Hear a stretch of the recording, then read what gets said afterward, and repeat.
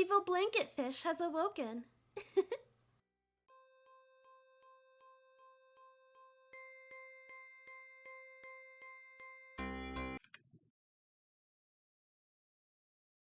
Okay. Alright, looks like everything's coming in. We are starting a new game today. We are starting Dragon Quest XI S. It is the S version. I bought the regular version a while back, and this was redeemed to be played by Samato, who also purchased the S version. So thank you very much to Samato. So that is what we will be playing. Let's get this on screen.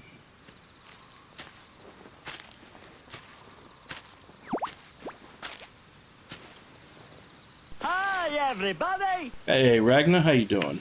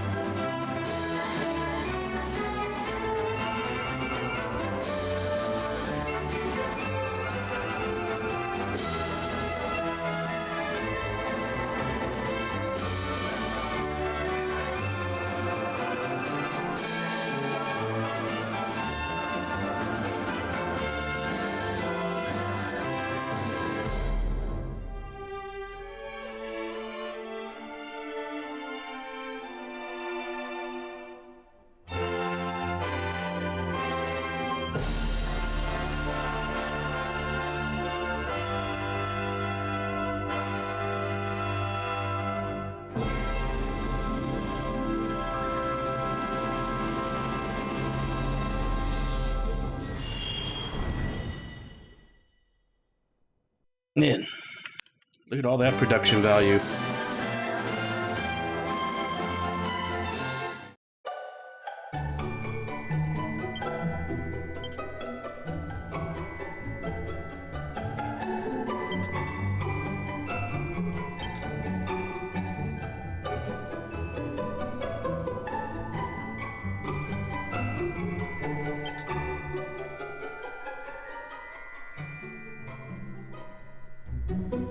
Yeah, there's definitely not enough room for the whole thing, right? Yeah.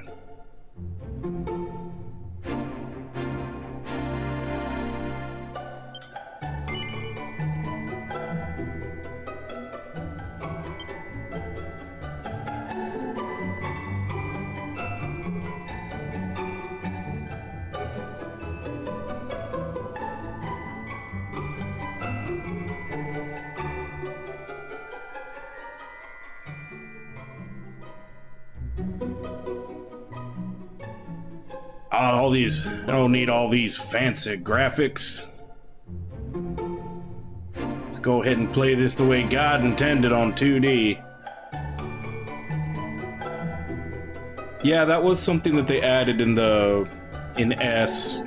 Was that like the whole game? They basically redid the entire game in 2D.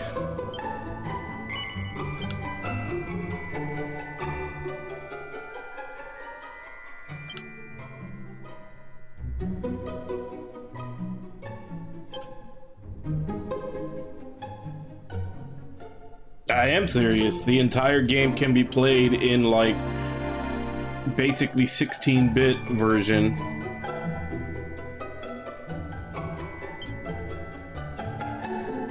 Which I don't know how well this ran on the Switch, so I feel that almost might have been an alternative if this game, you know, only got like 15 frames.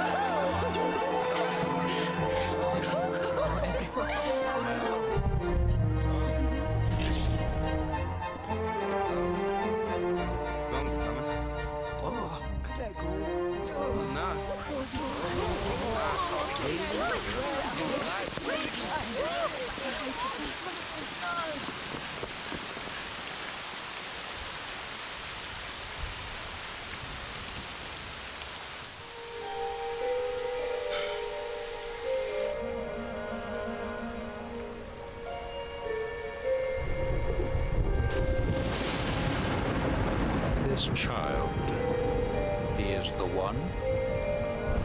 There's the mark. There's no mistaking it.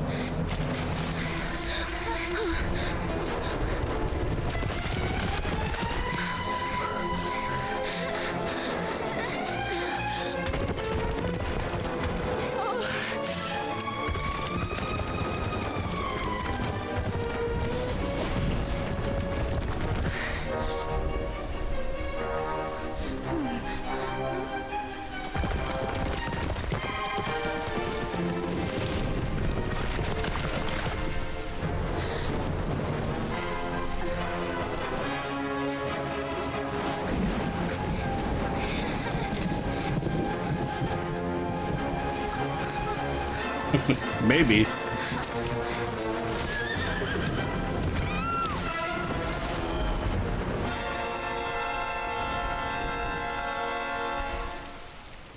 The DQ3 make like almost definitely.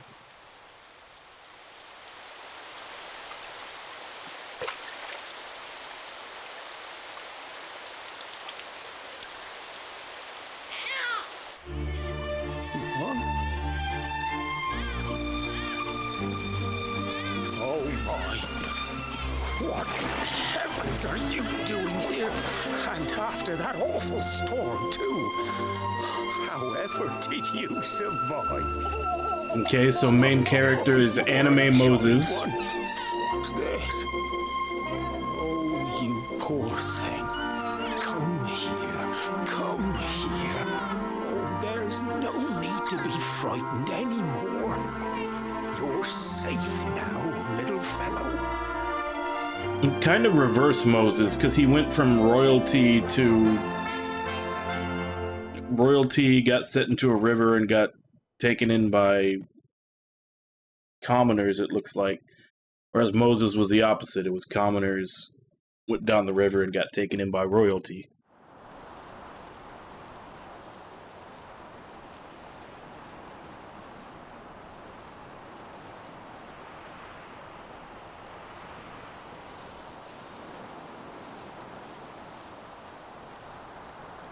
Also, another giant tree. Where this is again another mana game in disguise.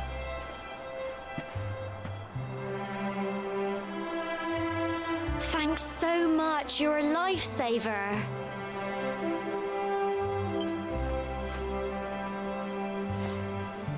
Trust me to lose my headscarf just before the big ceremony.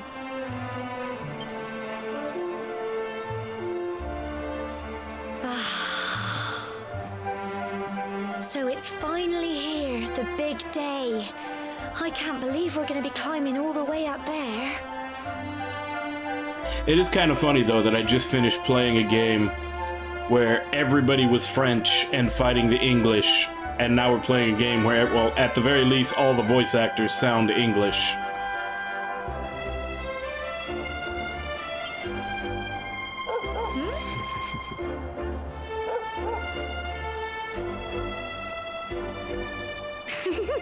Looks like Sandy's keen to lead the way. Come on, best not keep her waiting.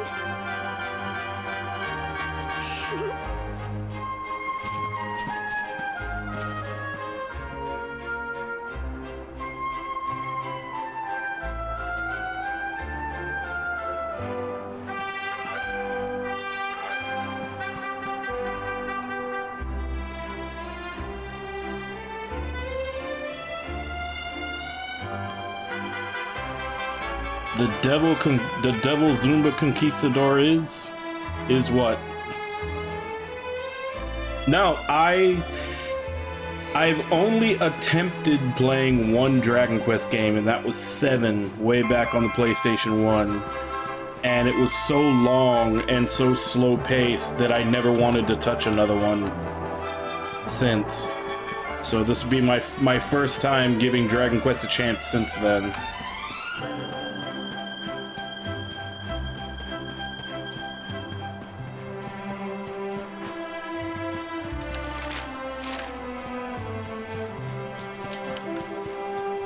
Okay, R2 is run.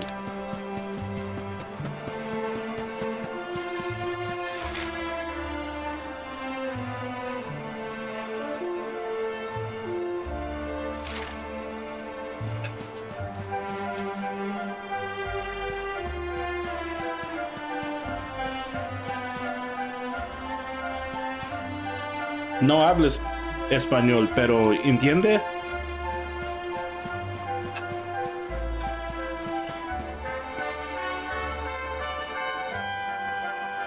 No, that's the right way to spell it. But that's, esse is just kind of a, like...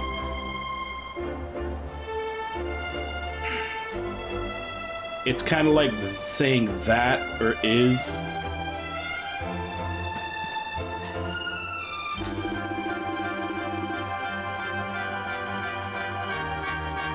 At least that's the way it's used a lot. Symbols on the side of Tor represent the spirit of the land, you know? Spirit has always watched over the people of Cobblestone. Coming of age ceremony is one way we show our gratitude for its protection.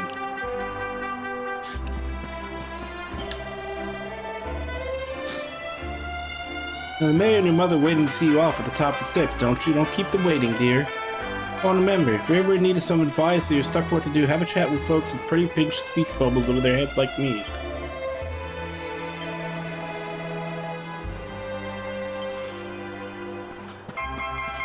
Okay, pink speech bubbles are help.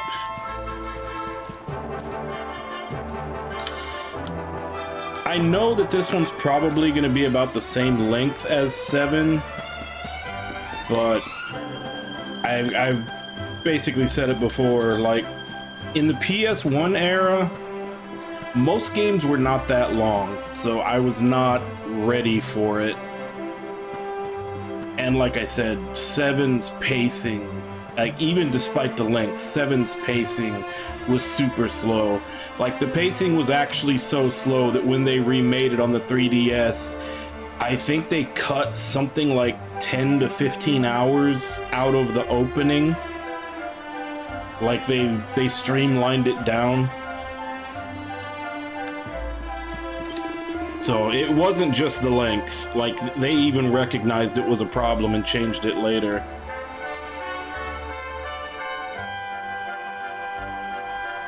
Seeing you and my dear Gam are all set for your big day makes me proud as anything, both as mayor and as a grandfather. You're not kids anymore, you know. No, you're grown-ups now. That means you're going to toward offering your thanks. Time you're on your way. Head up to the top, give praise to the spirit of the land, then come back down and tell us how you like the view. If you're ever unsure what to do next, try pressing Y and selecting Party Talk. Gemma might have some useful tips for you. Just look at you, my little boy all grown up. Now be sure to look after Gemma here.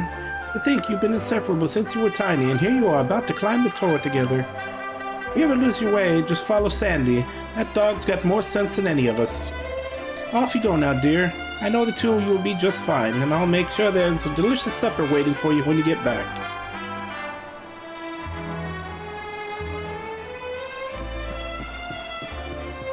Yeah, so if I ever decide to go through the other Dragon Quest games at some point, I'm definitely playing the 3DS version of 7.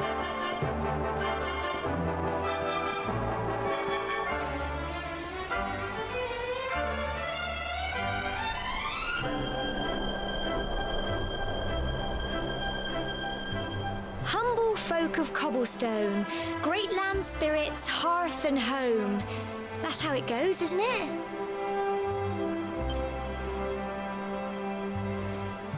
My granddad's been teaching me the prayer ever since I was little. He reckons the spirit of the land really does live on Cobblestone Tor, you see. As long as I can remember, he's been preparing me for this day.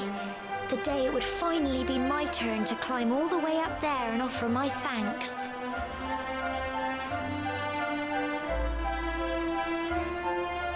Yeah, I'm not expecting like some amazing story.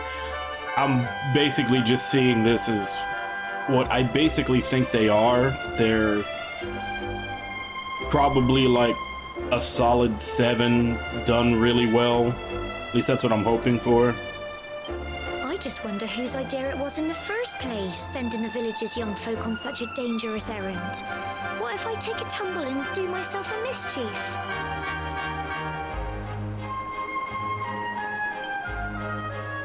Well, not to worry.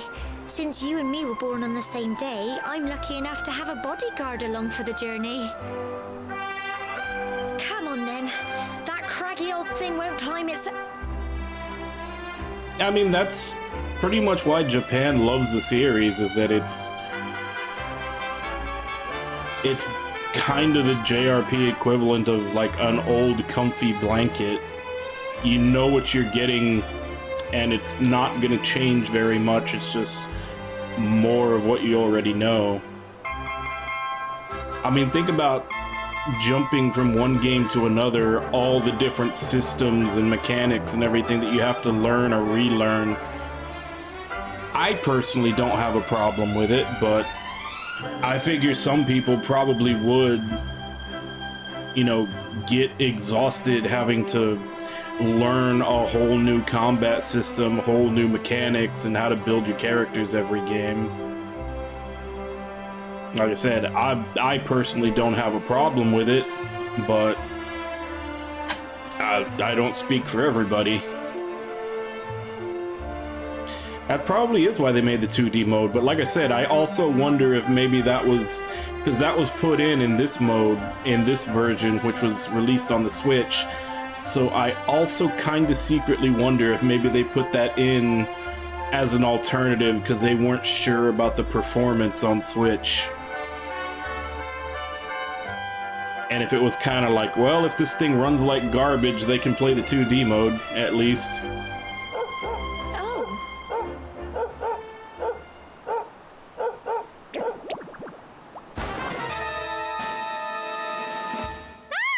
Monsters! They're coming this way!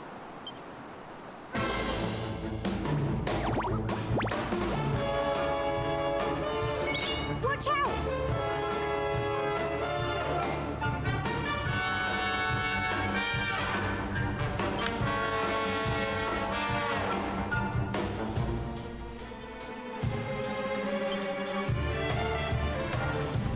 Oh, you can even set it to like an auto battle for everybody.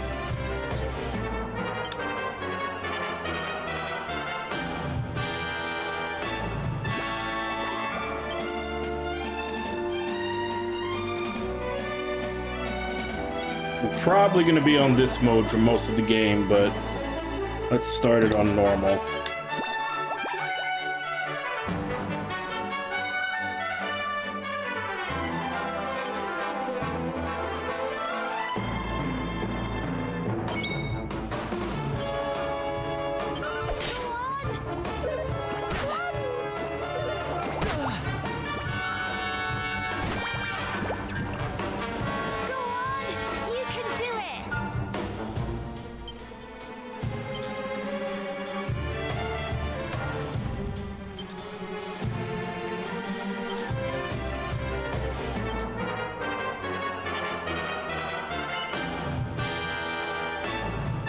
Trying to see the difference here.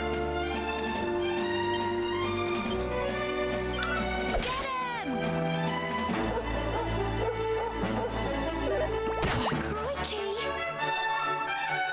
Fight, and fight some more!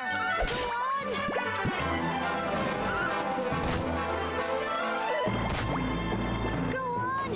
You can do it!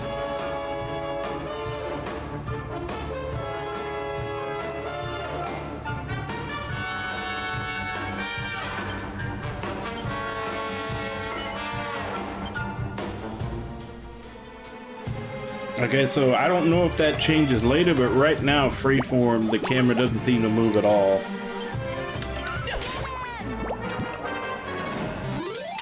Tough little blighters, aren't they?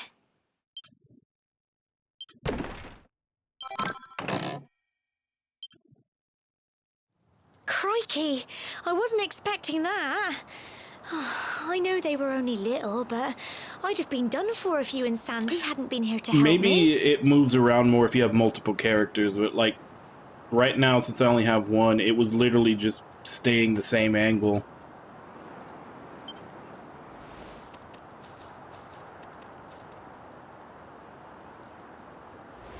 And now we've got to go through that horrible, dingy cave. Just our luck. I'll bet you anything that's where those awful things came from. Well, as long as you're with me, I've got nothing to worry about. Come on, let's get going. Come on now, you kids have come of age. It's time to either kill slimes or become food for slimes. That is the town tradition.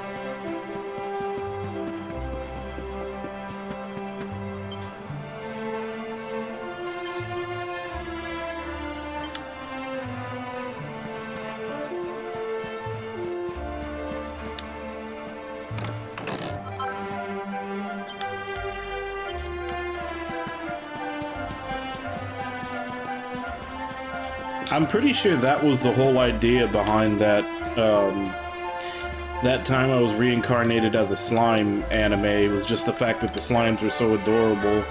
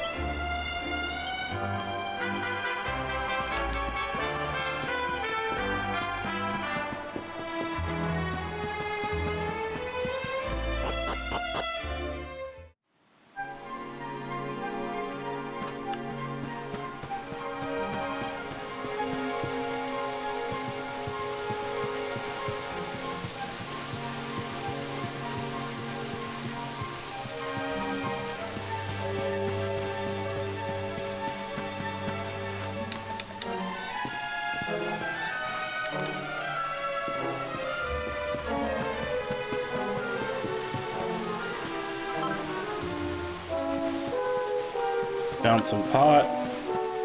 We can smoke it when we get to the top of this place. It's pretty good. It kind of sidesteps, because it's an isekai, and a lot of isekai basically always fall into the trope of just being power fantasies, and they don't do much with it after that. Slime actually sidesteps that a little bit by focusing more on, like, political diplomacy.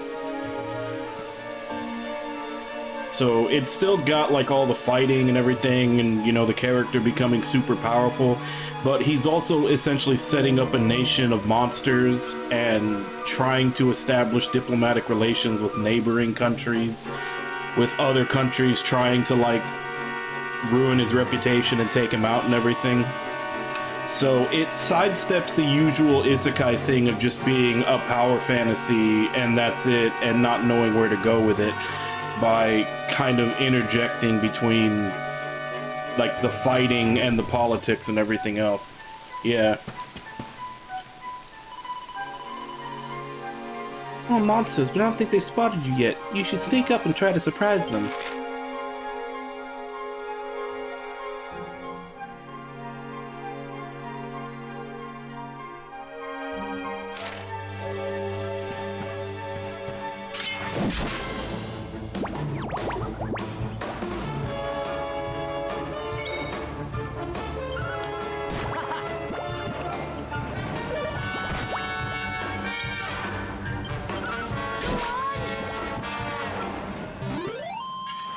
Phew.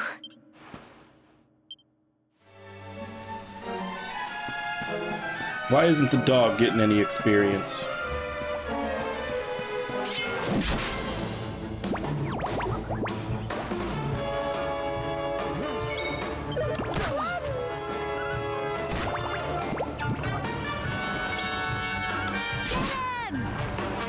Here you go.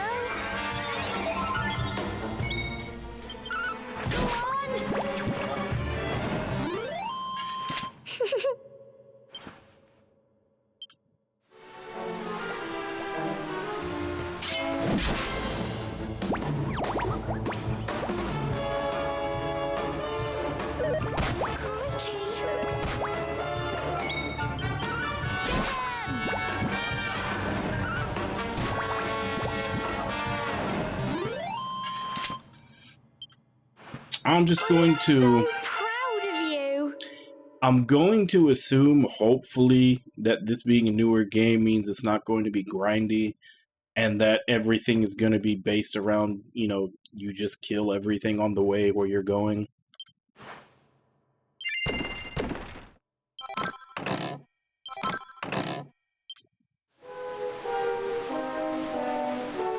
It probably is copium, but I'm going to hope that's... if I just proceed through and kill everything on the way, everything will be fine.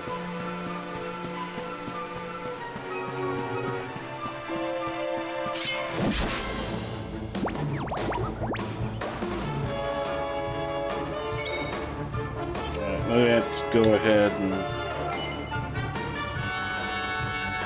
not that.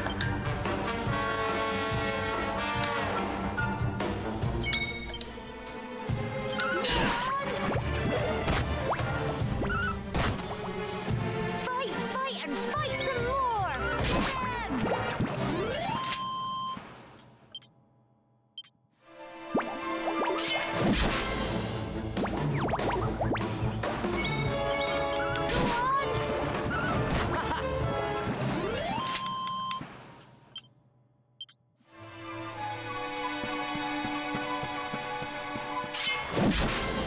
Hey, we got a new enemy. A Needler.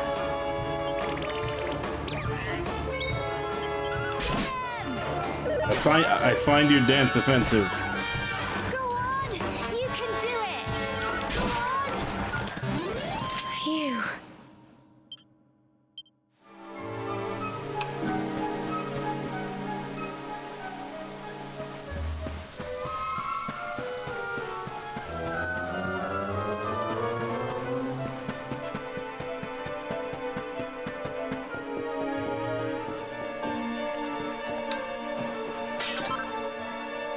It's just a thought, but...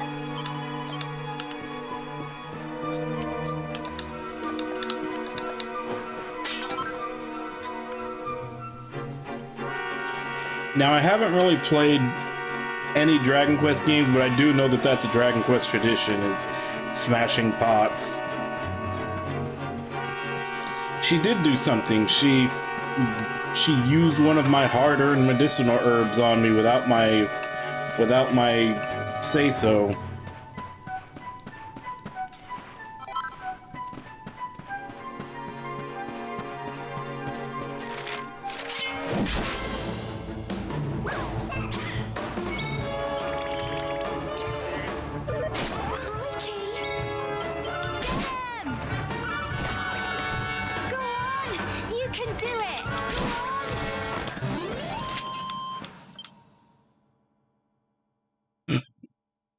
With combat set ultra fast, it looks like the dog is having a seizure.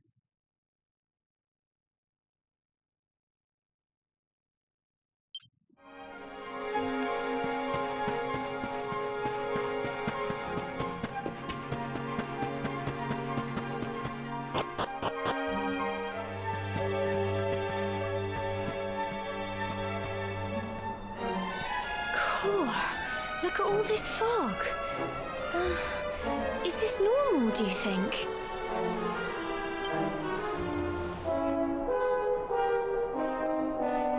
Help! Help me! What? Cole? Ah! Ah! Ah! Quick! You have to help him!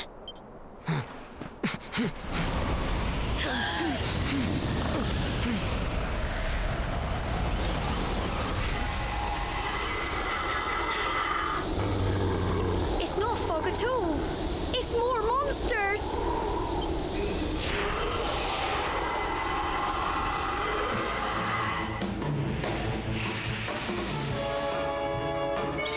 Watch out!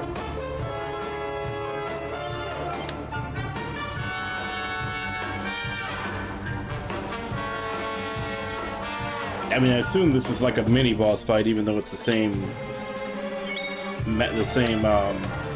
music.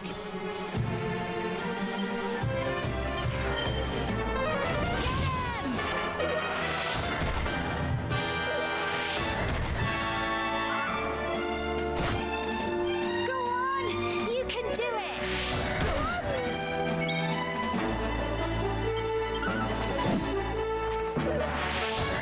Crikey! Here you go!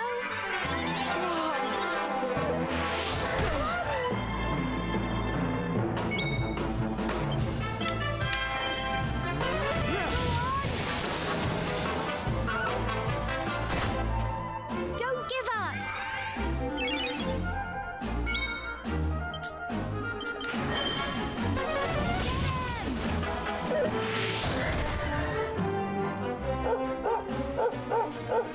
Go on! You can do it!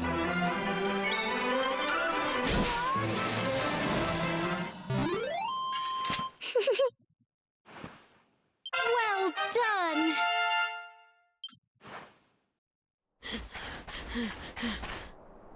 I'm sorry, Gemma.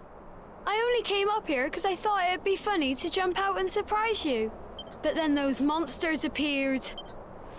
What in the world is going on? I never heard anything about monsters appearing on the tour before. But never mind that now. Whatever were you thinking? You could have been killed. You take Sandy and get back to the village this instant. Yes, Gemma. Sorry, Gemma.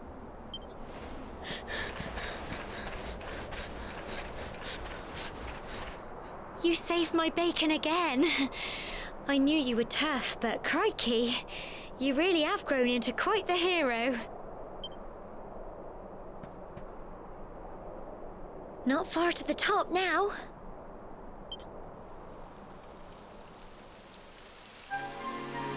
Typical. It would have to go and start raining, wouldn't it? Come on, let's get a move on.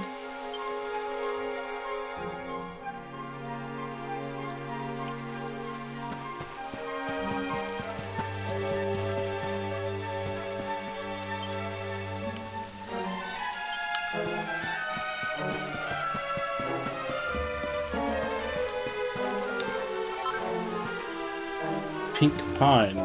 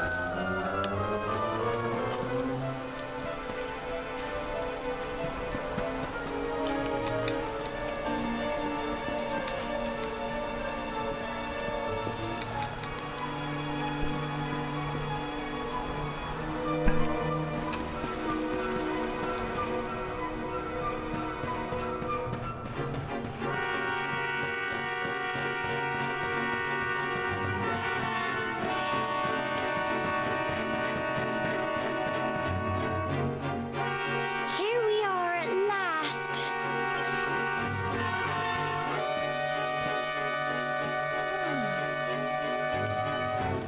It's such a shame about the weather. I was really looking forward to that view. Well, we better say the prayer and get this ceremony over with, eh? What was that?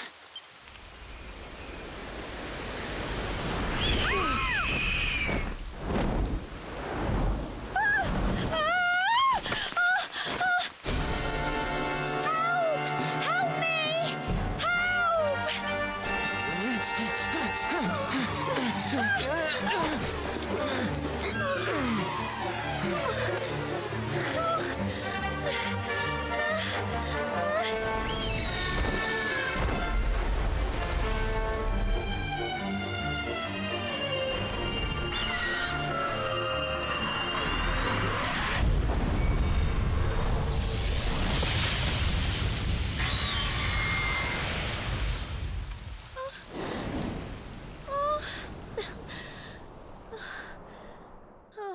I just picked that up on the way down. That's a lot of fried chicken. We're alive. But how? That great big flash of lightning. It was almost like you made it happen.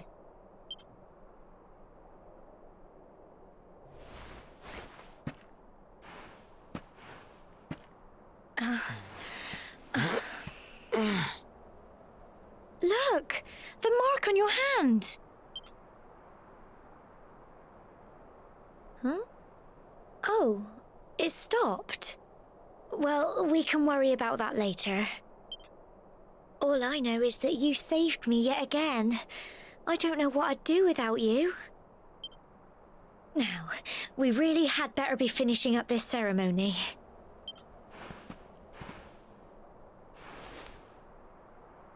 Humble folk of Cobblestone, great land spirits, hearth and home, lift your voices up in prayer, sing it across all our drear.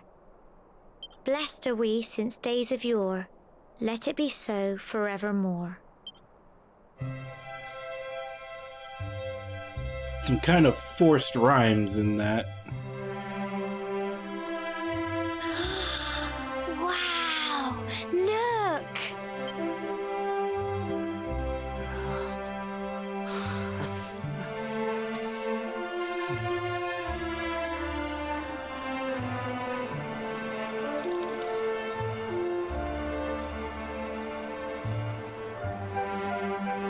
It just goes on and on and on. Whoever dreamed up this ceremony must have had this in mind. They wanted to show us how huge our world really is. Well, that's it. It's all over and now we're grown-ups. Shall we head down and tell Grandad and everyone? They'll all be waiting for us at the bottom.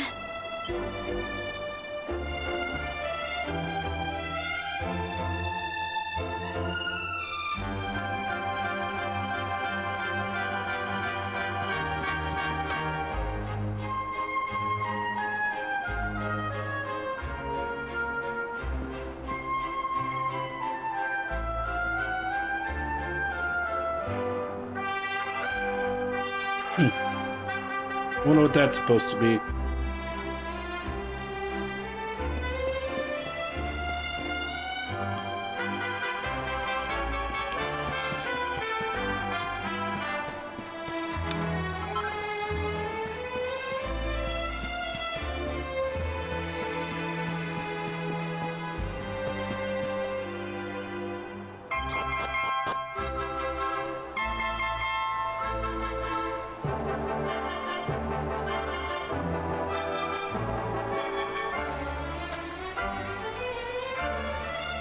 I was wondering if you could see it from everywhere, but I guess not. That, like, that red star looking thing. There's the tree all the way over there.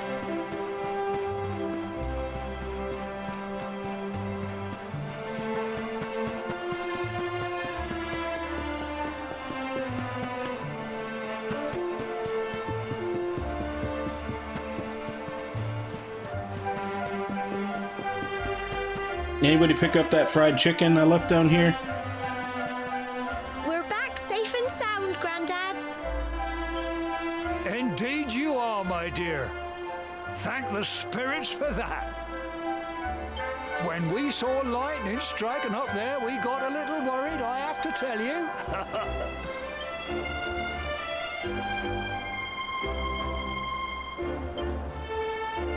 Well, I never.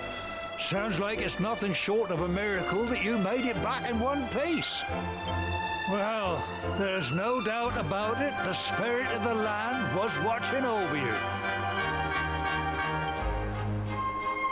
Now tell me, my dear, how was the view from the top? Oh, it was wonderful. I saw the sea stretching to the horizon and the sunlight playing on the water and... Oh, I've never seen anything like it in my life. You're true Cobblestonians now. Only we have the pleasure of looking out over the world of Erdrea in such breathtaking fashion, you know. You're still young, and the day may yet come when you decide to leave Cobblestone behind. I hope our little ceremony has opened your eyes to a little of what may await you out there. Now, it's high time we were heading back. I'm sure your mother is eager to hear how things went, young man. Don't keep poor Amber in suspense.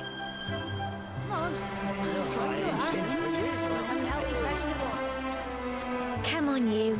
Home time.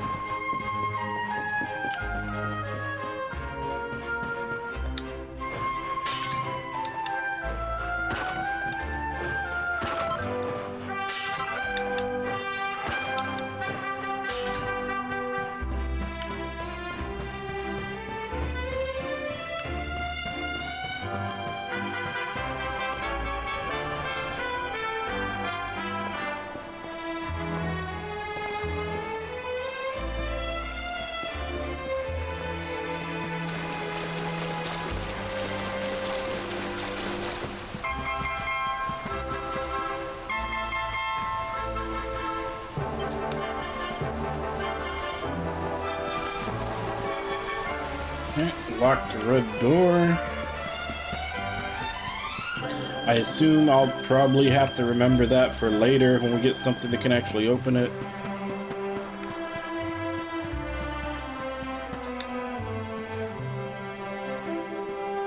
pet the horse.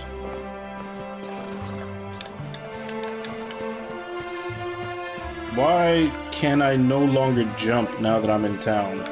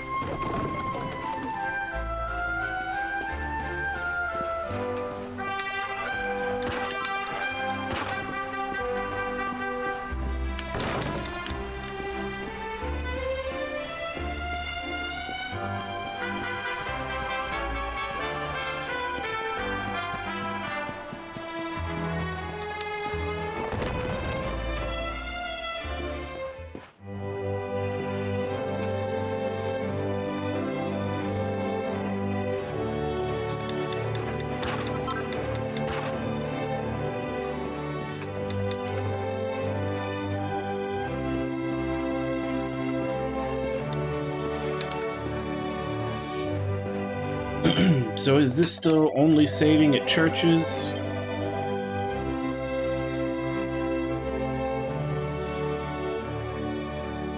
Okay, you can switch to 2D mode from here.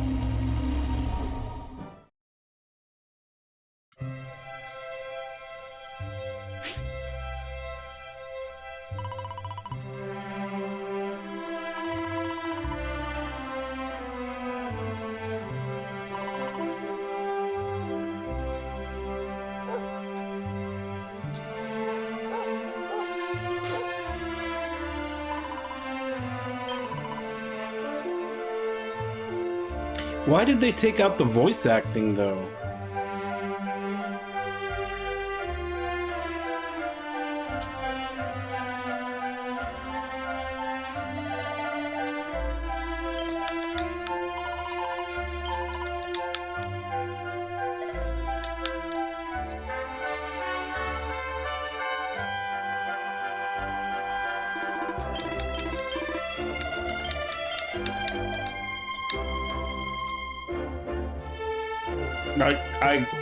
I kind of get redoing it in 2D, but I don't know why they took out the voice acting. They're saying the same things.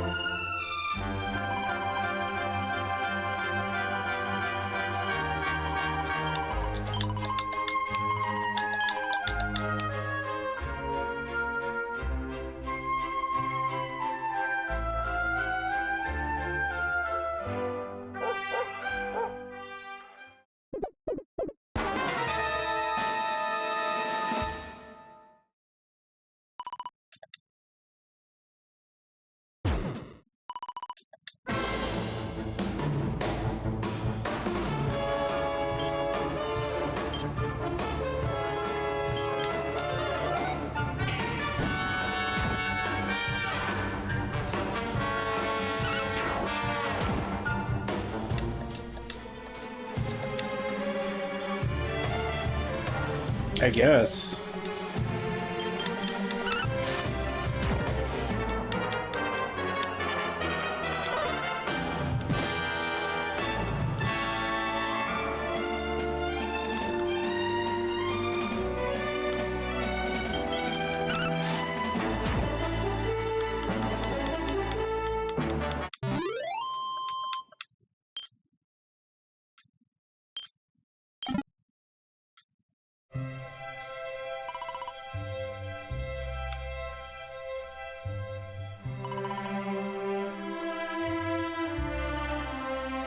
Alright.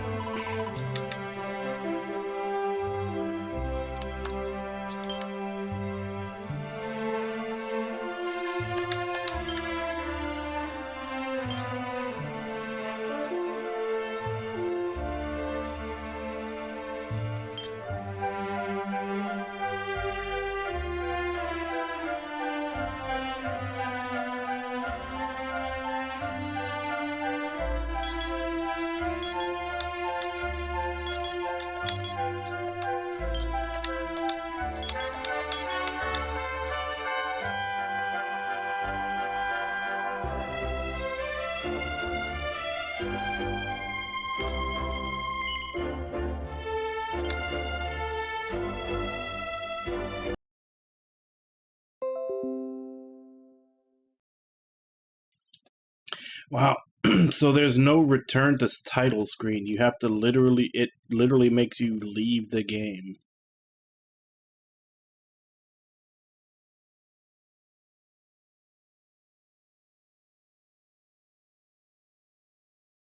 Like, I just wanted to load the 3D back in or go to the title screen so I can reselect it, and it kicked. No, it doesn't have an option to load or an option to go back to the title screen. It was only exit game.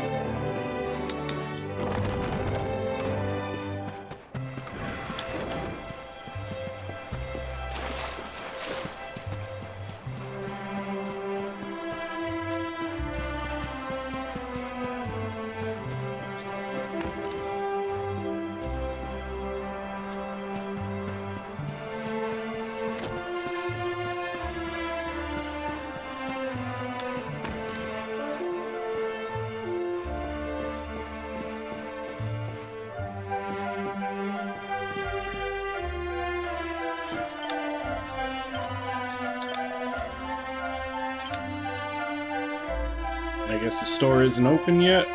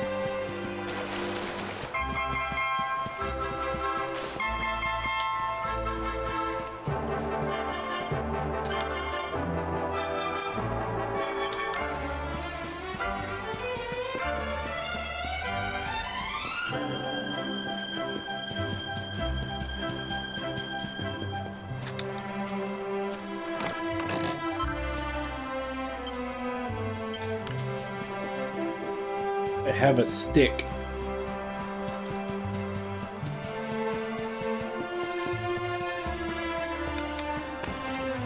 Considering they're giving me all these little pieces of things, I assume there's probably crafting in this.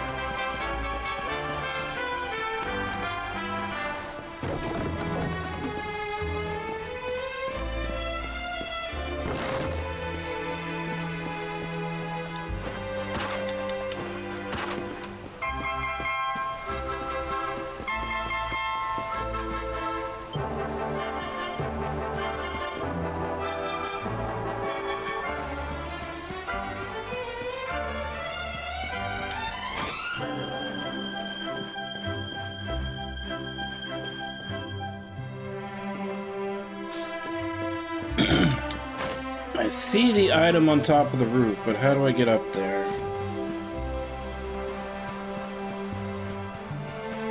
I don't see a ladder anywhere.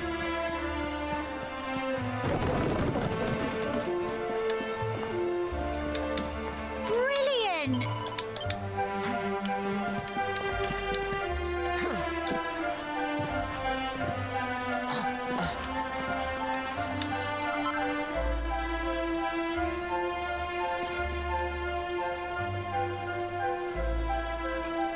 Alright, there's another one on that house.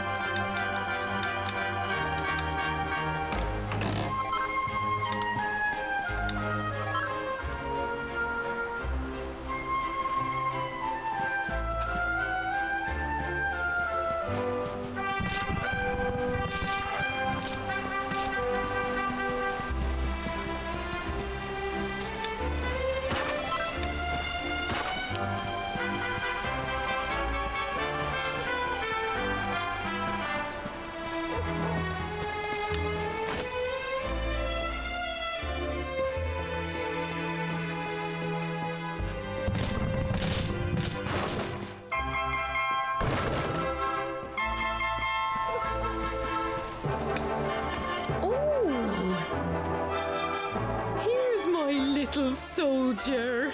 Well, not so little anymore. I've heard all about your big adventure. Look at you, all grown up. I hope he wasn't too much of a bother, Gemma dear.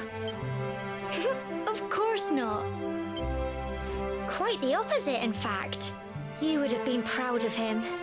We got attacked by a monster at the top of the tor, and I ended up hanging onto the edge of the cliff by my fingertips. I thought I was done for.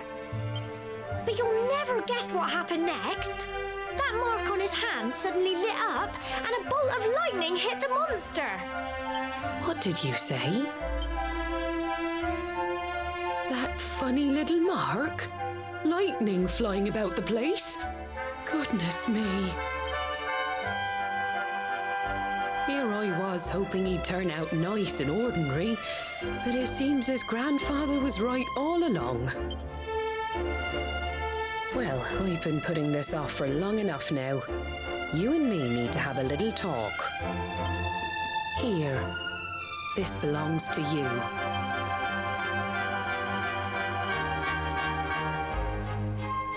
Your grandfather asked me to give you it once you'd come of age and climbed the Tor. The truth is, there's something I've been keeping a secret all these years. Something I've never told another soul in the village. You're a wizard, Harry. It's... how can I put this now? Well, he said you're the reincarnation of the Luminary. What? Oh, don't ask me what the old fool meant, dear. I haven't got the foggiest. All I know is that your grandfather said you had a special destiny and that there was something you had to do. He said that when you came of age, you were to head north to the capital, up there in Heliodor, and show that necklace thingy to the king. He seemed to think that if you did that, all would become clear. Clear as mud, I shouldn't wonder. Anyway, the long and short of it is that if you want to find out what this is all about, you'll have to leave Cobblestone and head over to Heliodor. Crikey.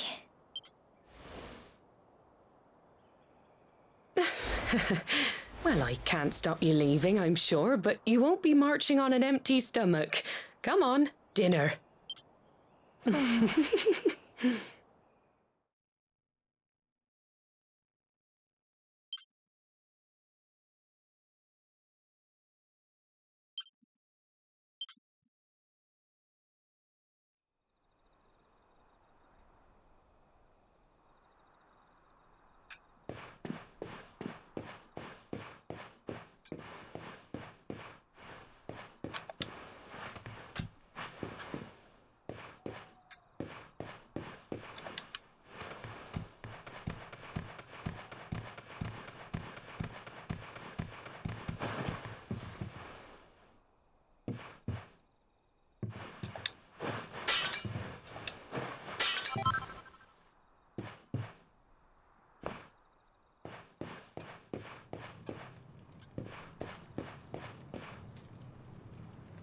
Why are all the houses in this town built so tall?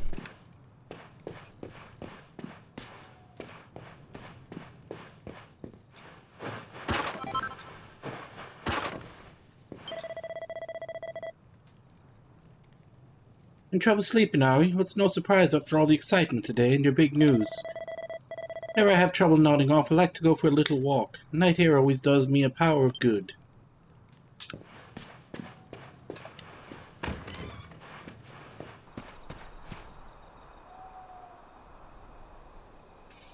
Yeah, but it's just like, I mean, when you think about, like, most houses, I mean, most floors are what, like 10 feet, maybe 3 meters, like 10 feet, like little under 3 meters. But like, look at the difference here. Assuming he's, you know, average height, like anywhere between 5'7", 5'10", somewhere around there. Like, this thing's like 15 feet, because it's like 3 of him to get to the roof. Like, the houses are like, the roofs are 50% taller than what you usually see.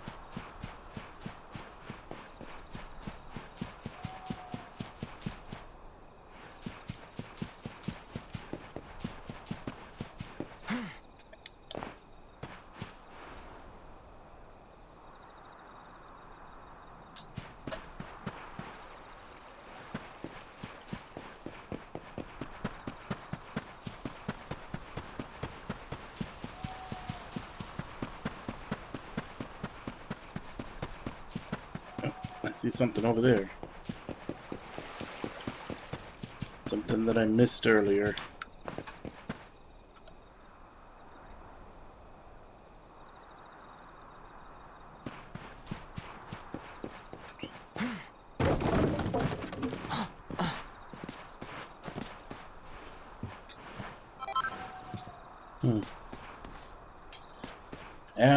Maybe. I'm not sure.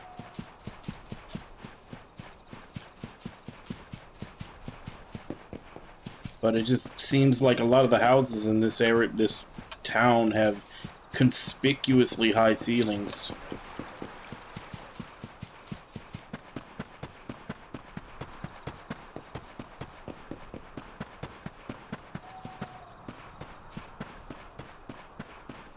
Let's talk to the person with the purple or the pink speech bubble.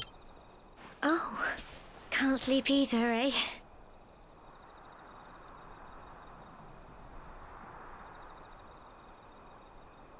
You remember this tree, don't you? I got my scarf stuck in it all those years ago. There I was, crying like mad, and there you were, running round trying to help me get it down. Some things never change, eh? You know, I always imagined we'd spend our whole lives right here in Cobblestone. That's why I was so surprised by what your mum said today. All that stuff about you being the luminary, that reincarnation thing.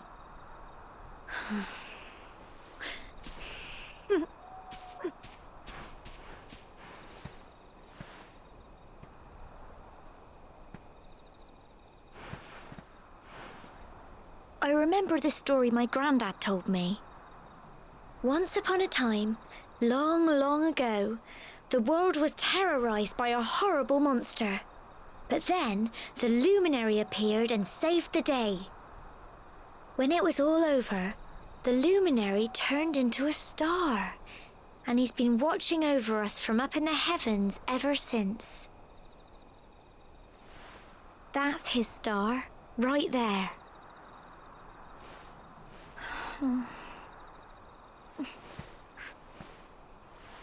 How can you be the luminary too? I just don't get it. I know. That's what you're going to Heliodor to find out. I understand, really I do. I mean, we found plenty of it. Listen, we should both be getting back. Everyone will be wondering where we've got to. They call it medicinal herb, but we all know what it really is. Goodbye, old friend.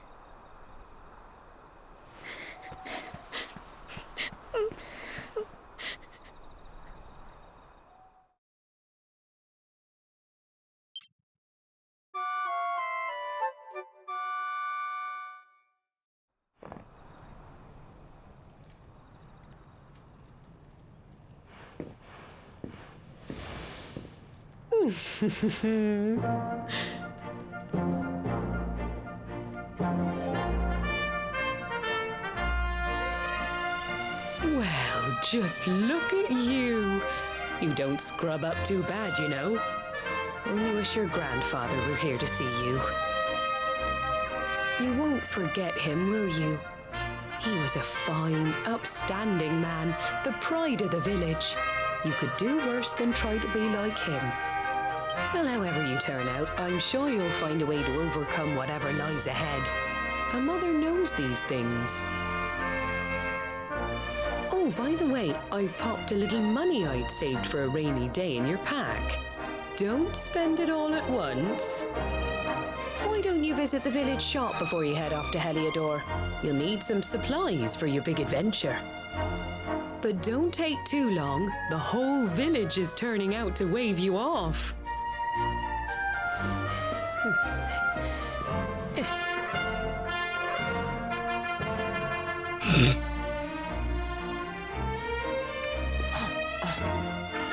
I was actually kind of thinking something similar to that when she was talking about the whole, you know, you need to go to Heliodor. I was like, this sounds suspiciously like a veiled, you know, once you're 18, you're out of the house. It's like, oh yeah, you've got a legendary destiny. You've got to go to Heliodor immediately now that you've just become a grown-up.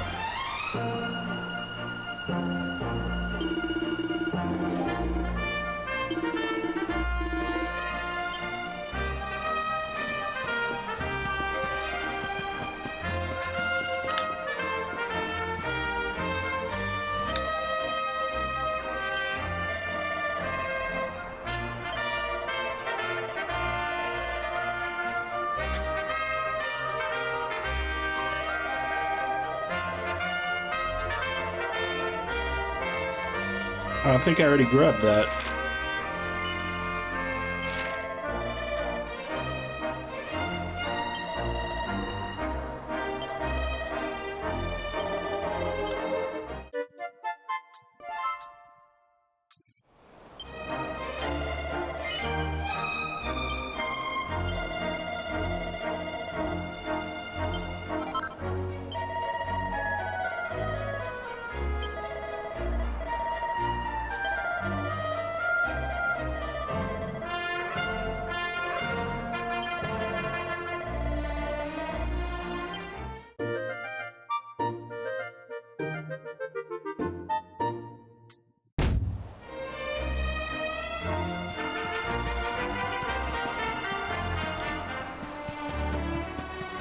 Alright, let's see if there's any other side quests that I've already pre-finished.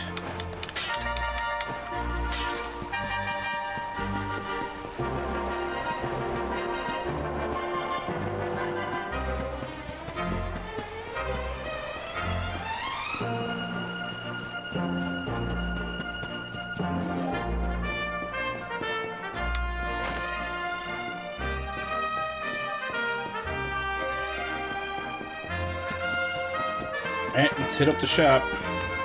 Gotta spend all that money we just got.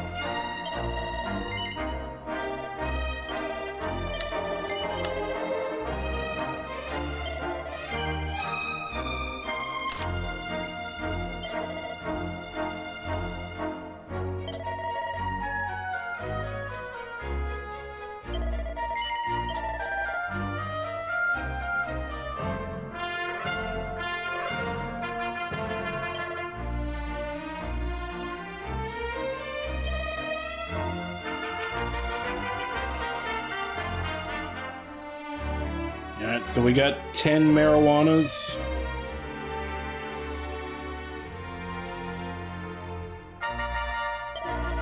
Get 5 antidotes. Not sure what that would be.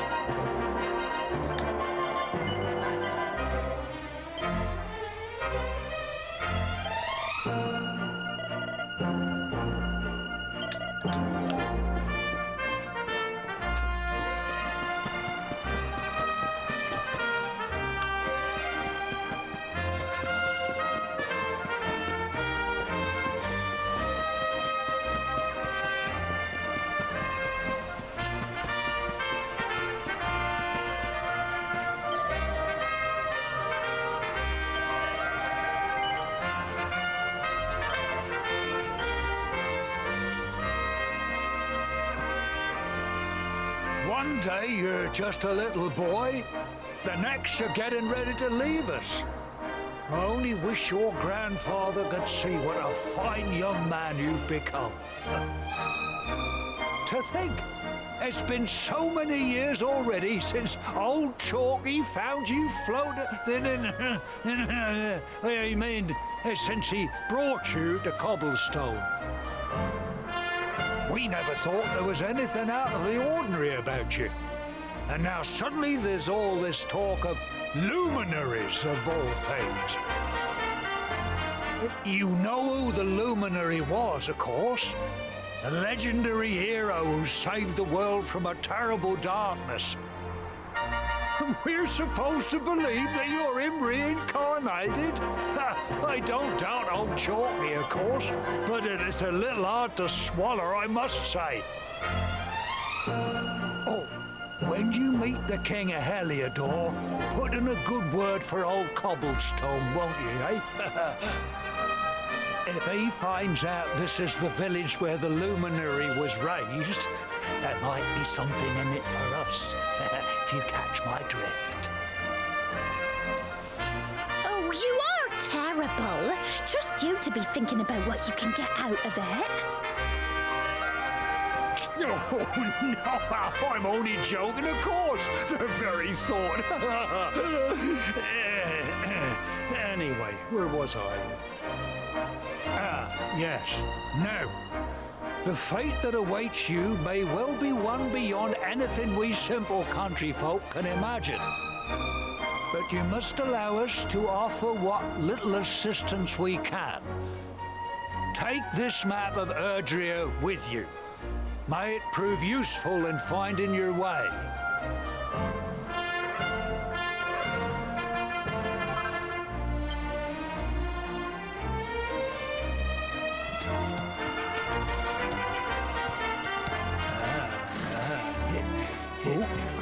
And may this magnificent steed, the pride of Cobblestone, lighten your burden and speed you on your way. You'll find Heliodor easily enough. Just head north out of the village and follow your nose. You travel safely now. Oh, you're such a good boy, such a good boy. You make us proud out there, won't you? And come back safe.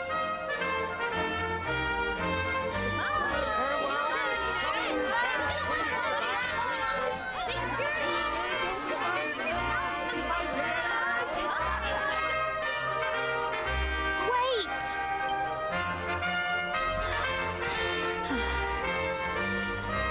Here, take this with you. I made it for you.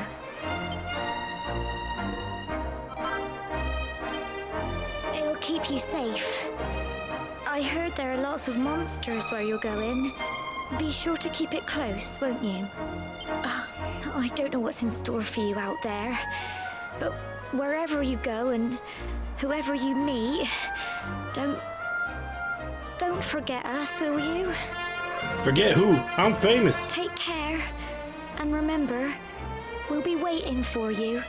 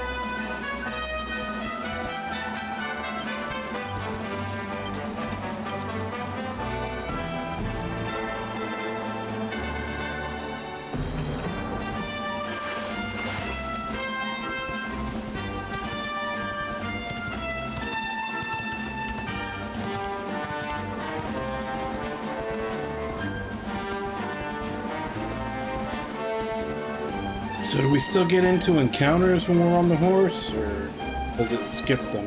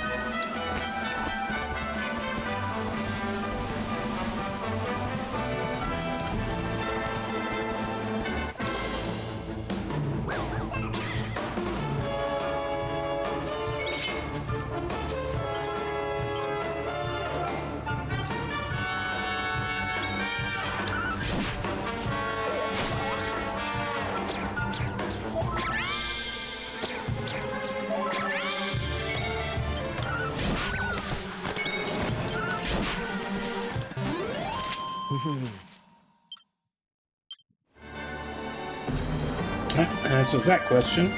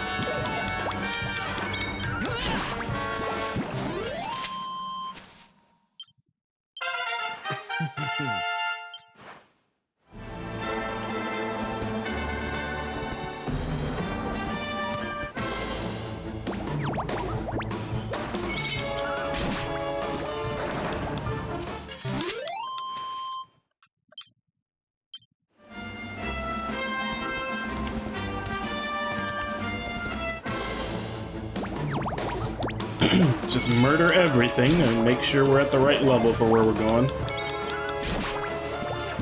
Hopefully.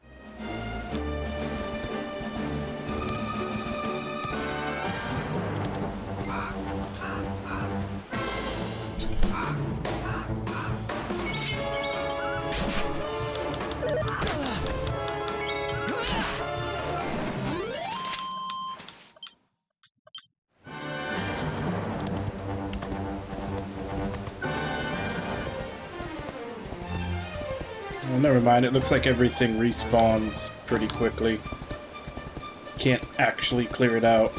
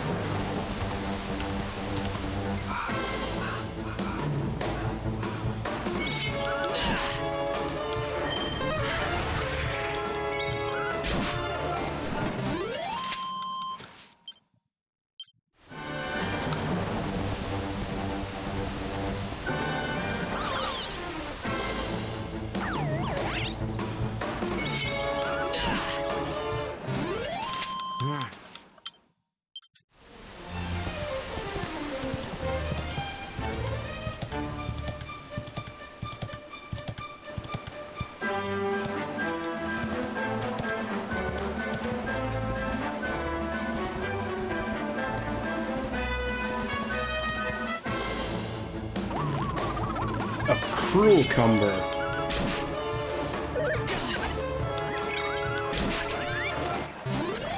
Like I'm fighting Pickle Rick.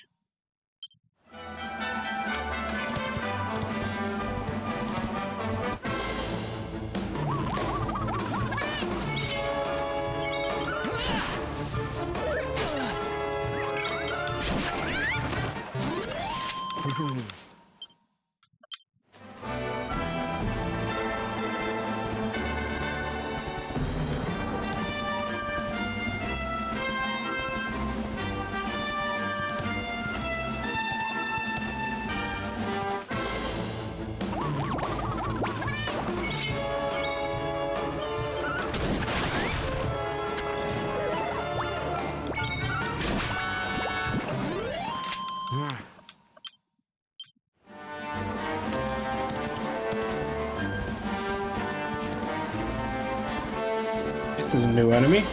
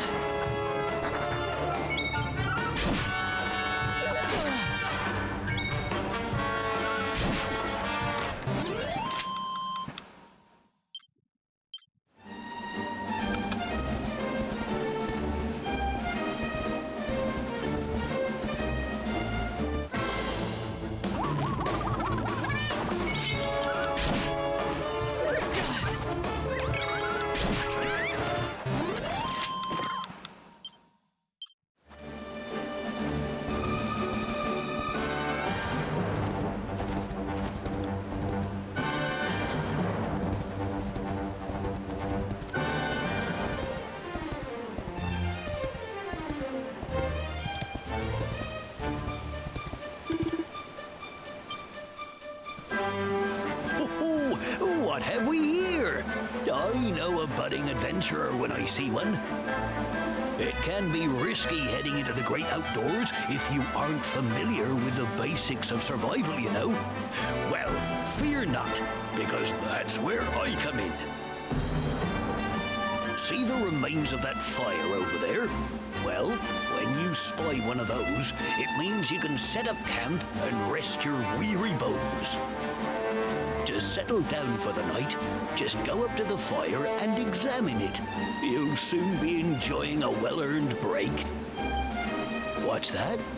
You're worried about being attacked by monsters while you sleep? Oh, ye of little faith! That statue over there is chock full of holy powers that'll keep the beasties at bay for as long as you need. And that's not all. You can pray to it to be cured of poison and all kinds of other things. Think of it as a mini church. Anyway, enough of my yammering. Why don't you take a closer look at all this camping kit for yourself? You'll need to get used to what campsites look like and how to find them. After all, you'll be relying on them whenever you're out in the wilderness. It's like my old dad always said, keen campers can continue on where others can't. Be prepared. Well, that's all from me. If you have any camping-related queries, feel free to ask. I'm here all the time. I wouldn't want to be anywhere else.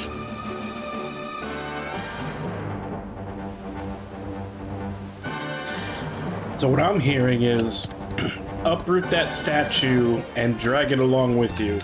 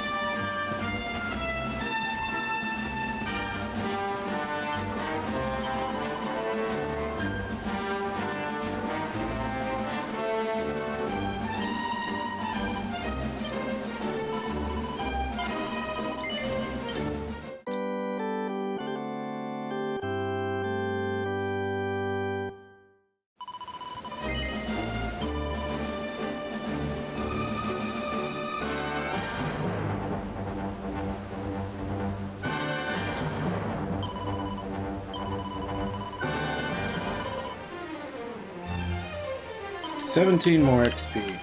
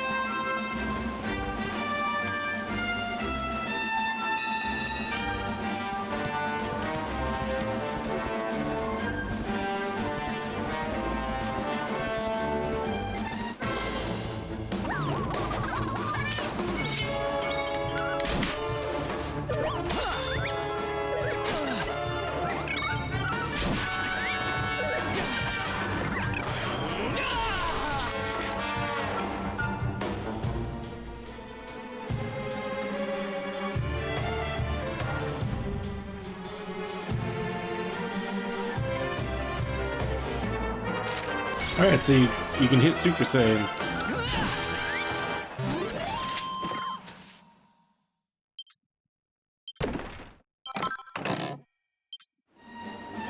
Right. 7 more XP. Let's hit level 5 and then we'll continue forward.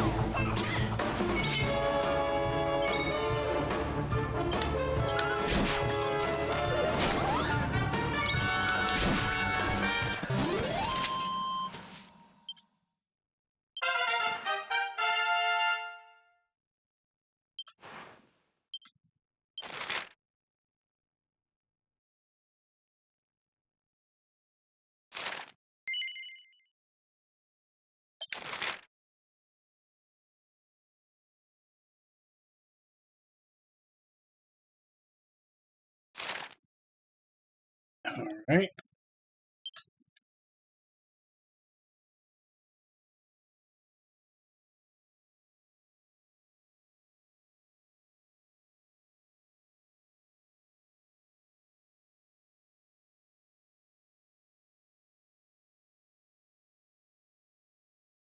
Okay, so I'm using Greatsword right now.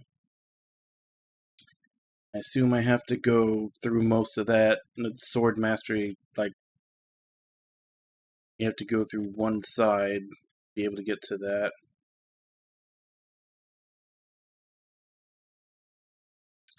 Oh man, there's a spoiler right in the skill description. Skills and stat boosts available only to Yggdrasil's Chosen. I'm chosen by the tree. Like, I mean, they told me that I'm the Luminary, but that's a story spoiler. Right there in the skill description.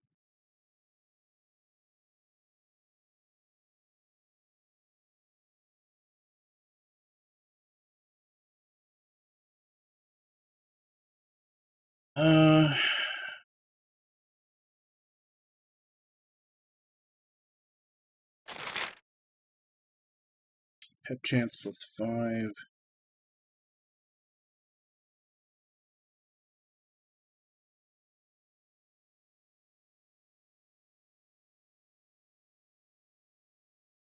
So there's some stat boosts, and the rest are mostly spells.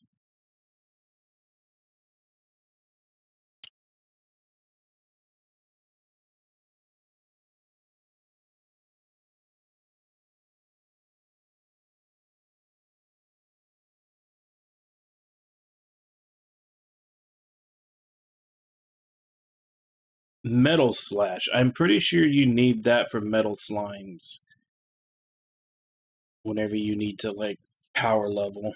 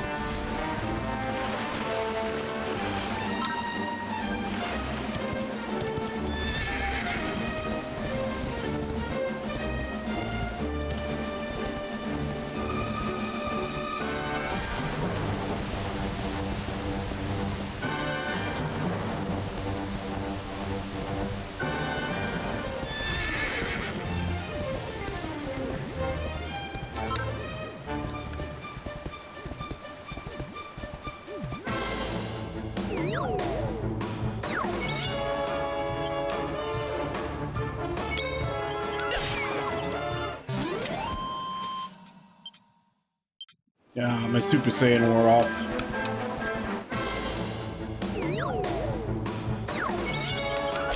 Oh no, I guess it didn't.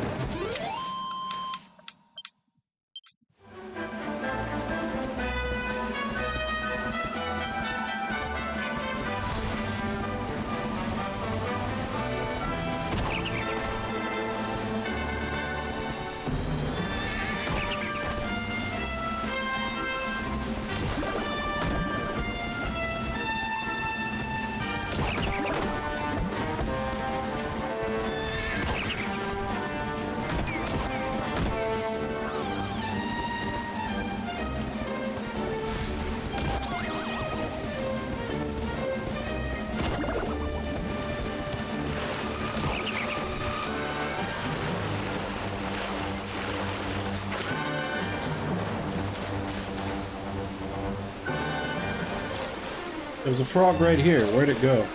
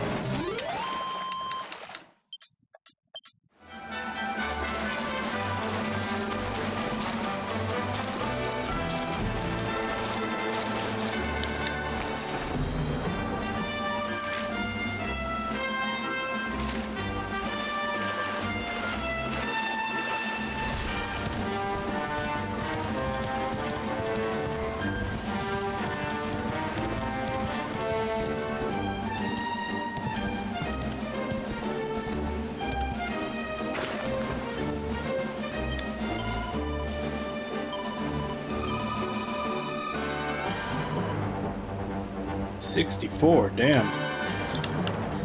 That'll be a while. Let's just go forward.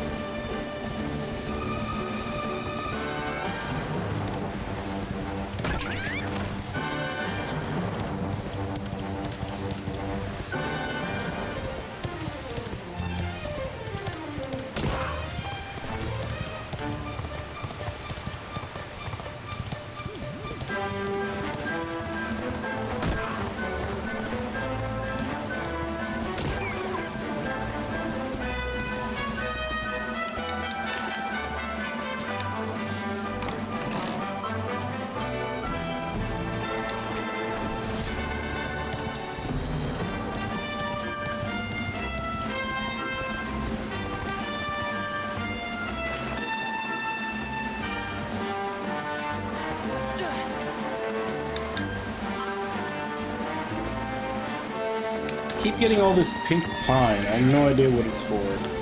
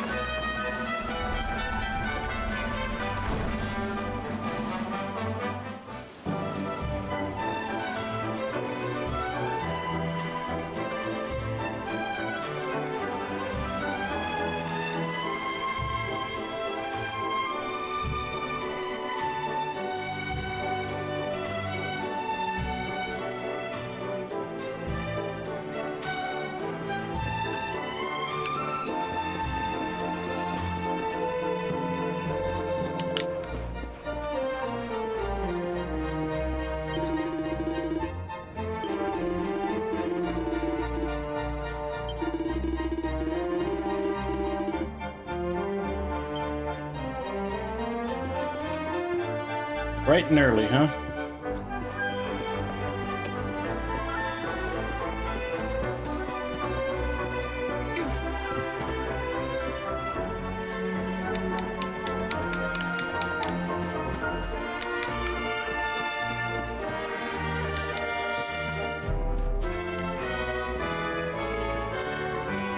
Damn, so people don't just leave their houses open in the big city for me to go in and break their pots?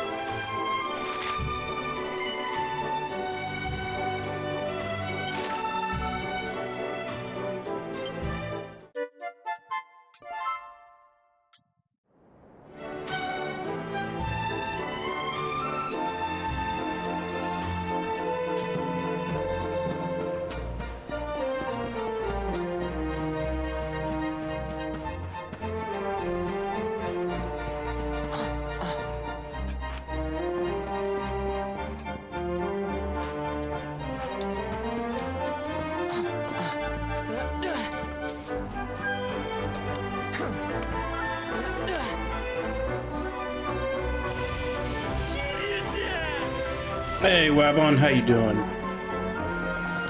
Alright, so where...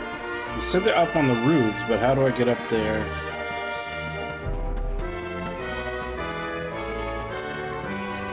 I am trying to get Amelia off of the roof right now. I assume it was probably a cat. Yeah.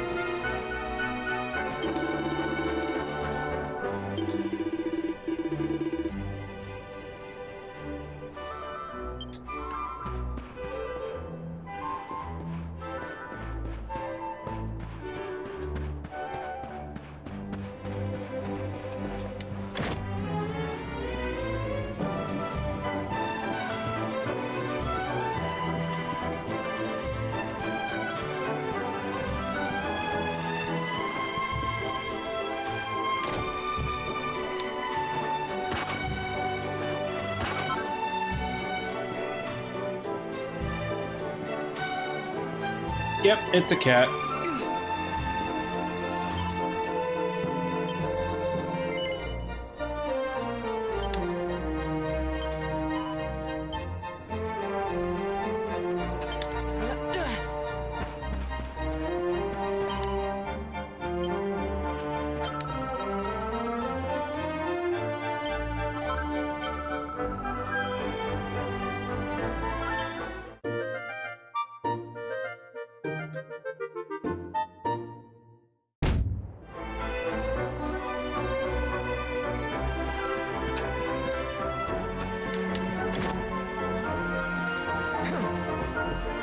What's up, Ragnar?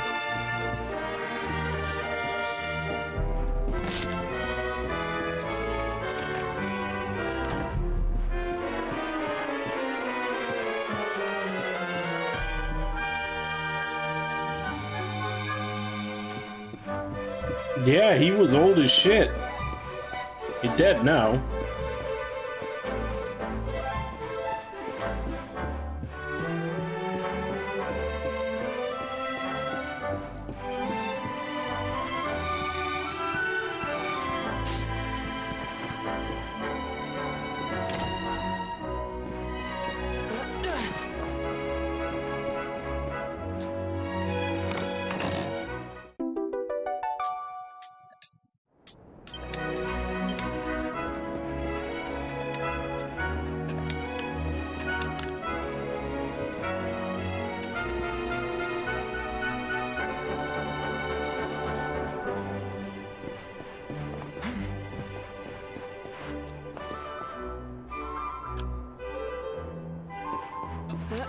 Well, it doesn't look like I can go down the chimney, but I guess that was just a hint that there was a thing there by the chimney.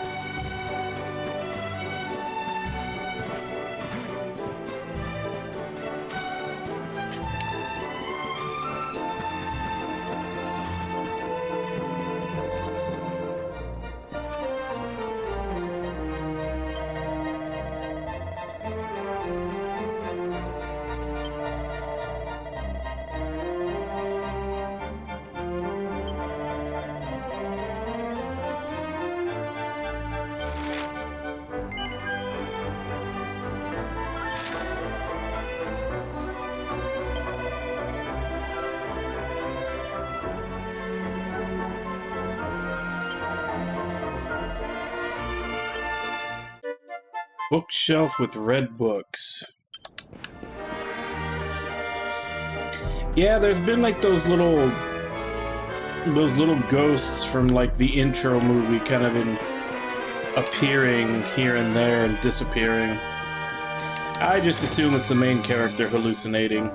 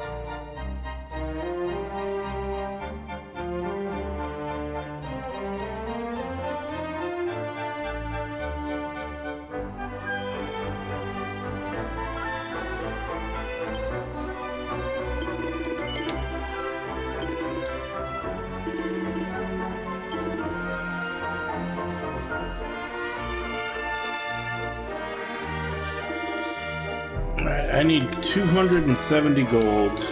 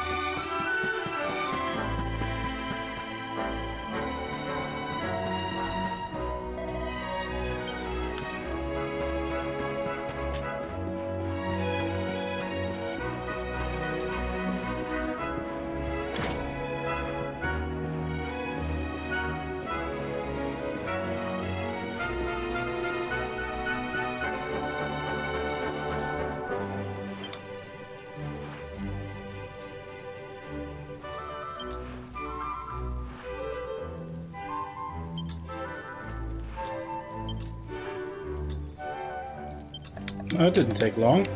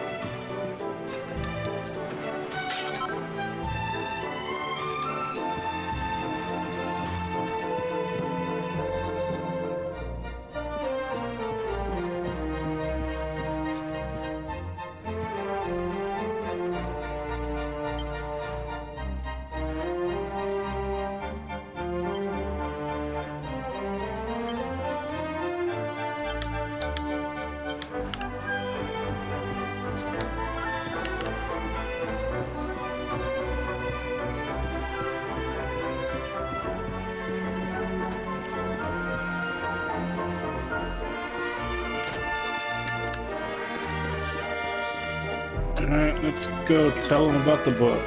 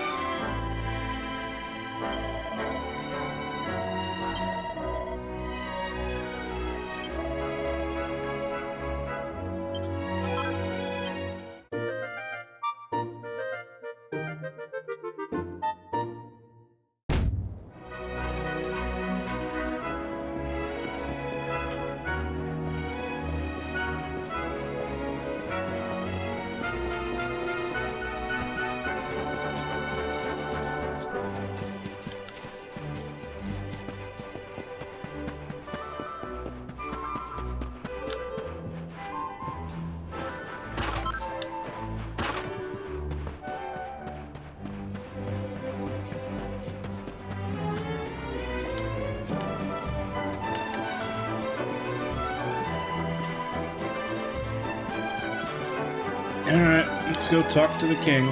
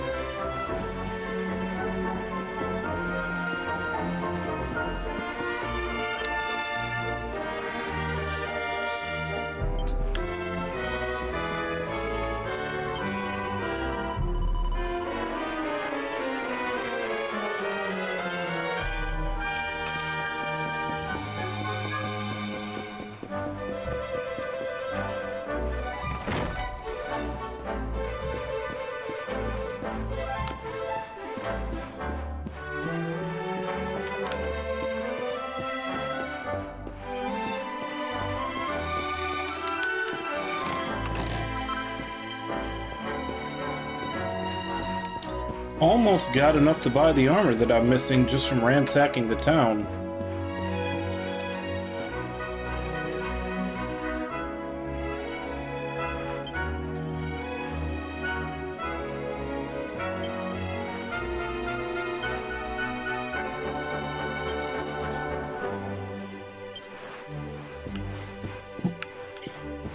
I'm sure we'll probably end up in those dungeons at some point in the game. It's not a JRPG if there's not a prison escape. I don't think the book would mention it if it didn't come into play.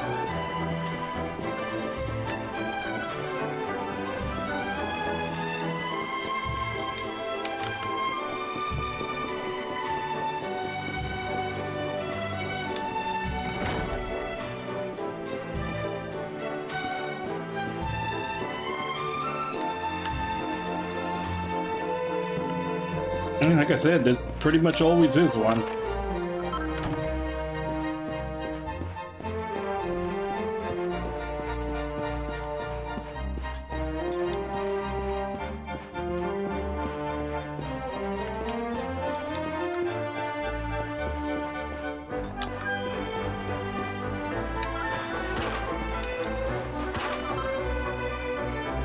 So what am I at now?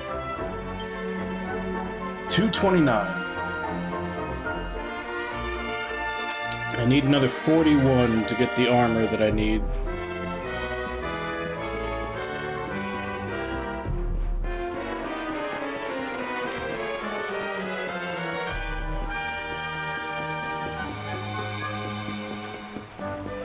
Maybe there's more in the castle.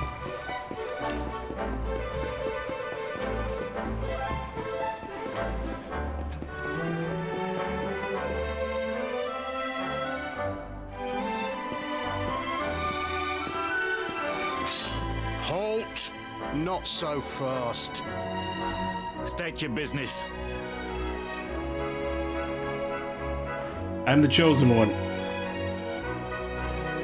Literally what he says. I'm the chosen one. I'm here to talk to the king. Here, shake my hand, mate. That's the funniest one I've heard all week. Clear off, will ya? We haven't got time for this kind of nonsense. Oh, yeah. Ah? What's that? You want to show that pendant to the king, you say? Ah. Do you mind waiting here a minute?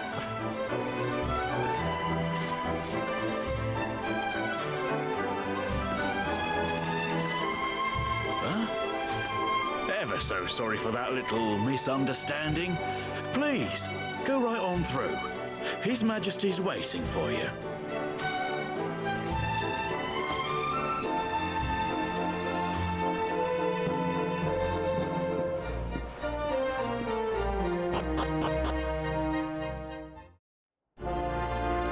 I'm the chosen one. I have a shiny rock. I'm here to see the king.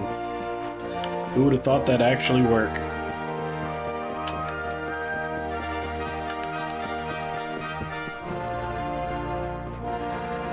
Hey, Ludlow, how you doing?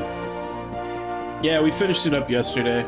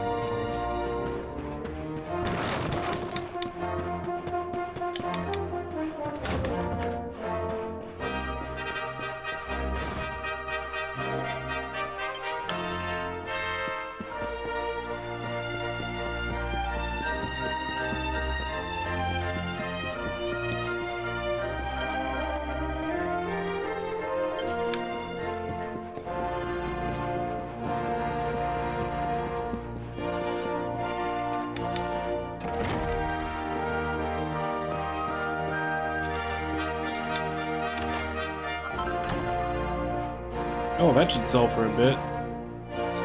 I may have enough.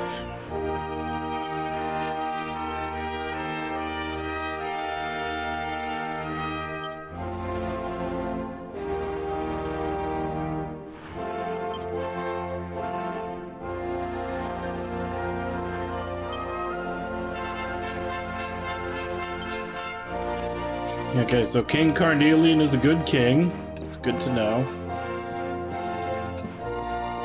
Not sure if the king we're about to talk to is King Carnelian. And if so, I'm not about to believe his own propaganda in his castle.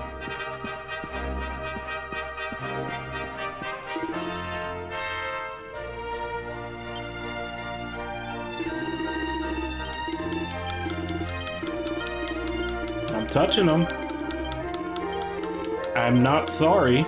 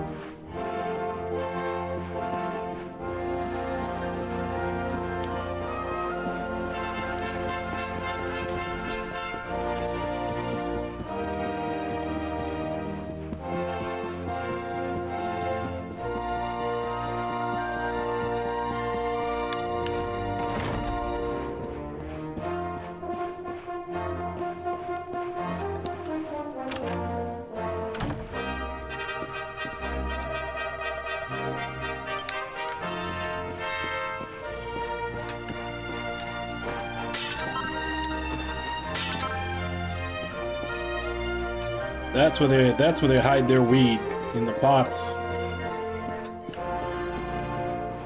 pot is in the pot. The soldiers are predictable.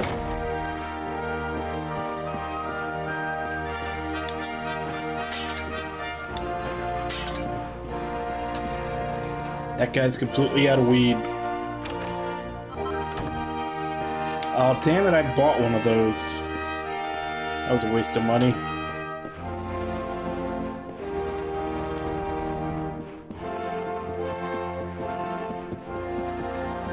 Alright, I think we've ransacked the castle as much as we can.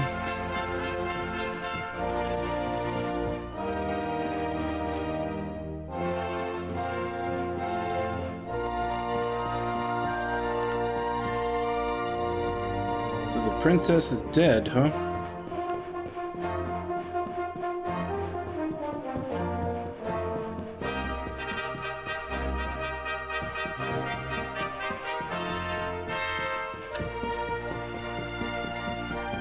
And take it back, there may be more to ransack in this place.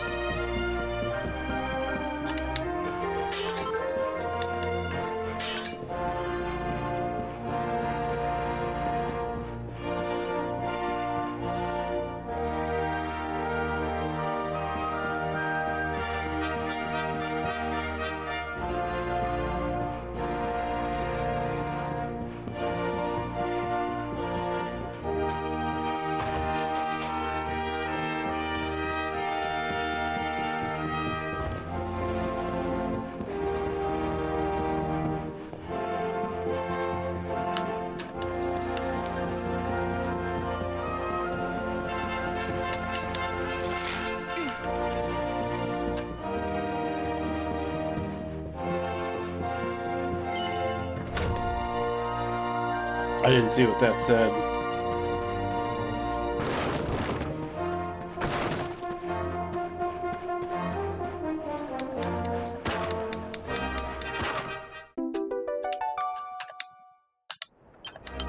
Alright, so I have 2 mini medals.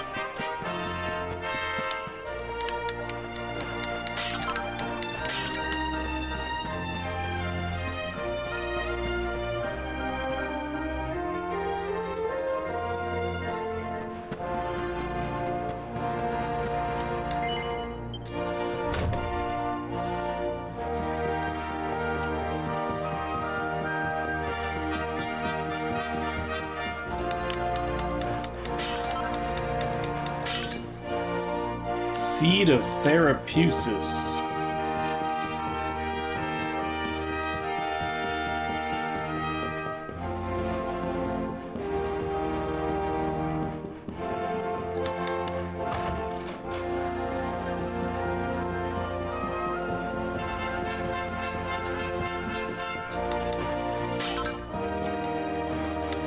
Strong medicine.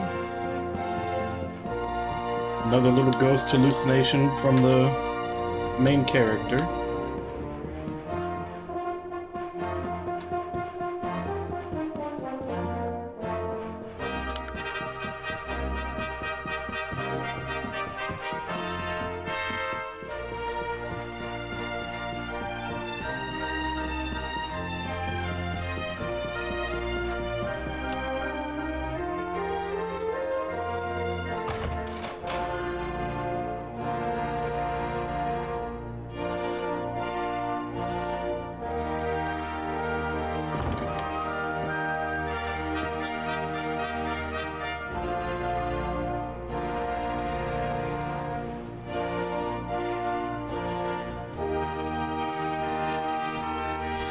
That will be quite close enough. Welcome to Heliodor Castle, friend. I am great hero, you give me money. The Jewel of Dundrasil. You are bold indeed to have made your way here alone, Wanderer. I am Carnelian, ruler of Heliodor. How long have I waited for this day? And now, finally, we meet. Truly, it is an honor. The fact that you come here proffering the jewel and asking to speak with me personally would suggest that you know something of your true nature. I take it that you also bear the mark?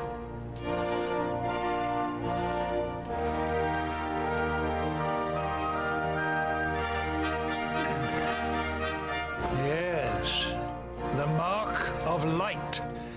Then there is no doubt you are he. Rejoice, dear subjects. The day is upon us at last.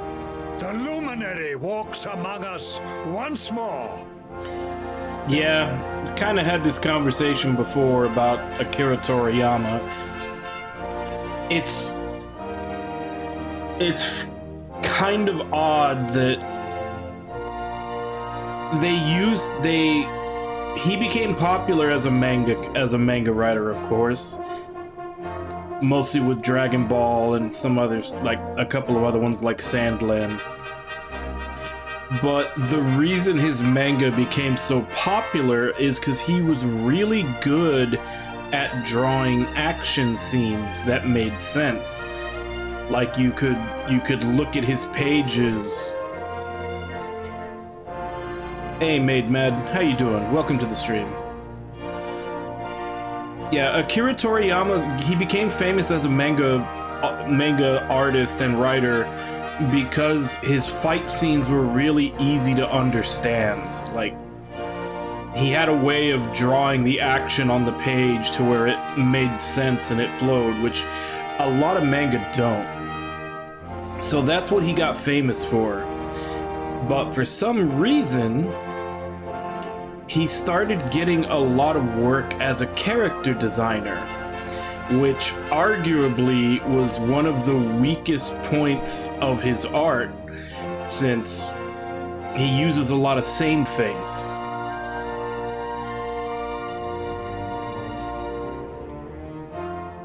Yeah, that's more to do with the actual studios that were making the animes. And that's what I'm saying. He, like, I mean, if you look at almost all the main characters from Dragon Ball, they all have the exact same face. Like, you can literally copy-paste the different hairstyles and see the different characters, and they all have the same face. So yeah, like, actual character design was not his strong suit. He basically only had a handful of, like, faces that he could draw, and then he would just give them different hairstyles and different costumes. But he got so much work as a character designer because he was such a popular manga artist. And it's just one of those things. It's always kind of ironic, I guess, that he got so much work doing the thing that was probably the weakest point of his art.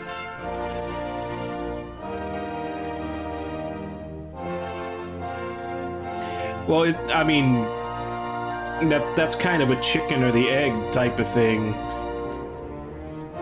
Because DQ is what it is because that's how it started. And, you know, he did the designs all the way since the beginning. So, like, one of the reasons why a lot of stuff in Dragon Quest, I think, has stayed so similar is just because of the people who worked on it made stuff that was so similar. Yeah, he has.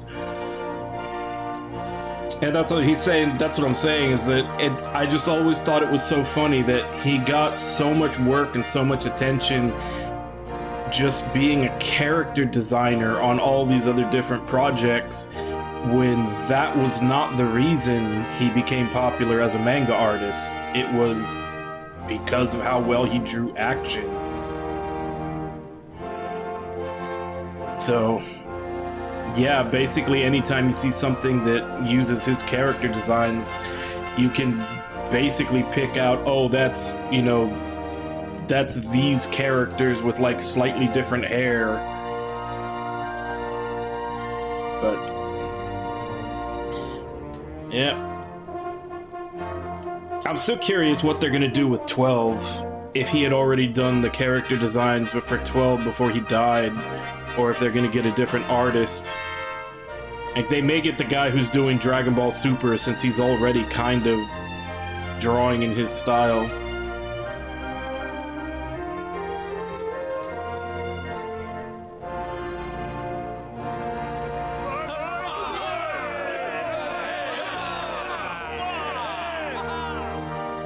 Like, honestly, the main character in this is basically Skinny Trunks. Where exactly is it that you hail from? I would so very much like to pay tribute to those who took you in and raised you.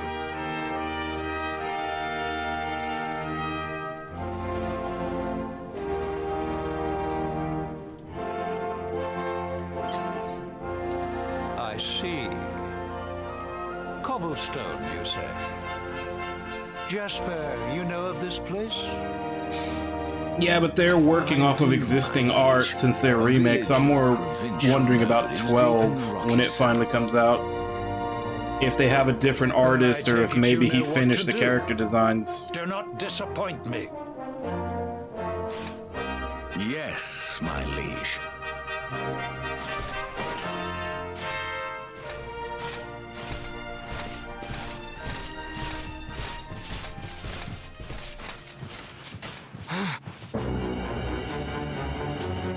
Accursed luminary! I know not what your intent was in coming here alone, but whatever your wicked scheme, know that it shall not succeed.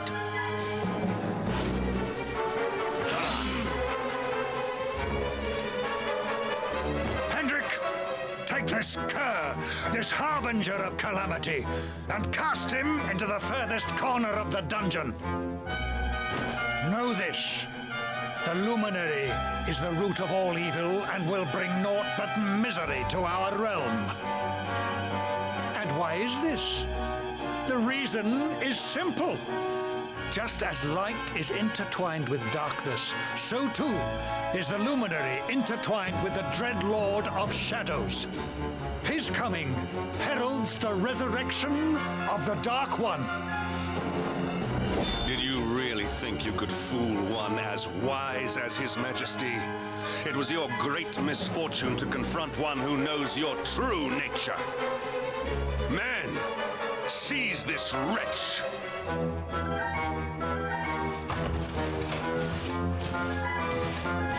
Honestly, that guy in the black armor, his face is basically Dabura from Dragon Ball Z, just without the horns.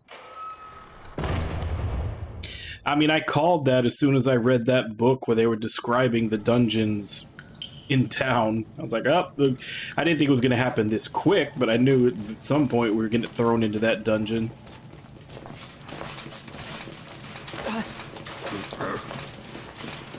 Yeah, it's a logical fallacy. Even I find myself falling into it a lot. Because I oftentimes have the thought that, like, every time I save up money, something happens. From Cobblestone. Well, before the sun has set 3 times, we shall know the truth. Okay. By then, Jasper will have returned from his investigation. Didn't I turn off auto? If I were you, Darkspawn, I would not expect to live beyond that day. Thought I had turned it off, but I hadn't yet. Yeah, because, like, a lot of times, if I'm saving up money or if I just have extra money, it always seems like something happens that makes me have to spend it, like something will break down or something like that. And it really comes down to the way that you're looking at it. Like, I could, and I'm a pessimist, so I do look at it that way, but it could come down to, like, man, every time I have extra money, something happens that makes me not have it anymore. But you could also look at it in the optimist way, in that, like, oh, this thing was bound to go wrong at some point, but at least it waited until I had the money to handle it. And that's kind of the same thing. Is like, okay, if the Luminary and the Darkspawn are coming at the same time, does that mean that the Luminary is heralding the resurrection of the Dark One, or is the Luminary just showing up because the Dark One is about to show up and they need something to fight it? But yeah, it's basically just perspective.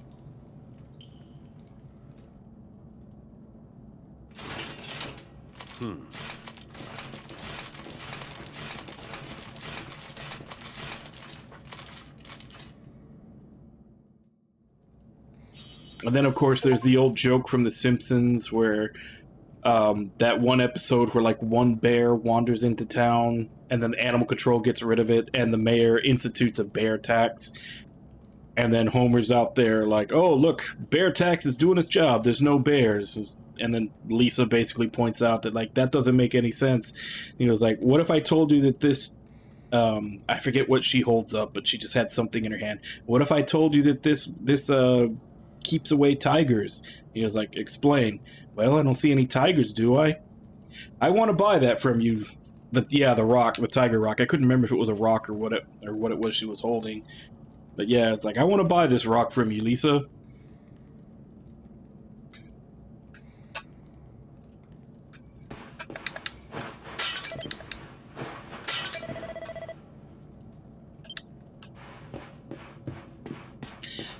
Okay. So this happens in every JRPG. The question is it just time that we have to wait? Do we have to run around? Or is it a matter of inspecting things enough times before something happens?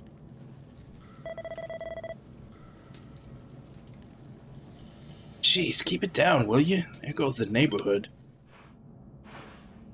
Will you keep it down in there? Most folks they throw in here have the decency to wait a while before going stir crazy.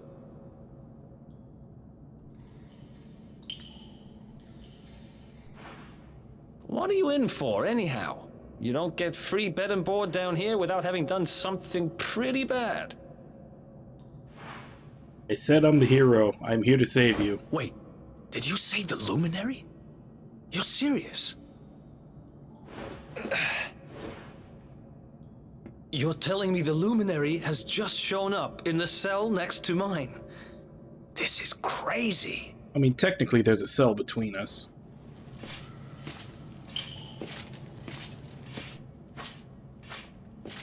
One plate of delicious gruel for the gentleman in the dungeon suite. Come and get it.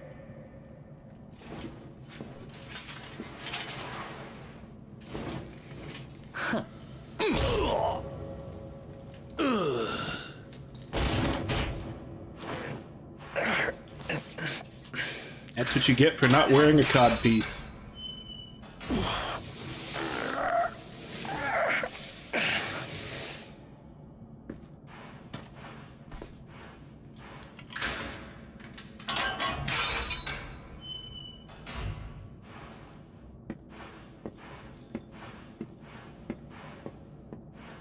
The Luminary?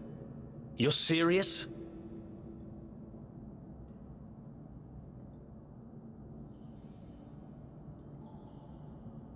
So it's all happening just like the seer said it would. We'd better get out of here.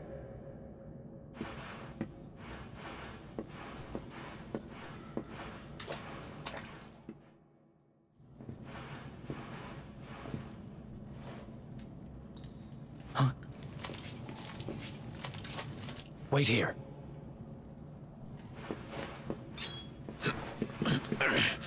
You? But... Oh!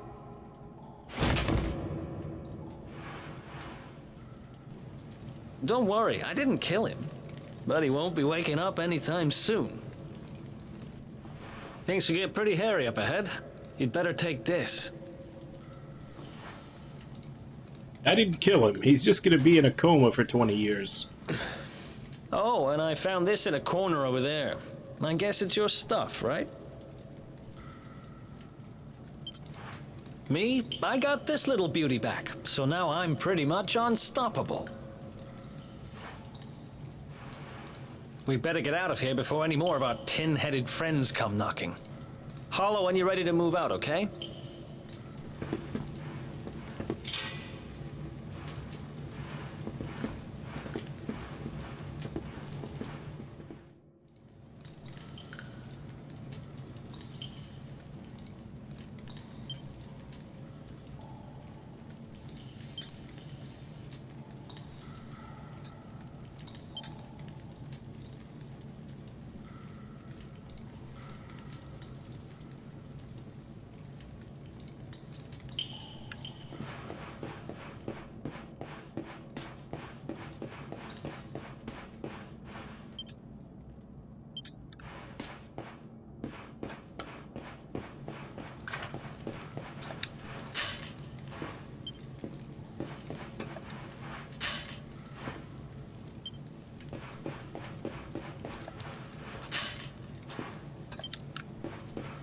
I mean, he took the keys off of that guy, didn't he?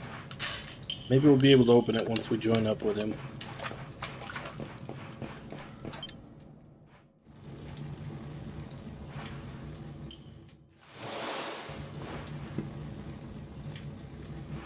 I spend ages digging this hole, and you just happen to show up the day I finish it? Heck of a coincidence. Guess I really was meant to help you out, just like the seer said. Anyway, there'll be time to talk about all that later. In you go. Depending on how deep that is, how did he get in and out of it?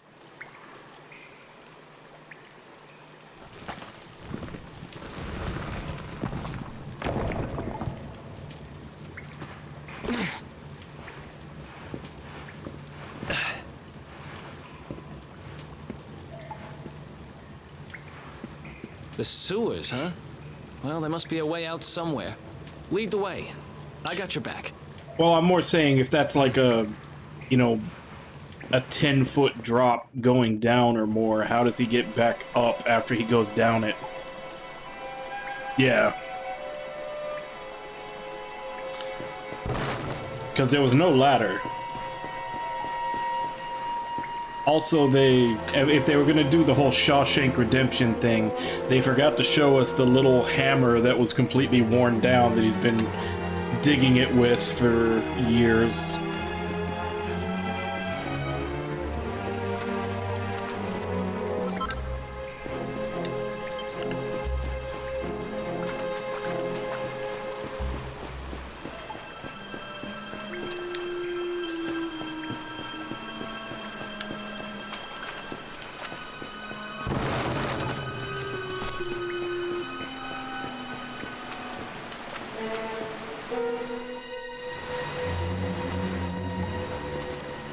There they are! You lot, over here! Huh? Damn it! We better make ourselves scarce.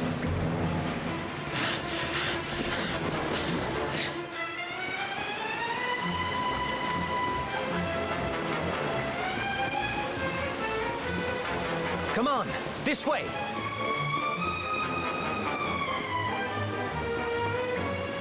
Okay, we got a low-speed chase going. Follow my lead.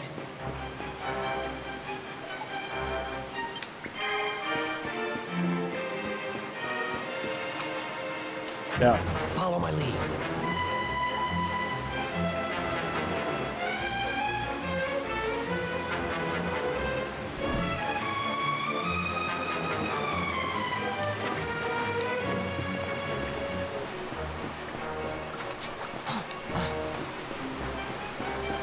Follow my lead.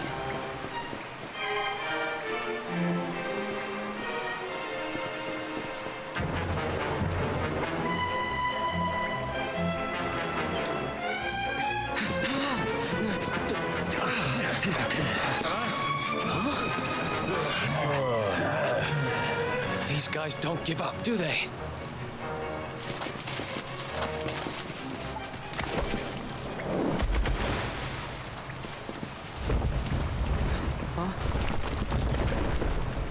Seriously?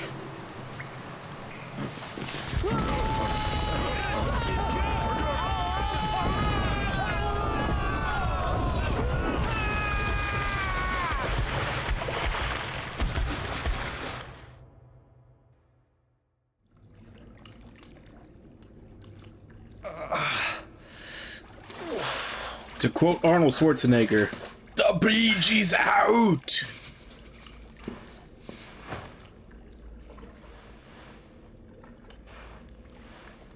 You okay? Looks like we shook the guards, at least.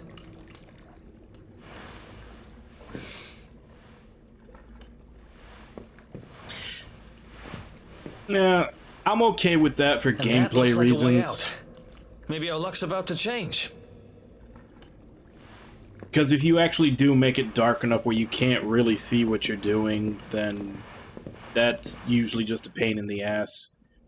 It really only works in horror games where it's for a reason, it's for ambiance. Otherwise, it just makes things annoying.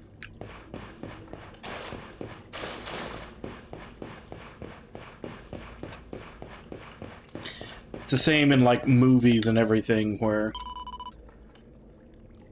you have the ones where they actually make everything dark to where you can't see anything, you know, like that big war at the end of Game of Thrones last season. It's like, why do you even bother if we can't see what the hell's going on? And then you have the other ones where they just make it, you know, kind of like this, where it's just slightly dark, but you can still see everything that's going on. And the characters just, like this, hold a torch to let you know that it's dark for them, but the viewer can actually see what's going on.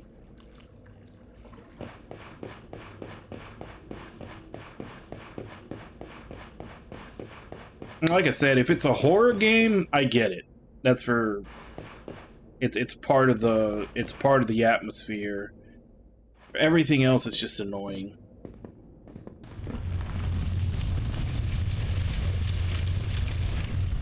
All right, quest is over. We found the dragon. Wait, there's something there.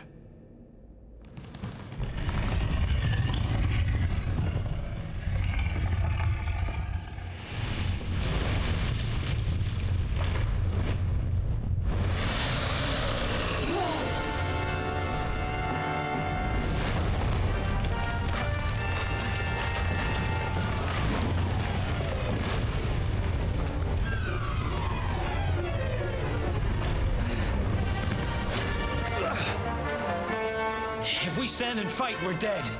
Let's get the heck out of here.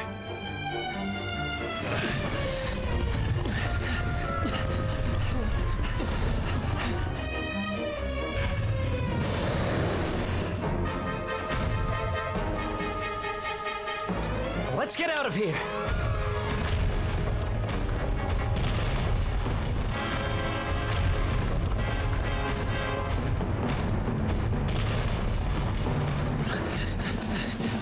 Okay.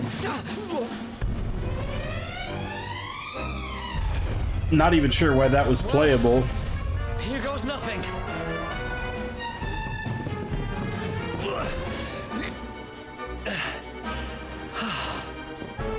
Whew.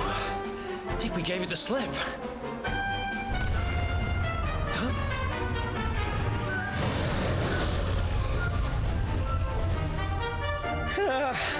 Spoke too soon.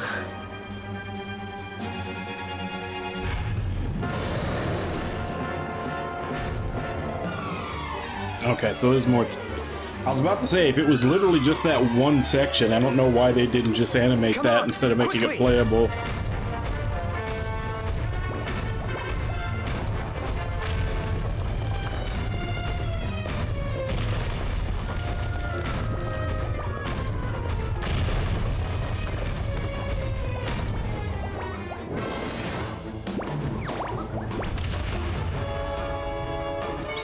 Damn it!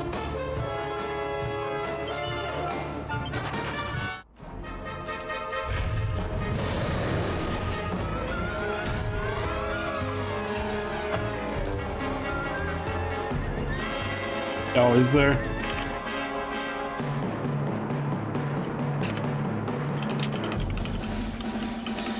Hey, Alt, thank you very much for the raid. How you doing today? So we're both playing dragon games. You're playing Like a Dragon, I'm playing Dragon Quest. And like I said a few minutes ago, I think the game is over because we were on a quest, we found a dragon. I think this is it. You know, quick one day, one stream game, one and done. Come on, quickly!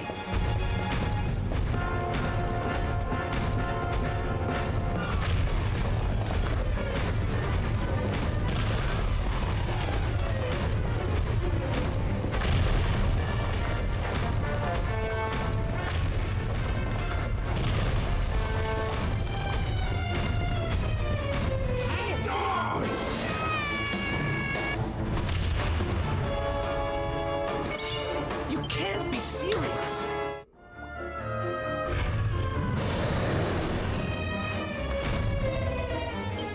Come on, quickly!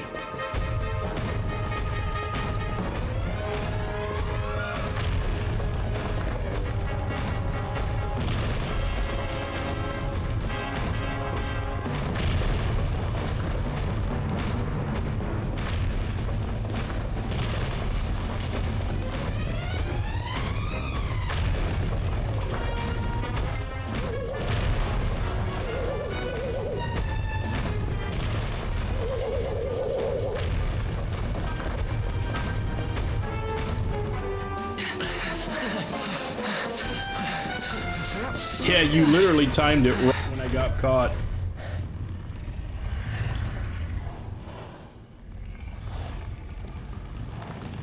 And as far as the tougher monsters, I want to keep this to as little grinding as possible. Whew, that was way too close for comfort. What's that thing doing under the castle anyway? Well, whatever. We should get going.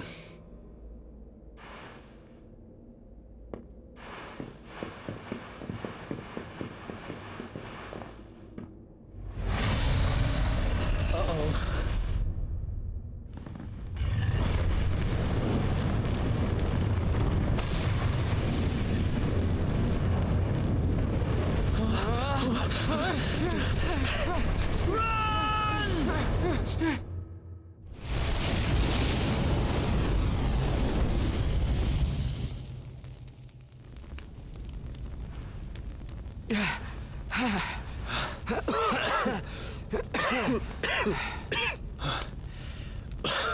We made it.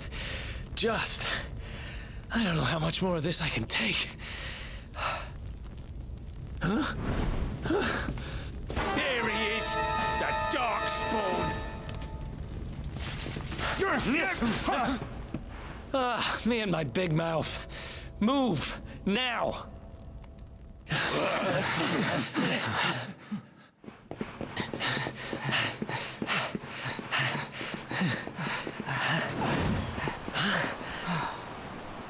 Looks like our luck finally ran out.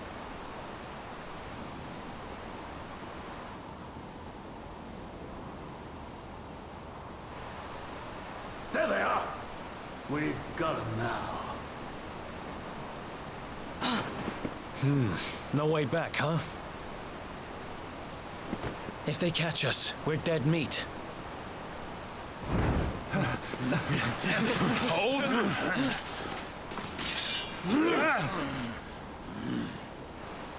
Let's do this. I believe in you. I believe in the Luminary.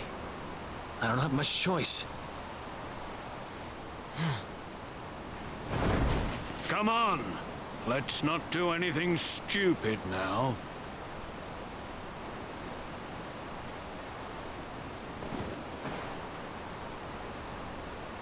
The name's Eric, by the way.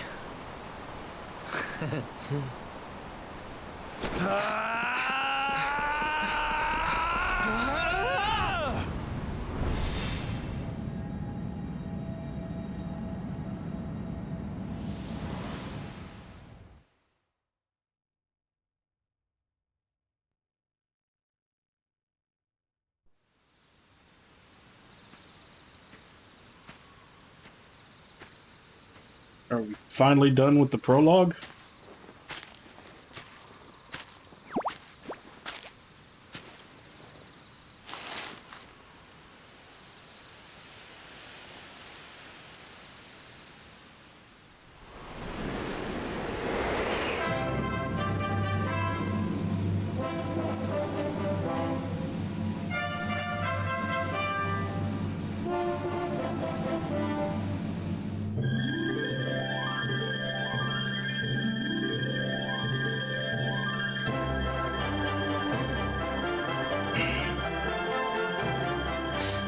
Yeah, the 2D mode doesn't have voice acting either.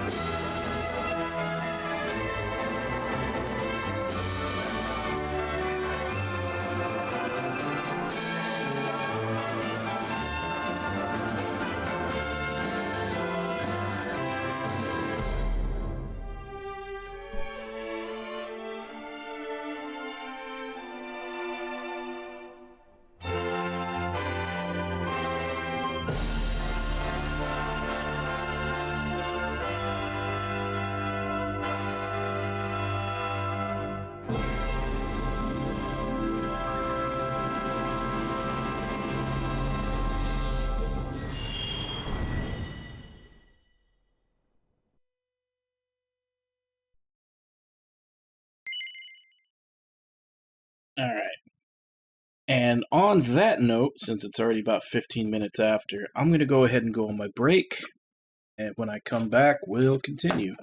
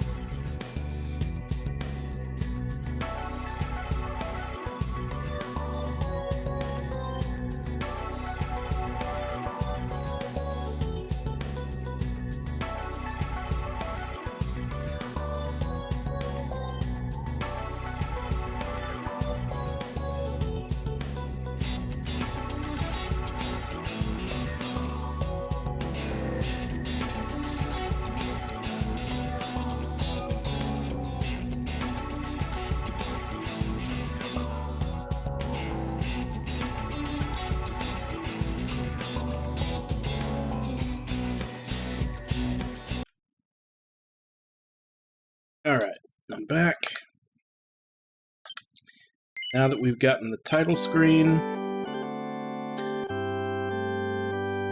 I guess we are now officially playing the game.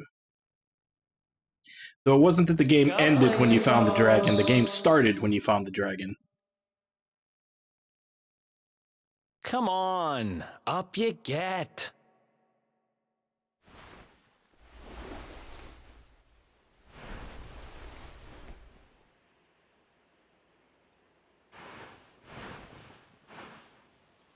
Finally. I was worried we'd lost you for a minute there. You've been out cold ever since we jumped. Had to drag you all the way here on my own. But what a jump it was. I closed my eyes, put my faith in the luminary, and somehow didn't get smashed into 1,000 pieces.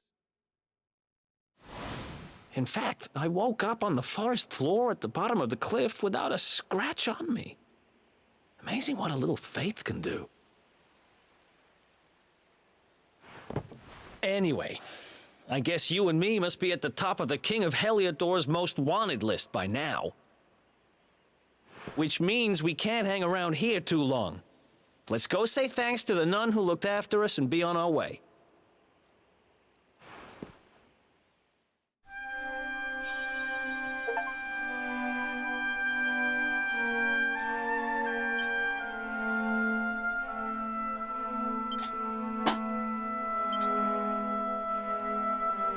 Oh, he hasn't officially joined yet?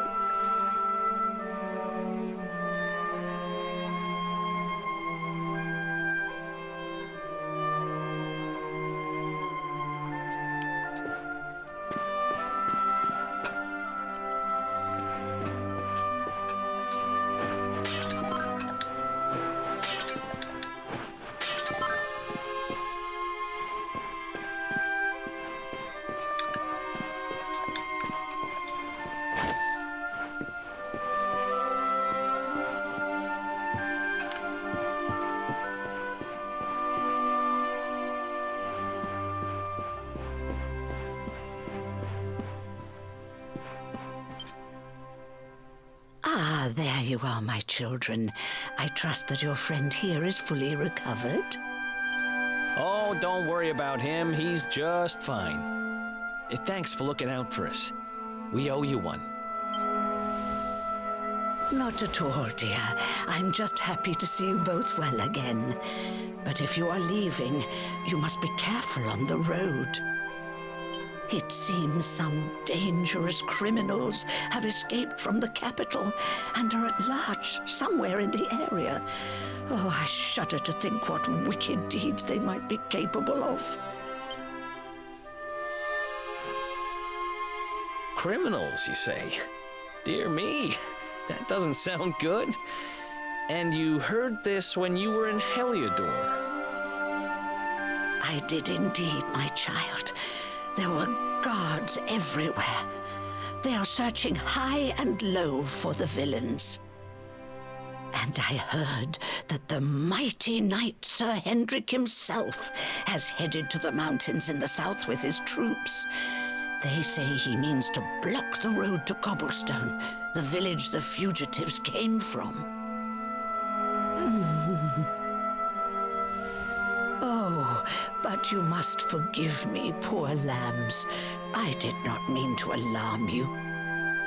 They will soon be caught, I am sure. Justice will be done. And until then, you are free to remain with us for as long as you please. Thanks. We appreciate that.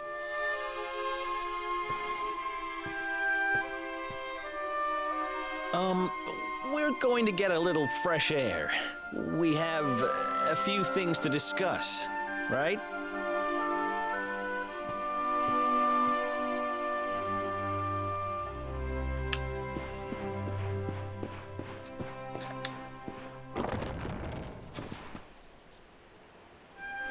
Cobblestone, eh? Never heard of the place. I never even knew anyone actually lived in those mountains down south. Is that really where you're from? I'm guessing you want to go see what's happening down there. But you need to be smart. You won't get past Hendrik unnoticed. If you're going to make it there without getting caught, you'll need to avoid the main road. And if you want to do that, you'll need my help. I know every back road there is to know in these parts. But I've got things to take care of in Heliodor first. I left a little something in one of my old haunts downtown, and I need to get it back. So, are you coming along for the ride? I did help you break out of that dungeon, remember? That's the spirit. But we can't have you bringing us any unwanted attention. Ah, I've got just the thing. Here, put this on and keep your face hidden. Otherwise, you're gonna get nabbed as soon as you set foot in Heliodor.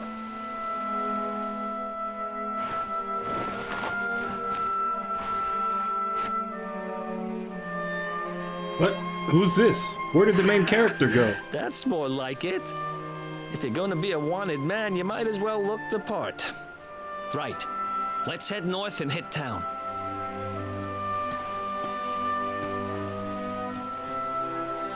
Glad you're coming along. The seer told me to stick with the luminary when I found him, and that's just what I'm going to do.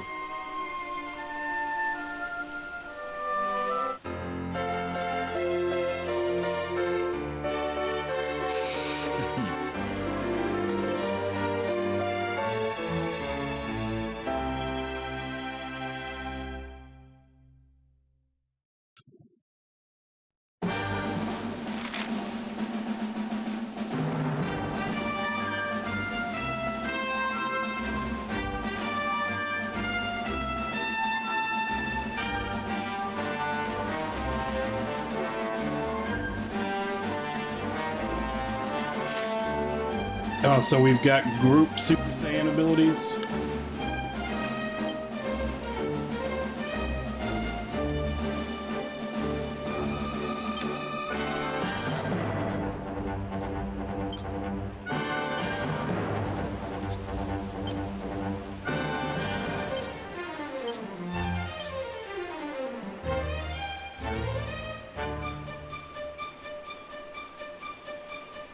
What does he got on right now?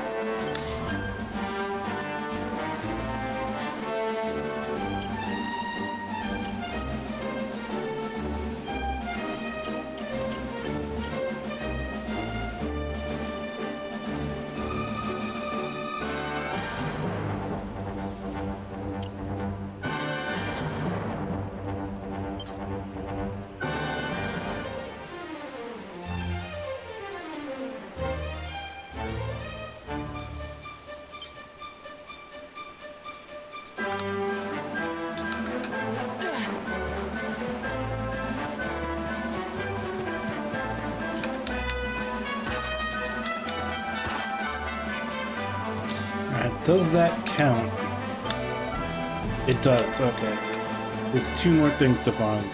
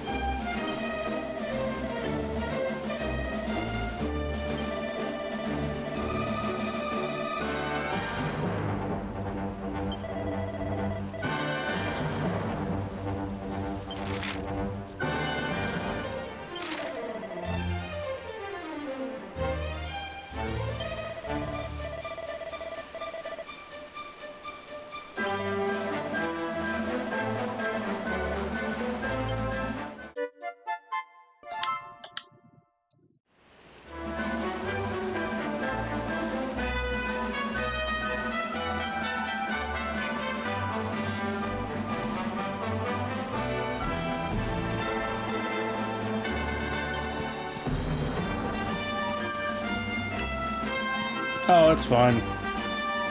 I don't know if it'll happen today, but every once in a while my cat will show up and demand attention midstream.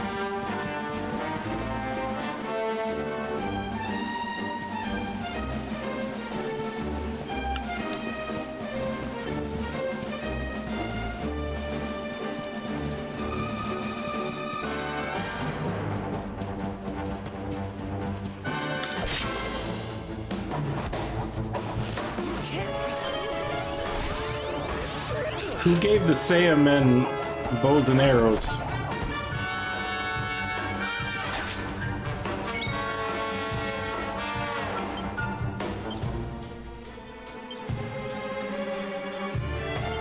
Let's do this.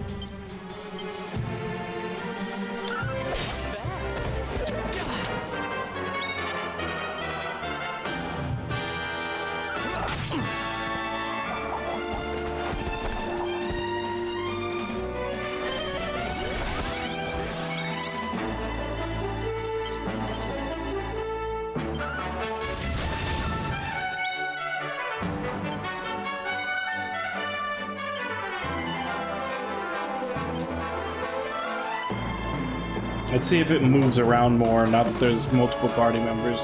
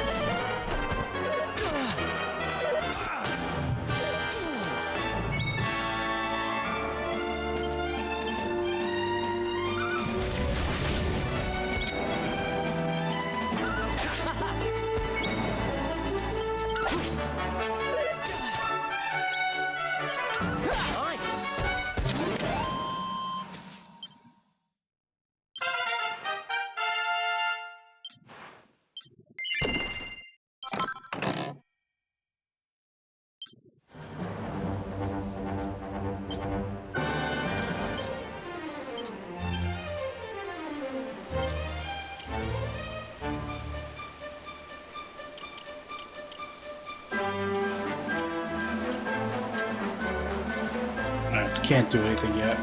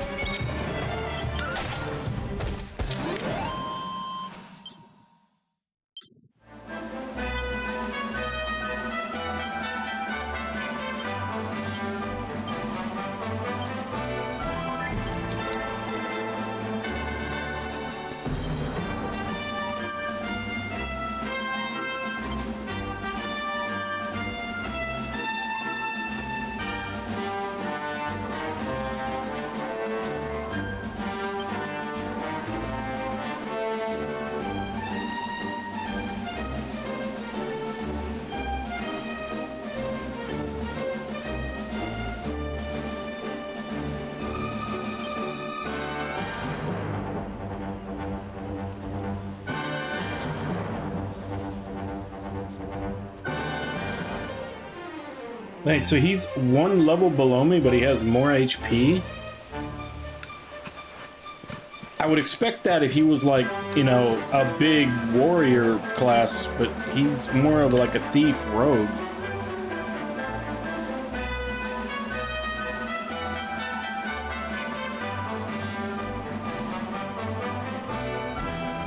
Yeah, this is S. Samato actually bought it for me. Because he was the one who requested it, and then since I only had the normal version, he bought me the S version to play instead.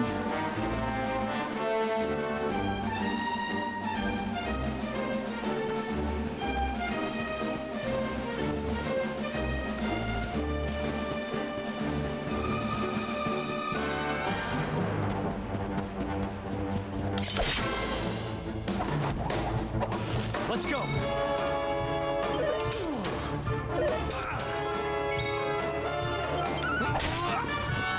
Alright, so when do we get the pep up state? Because at least Eric has been getting attacked a lot.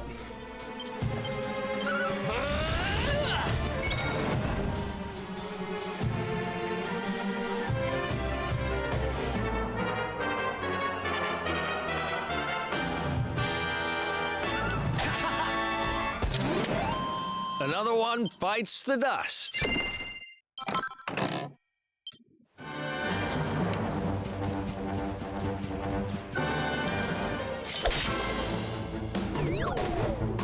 Let's do this.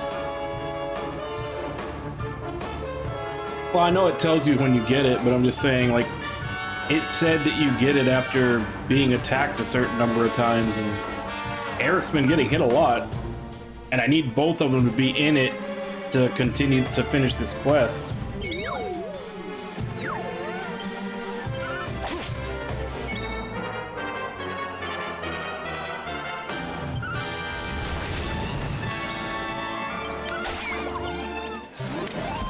Who else wants some?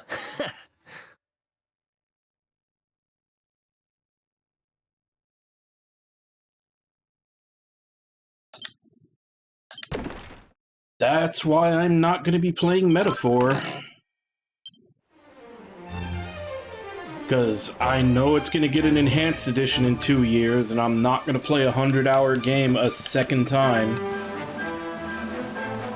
So I'll get it whenever the gold or royal or whatever the hell they call it edition comes out. Which means I'm going to get spoiled between now and then, but kind of already made my decision.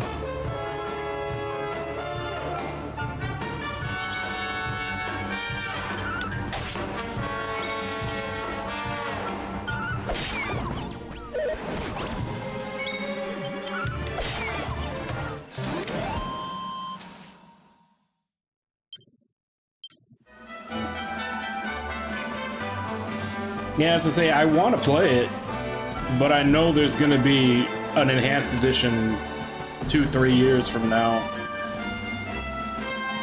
So I'll just wait for that.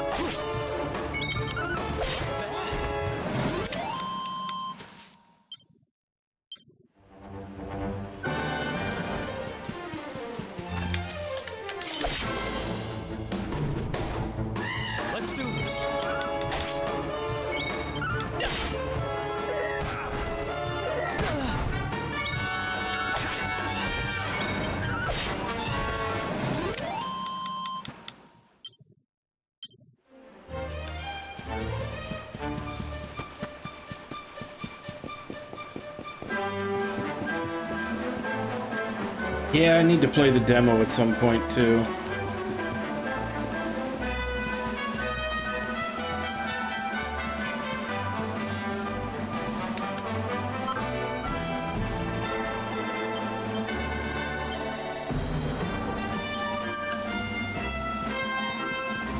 Okay, so I guess the little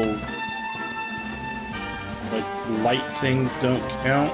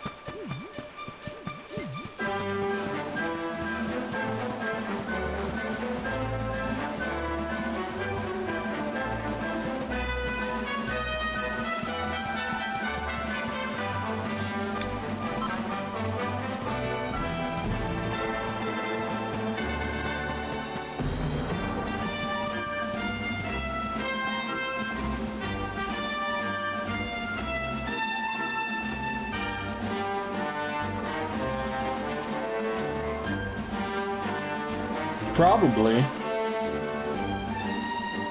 I also think they're probably trying to make another series. So they can have SMT, Persona, and now Metaphor that they make games for.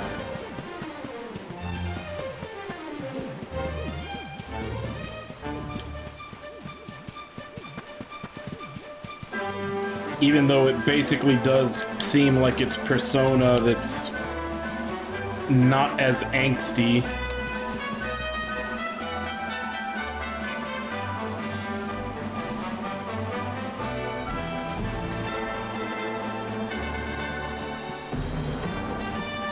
I mean, a lot of them are basically SMT.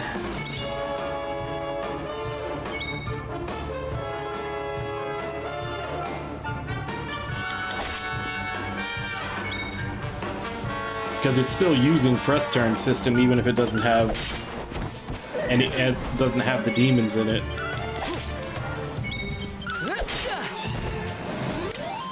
Who else wants some?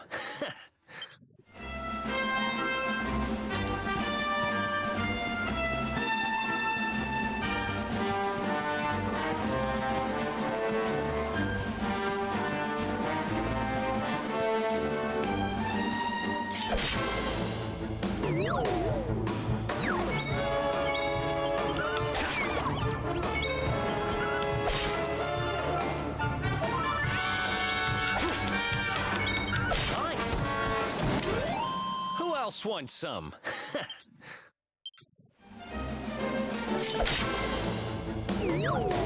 I'd take those with a grain of salt. A lot of people confuse Easter eggs with connections. Like, just because there's a familiar character or something in there doesn't mean it means that the worlds are connected. It could just be an Easter egg or a nod to an old game. But too many people see something really small like that and just immediately start saying that it's connected. Like, everybody wants everything to be connected. I don't know why. Stuff being connected only matters if it's meaningful, not just through, like, tiny little nods like that.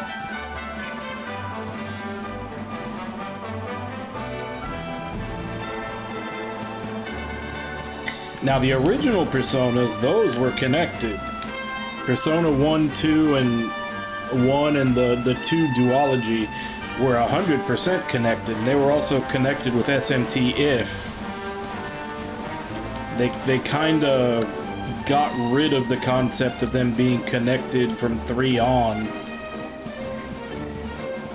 Like, I know there's little things like the Rise poster and some other stuff, but like I said, I think those are mostly just Easter eggs. Like, Persona 1 and the Persona 2 games were 100% connected because you got to see playable characters from the previous game in the next game that would also join your party, and in some cases even finish off like their hanging story threads from the previous game.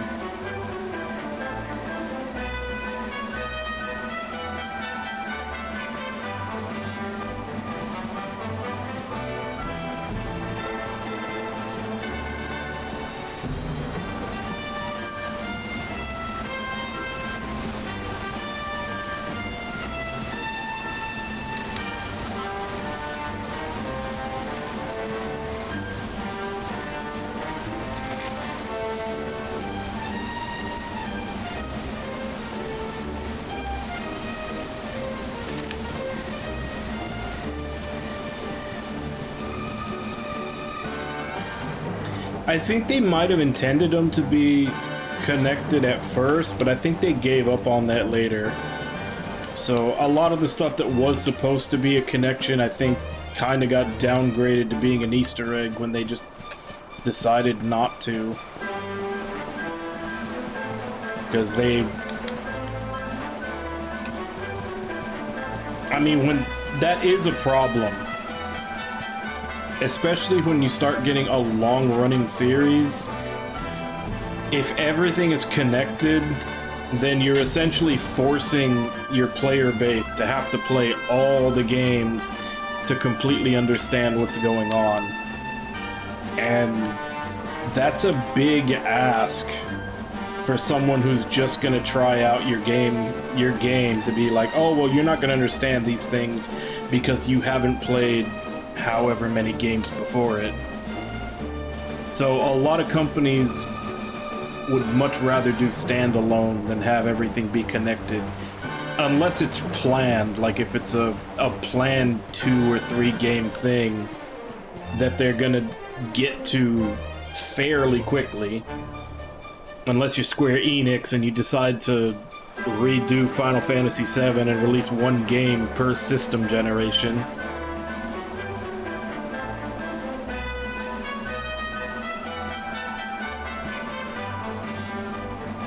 Because I'm almost certain that by the time the final part to the Final Fantasy VII remakes come out, it's going to be on PS6.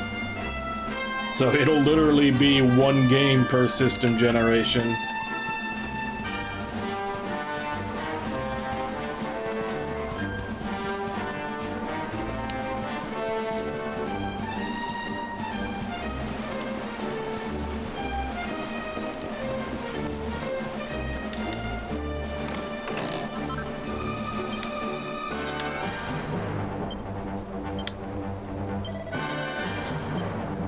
Alright, we finished looting the area.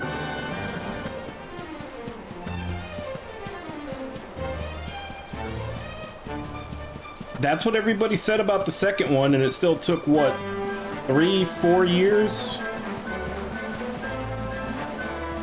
Because when the first remake came out, that's what everybody said. It's like, oh no, it's not gonna be that long till the second one comes out.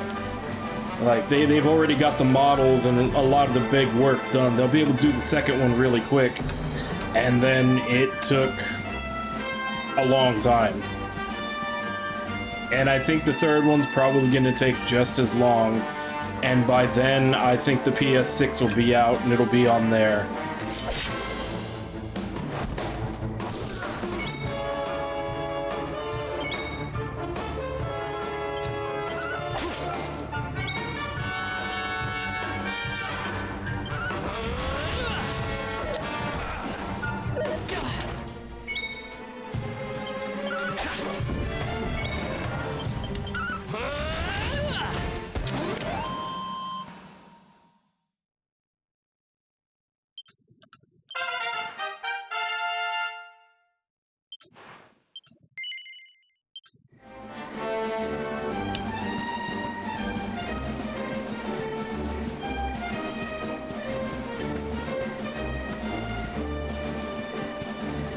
That'll probably be exactly what happens, too.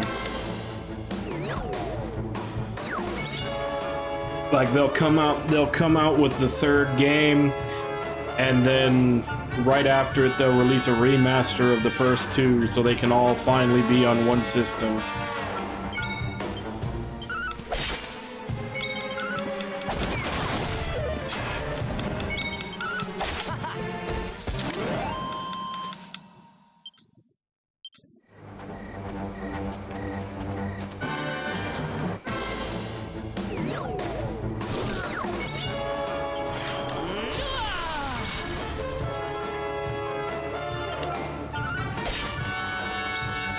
Now I need him to go Super Saiyan so they can do the there we go.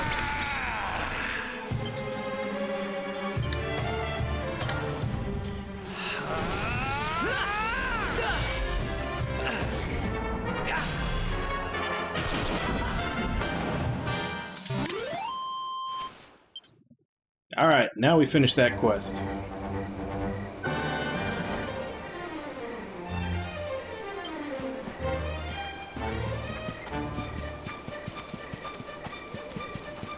But yeah, the remastering, I mean, it was good at first when they were remastering games that, you know, were from generations ago that you can't really buy anymore. And the physical copies are super expensive to try to get your hand on. But now they're just all these companies are remastering games that came out less than 5 years ago that have digital copies that you can buy if you want. Like that Horizon Zero Dawn remake that's coming out at the end of the month. Like that game came out at the very end of the PS4. No, it was on the PS3, it got a PS4 remaster, and then it got a PS5 remaster. I'm sure there'll be a PS6 remaster when that comes out. And that's what I'm saying, like, it started with good intentions. They were remastering games that were hard to get a hold of. And that people actually wanted because they were so hard to track down. Not to mention you had to have an older system to play them. But now remasters are just getting way out of hand.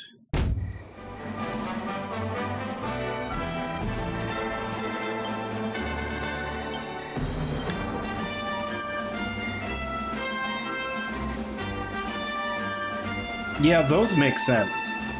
Because if you're trying to get a copy of either of the Lunar games, you can expect to spend about $100.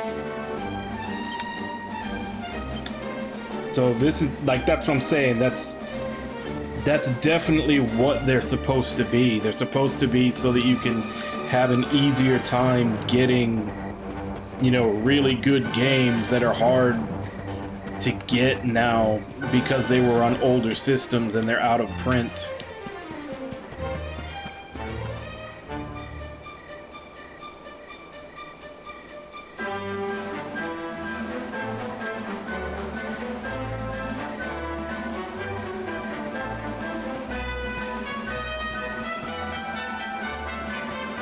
But yeah, some of these companies just don't get it, and they just want to resell any game that makes money. They just want to resell it over and over again.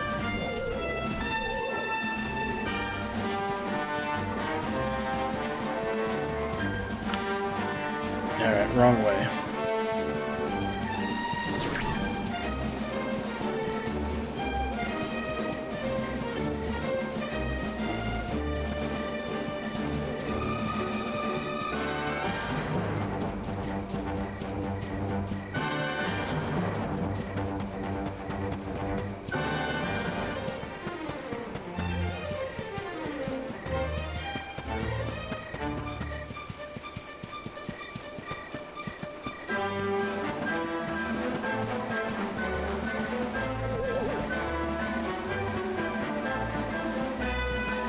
Yeah, I've played all the Suikoudens except for the handheld ones. Like Tierkreis and the PSP one that recently got a fan translation that has a really long name. I forget what it is, but I played all the Suikoden's except for the handheld ones.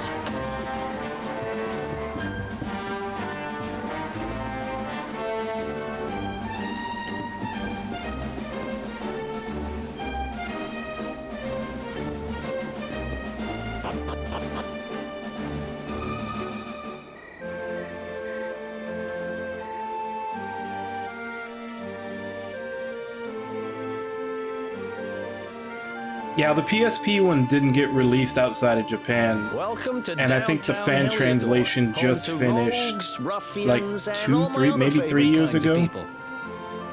About a year ago, me and Dirk, my partner in crime, managed to acquire one of the royal family's most precious possessions, the Red Orb.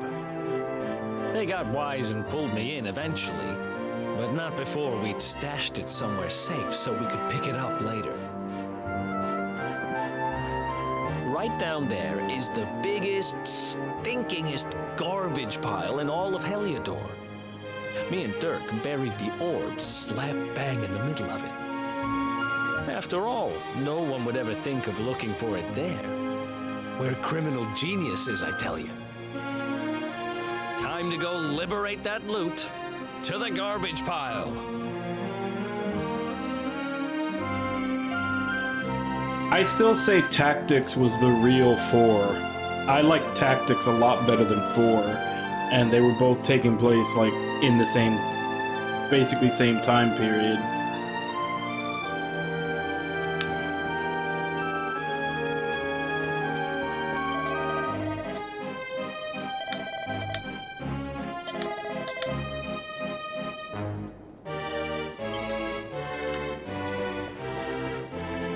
Although, it still is kinda... It still does kinda suck that we're never really ever gonna see how that story was supposed to finish. Because the end of 3, they were setting up for, like, the big True Rune War with Harmonia. And then Murayama left because I assume Konami, like, executives were already turning into what they are now, so he got pushed out of the company. And then Eiyuden Chronicle, I think, was supposed to be his second shot at trying to get to tell that story, and then he got one game out and he died. So I don't think we're ever gonna get to see what he had planned.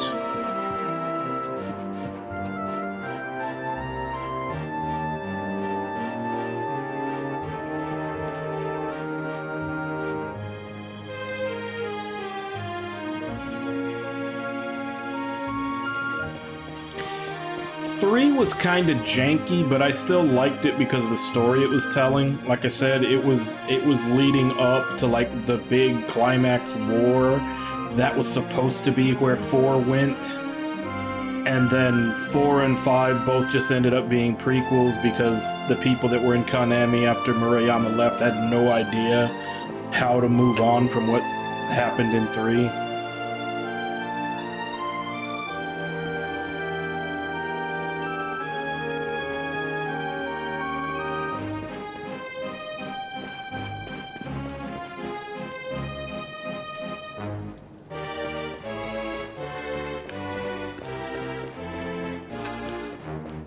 I think the main problem that a lot of people had with 4 was this was in the ship.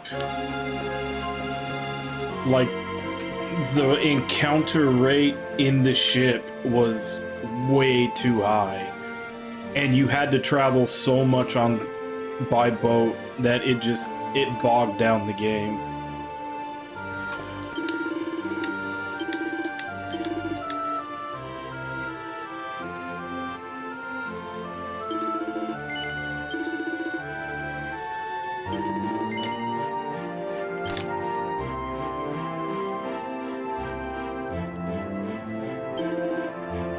Yeah, and I think that's where a lot of the hate from 4 comes from, was just that.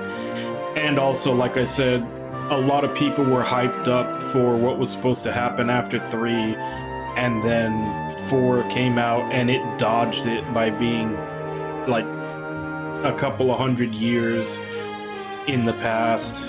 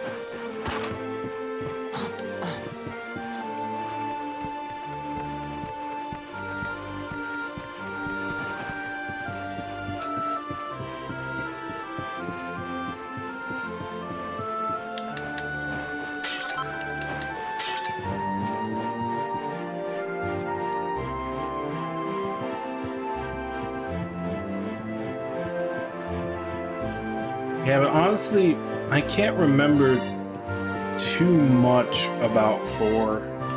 Just 'cause it's been so long since I played it.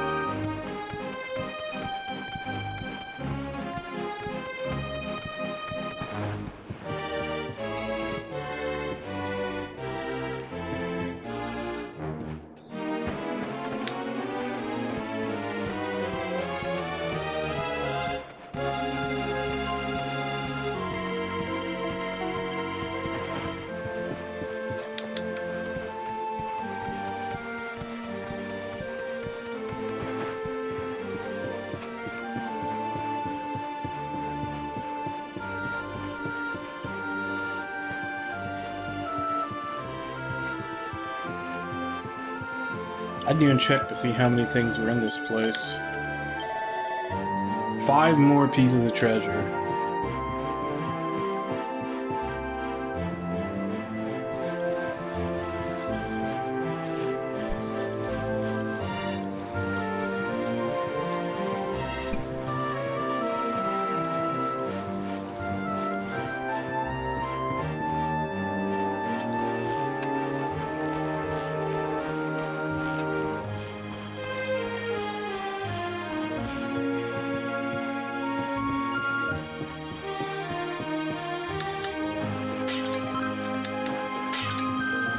That should be 4 left now.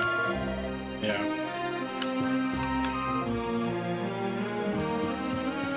This doesn't lead anywhere else, does it?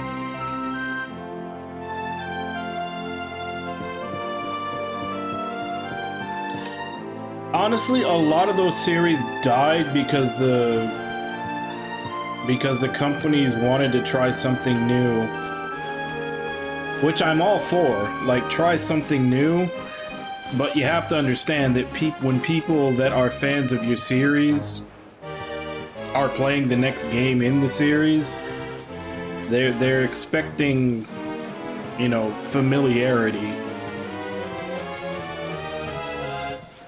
And way too many of those, with the exception of Final Fantasy, I will say that Final Fantasy is the one where every game has been almost completely different. And I feel like a lot of those companies tried to do the same thing and completely change up what their game was when people were expecting, you know, what they've had before.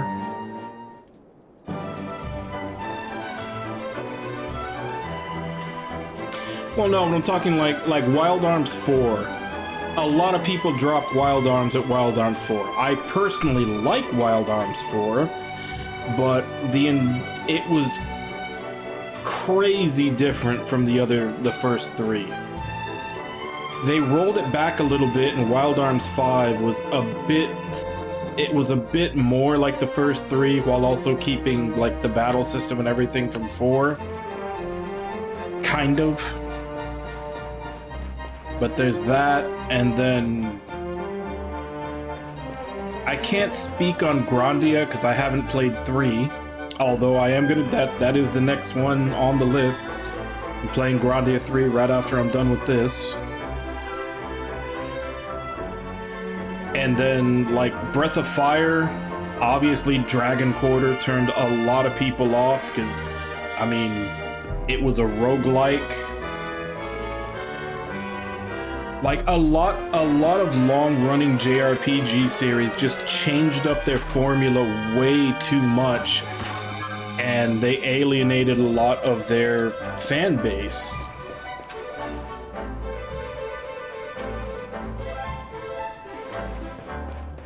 And then instead of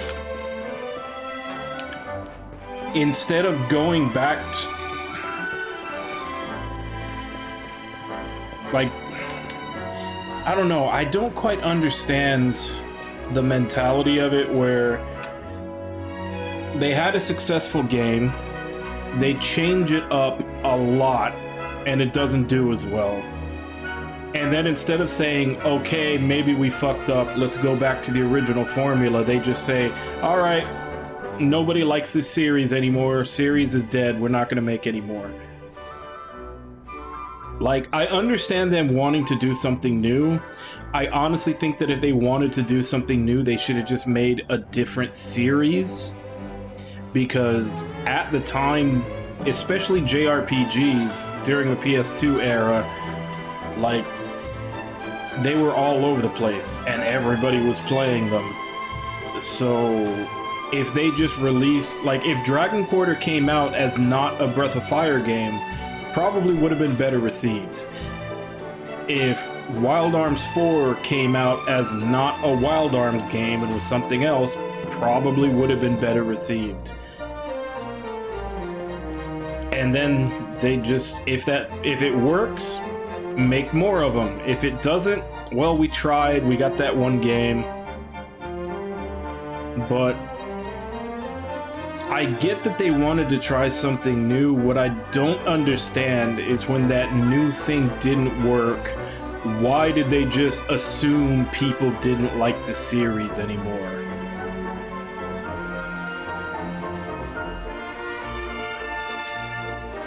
It's like, you know, you go to a restaurant every day and you get a hamburger, and then one day they give you a chicken burger and you're like, I didn't really like that chicken burger, and they're like, okay, well, I guess you just don't like hamburgers anymore. Don't come to our restaurant. Like, I don't know why, if it did so bad, they didn't just go back to the original formula. Like, it's just, I don't understand the logic behind it. The only way I can rationalize how it happened that way is if these were decisions that were made by executives at the top and they didn't even understand that the game had taken a sharp turn. They just saw, oh, Wild Arms 3 did well, Wild Arms 4 didn't do well, Wild Arms 5 didn't do as good either. Well, we're done with the series, no more of those. And they're just completely oblivious to the fact that the developers were trying something different and it didn't work. And rather than saying, go back to the old formula that did work, they just decided to kill off the series.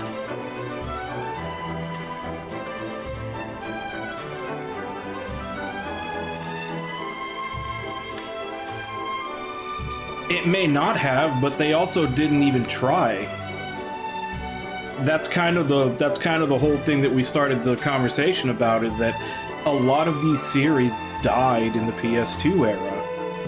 And a lot of the ones that died is because they had a game where they tried to do something different, people didn't like it, and then the whole series just died.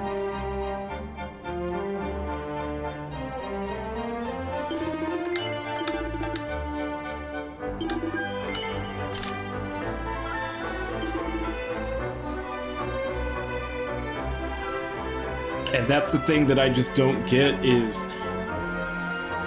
why not go back to the original formula? Maybe not exactly, change a few things here and there, but go back to somewhat what the original formula was and see if it works, rather than just killing the series when they release something that was different.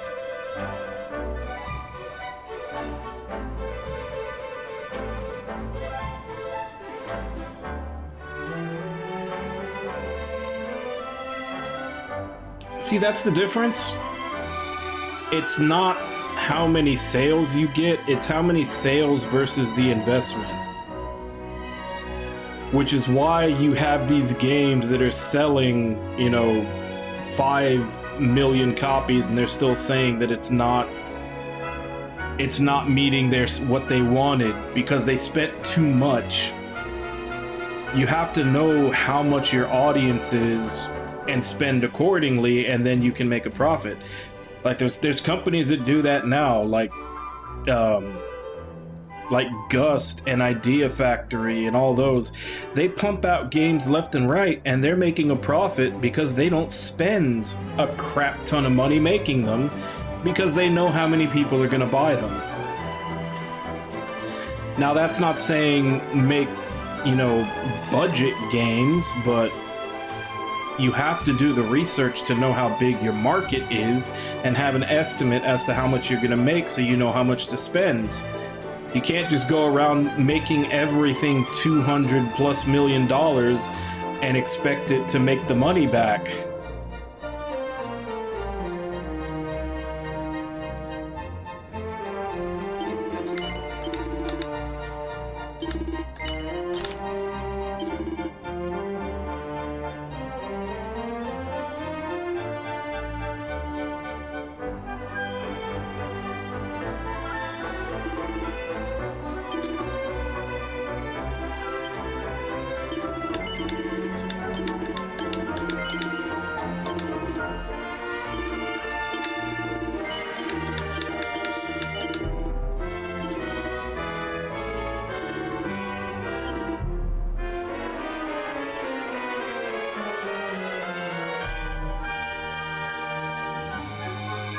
I mean, granted, they still have somewhat of a fallback when that happens, because if they spend a crap ton of money on something and it fails, they can just use it as a tax write-off to lessen the blow, but it still screws them over, just not as much.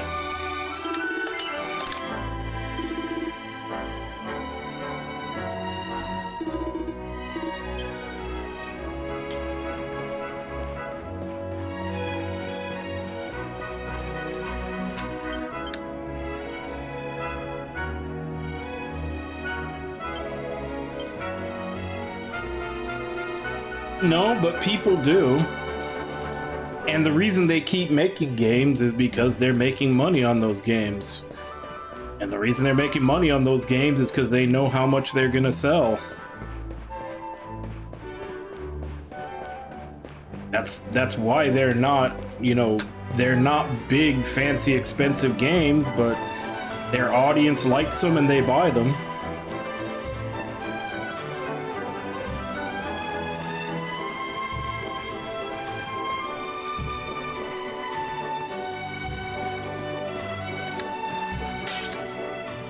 Yeah. Now they have actually been making more money lately with Ryza.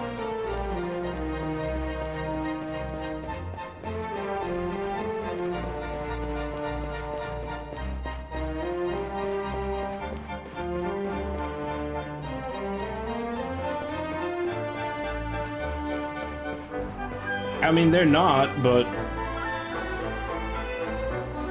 there's only certain companies that have the reputation to really sell like at AAA level with a JRPG.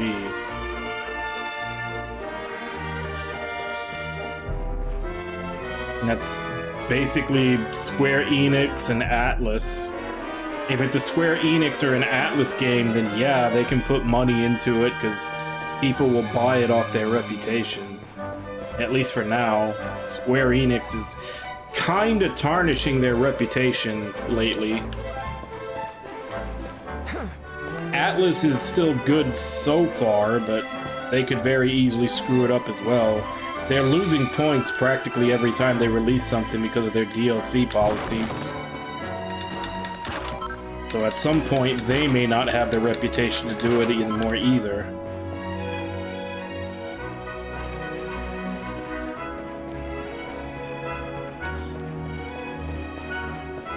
And like I said, Gust has been moving up.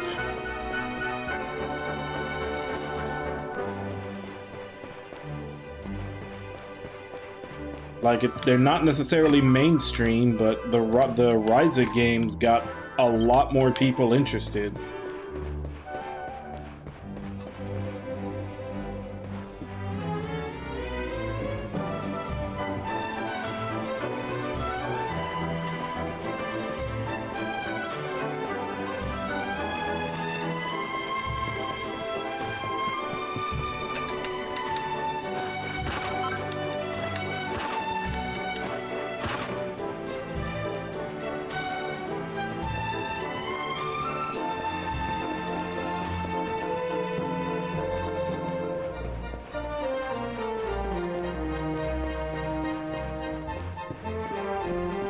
I need to play FF16, but even then, FF16, they already admitted it didn't make what they wanted it to. And again, I think that's just due to the fact that they spent way too much money on it.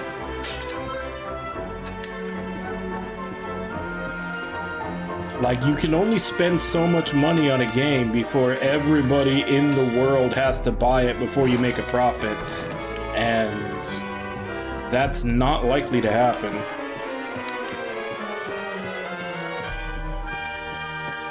And companies have this, like, a lot of companies have this notion that if something is successful, put more money into the next one and it'll make more money. And they don't ever seem to understand that at some point you're going to reach market saturation where everybody that has an interest in that thing has already bought it. So if you put more money into the next one, you're going to make less money because it's just going to be the same people buying it.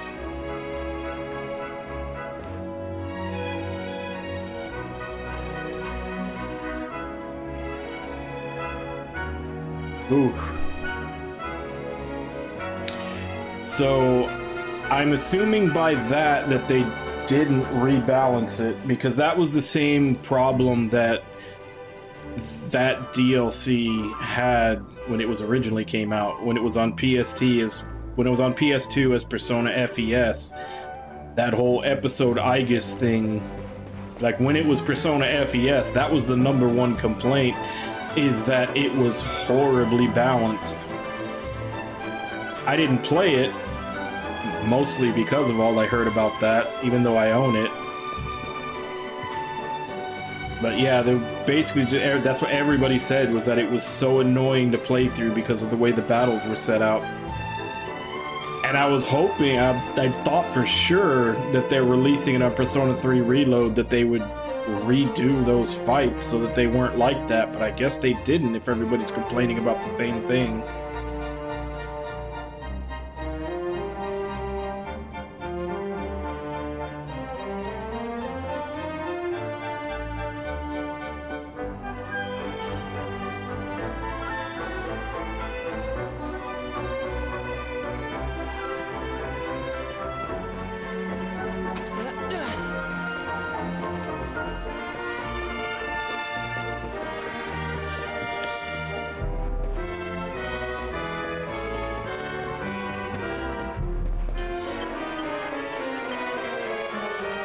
Still 3.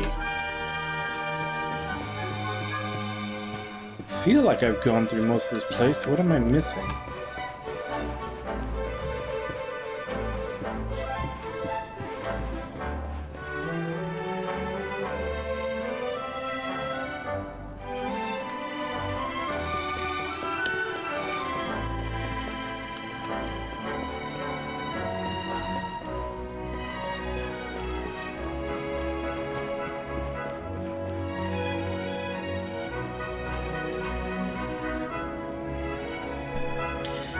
Yeah, I know there's a small section of people that really enjoyed Reload. Namely the people that are just Persona fanatics that, you know, just love replaying them over and over again. But I don't know that that was a good idea for the general public. If they were going to do Persona 3 Reload, I don't think they should have released the Persona 3 PSP remaster.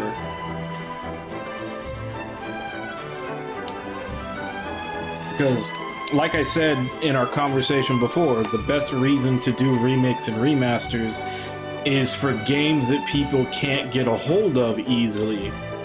So they had a market of people that had never played Persona 3 and for one reason or another couldn't get a hold of it. And they kind of erased a lot of that when they released the PSP remaster alongside Golden and Royal. So by the time Persona 3 Reload came out, a lot of the people that wanted to play the game had already played it there. And how many people are really willing to go through a 100-hour game that's the same story just because it's prettier and has some more bells and whistles in it? It's still the same story, and it's still long as fuck. So I really think they shot themselves in the foot. Like, I really think they shouldn't have released the PSP remaster and just waited to announce Reload instead, so that all the people that never played Persona 3 could just play Reload.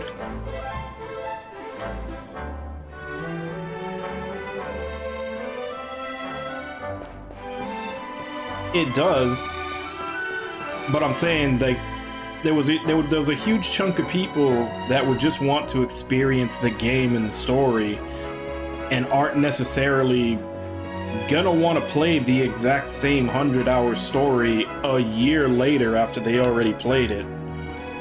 And then there's other people like me that just aren't going to play it again, period, because they've already played it. And there's a lot of other games out there to play instead. And I feel like they cut out a big chunk of possible customers when they did that. This is the spot. Keep a lookout, okay? I'm going to grab the loot. Now, it was around here somewhere. It's definitely here.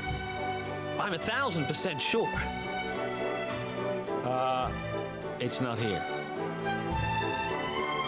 You gotta be kidding me. Me and Dirk were the only ones who knew where it was. Wait a minute. That rat! He must have done the dirty on me and taken it for himself. Damn it! I should have known. A thieving little... Oh, wait till I get my hands on it. I'm gonna find him. And you're gonna help me. Okay. The inn we used to crash at is just over there. Come on. It's the only one with an upstairs. You can't miss it.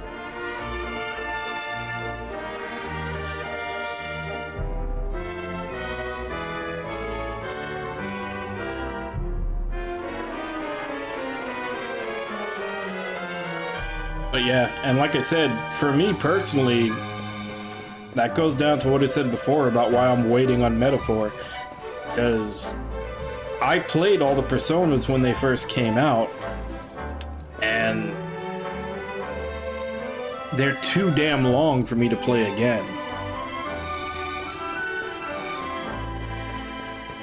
just like this. Like, this is gonna be another 100-hour game. I doubt I'll ever play it again after I finish it because it's a 100-hour game. So, I never played Persona 4 Golden. I never played Persona 5 Royal because I'm not gonna play a 100-hour game again. This whole place hasn't changed a bit. Back in our thieving days, Dirk and me used to lay low here whenever things got hairy. Ruby? Ruby, you there? It's me, Eric. There's something I need to ask you.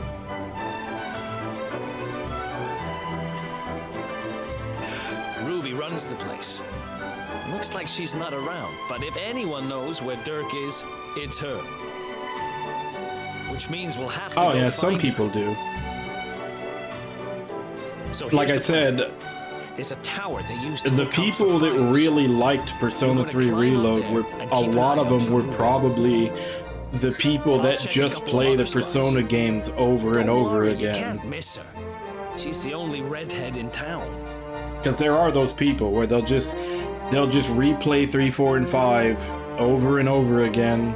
Maybe play some other games here and there when they come out. But other than that, they're just replaying Persona 3, 4, and 5 over and over again.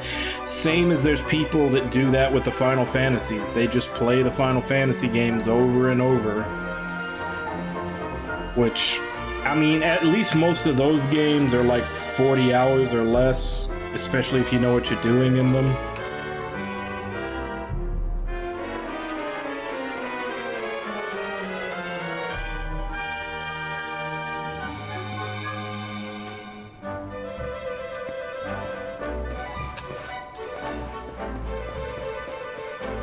Like, I'd assume some of them do it because it's their comfort game. Like, that's just what... Like, I mean, a lot of people game for stress relief. It's perfectly fine, and if that's what makes them feel better, that's fine.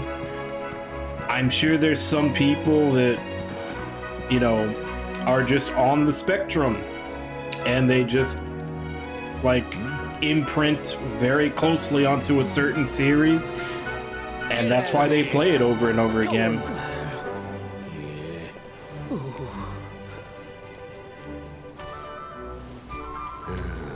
But that's definitely not me. I very rarely want to play something more than once, and definitely not if it's that long.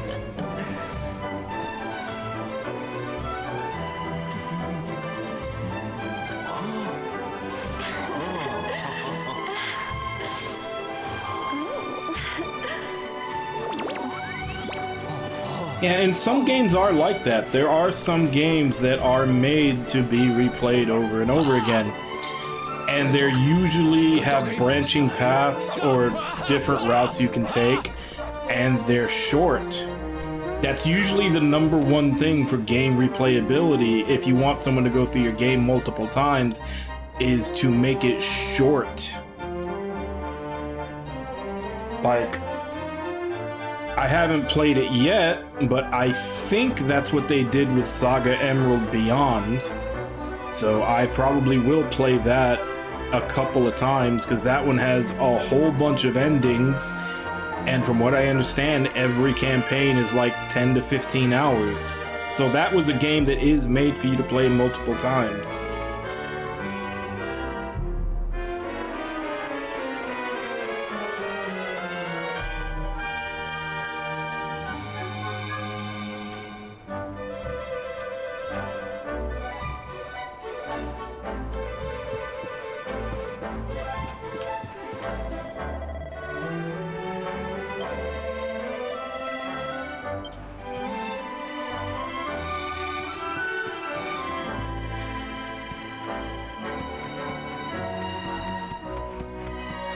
I do want to play Vengeance,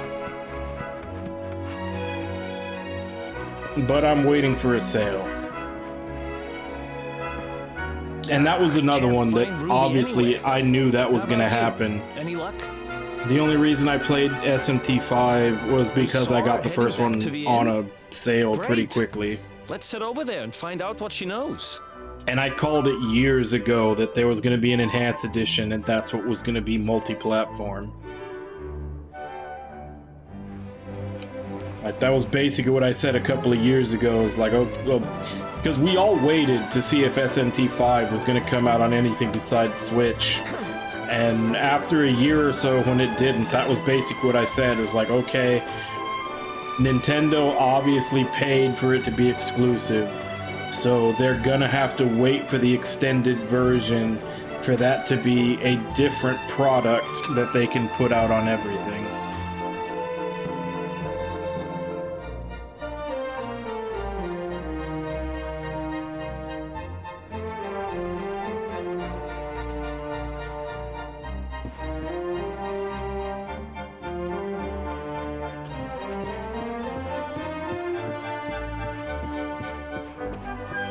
Yeah,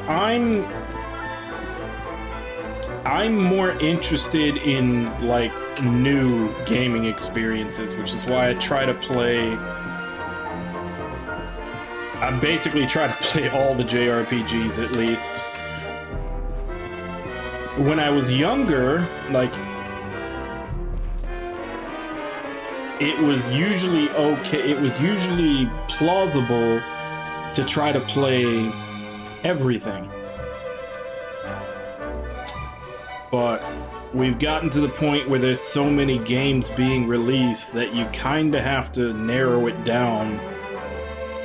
So I basically choose, like, okay, I'm gonna do action games and I'm gonna do JRPGs and try to play as many of them as I can. But I used to branch out into way more genres when I was younger, but that was when there weren't nearly as many games being released a year.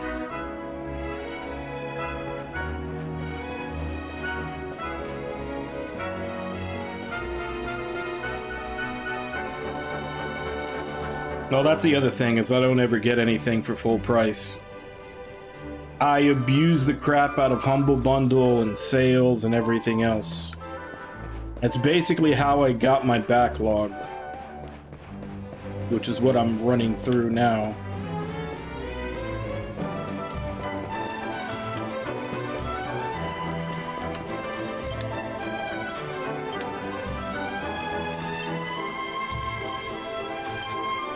Hey!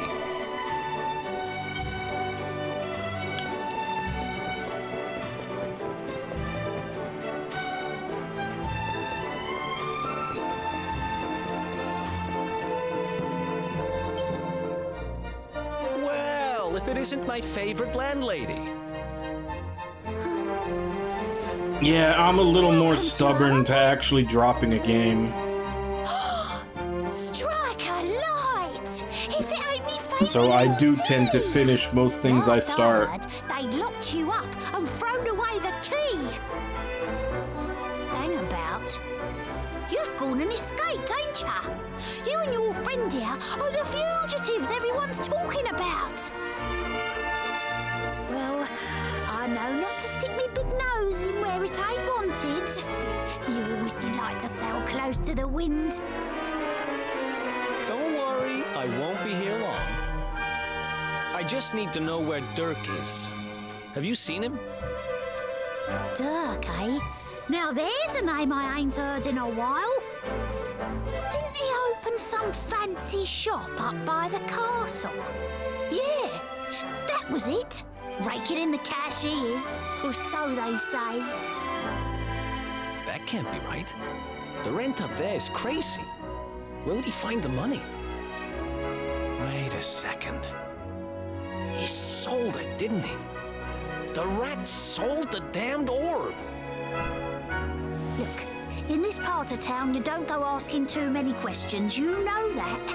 If you want more, you'll have to get it from the horse's mouth.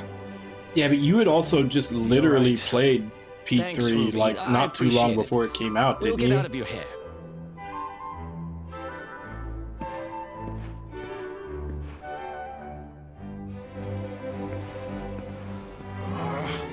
That no-good traitor! I'll bet he sold me out and sold the orb, and also he could move up in the world. Well, I'll get what I'm owed. You'll see.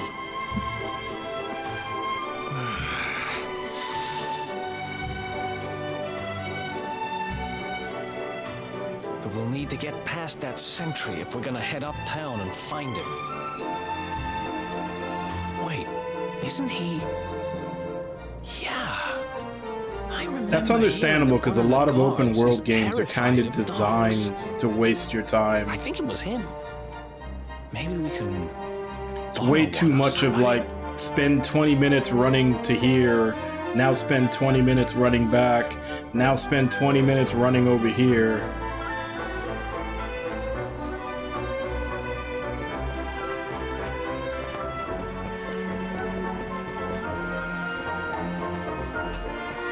Like it's not all of them that are like that, but there's a lot of open world games where you spend all your time just running through the world to get somewhere.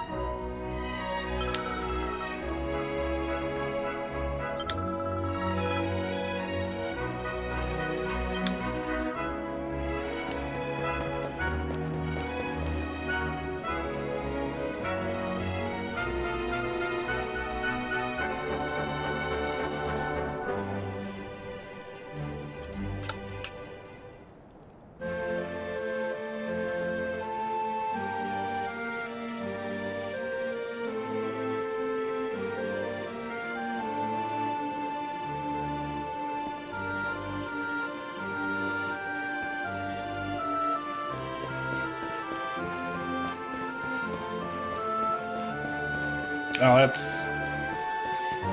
that's a hard question for me to answer. Because there's a lot of games that I like for different reasons that I'd have a hard time pinning down which one is my favorite.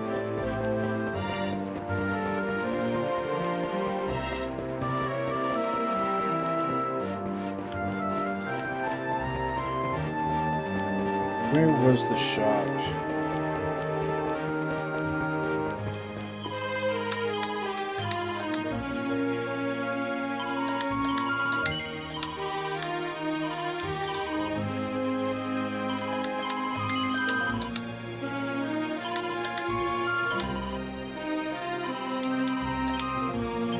Do I have buzzberries already?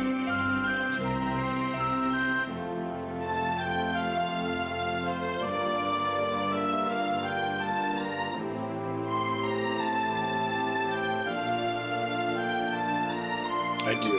Alright, we're good.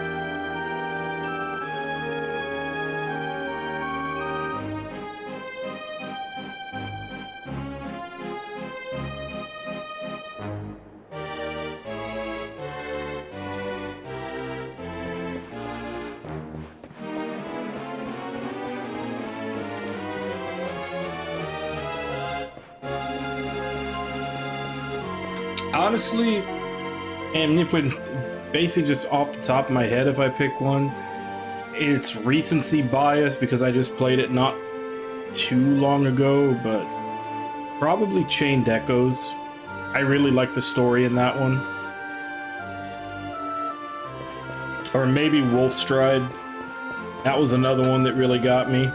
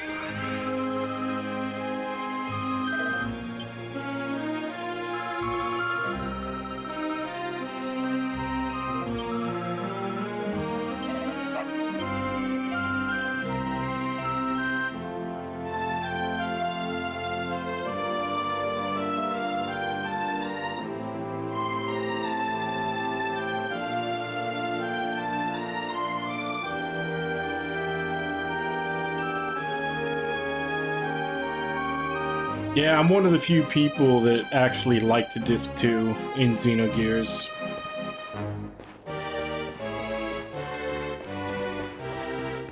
Just basically because I feel like if Disc 2 was the same format that Disc 1 was, a lot of the stuff that was happening would lose urgency.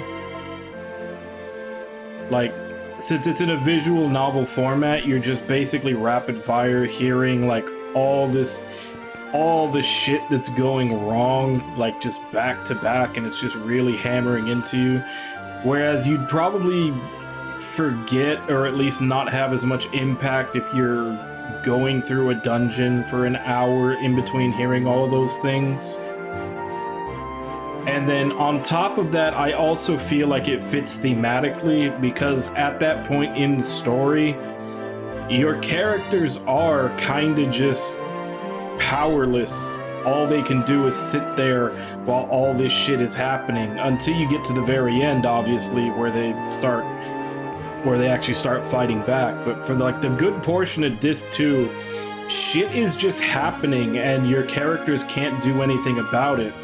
And by it being a visual novel, it kind of puts you as the viewer in the same headspace as the characters.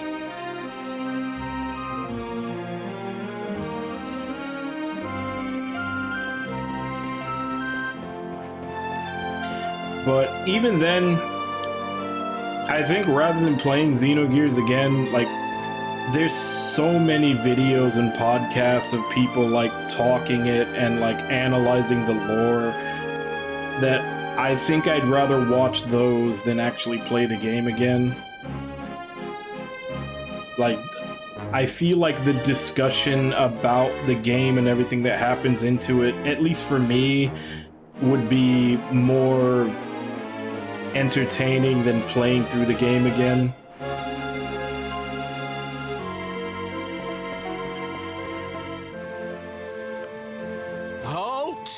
This gate leads to the nice part of town. My job is to protect respectable people from being bothered by rabble and riffraff. In other words, you.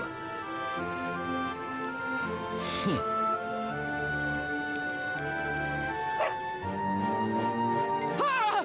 No, not a dog! Anything but that! Ah! Worked like a charm. Now to head up to where all the rich folks live and find out what the heck Dirk thinks he's up to.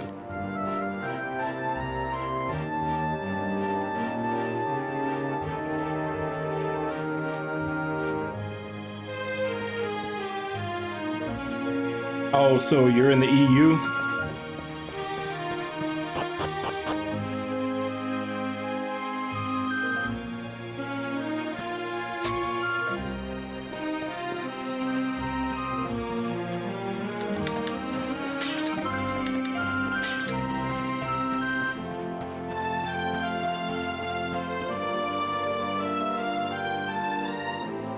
Oh, okay.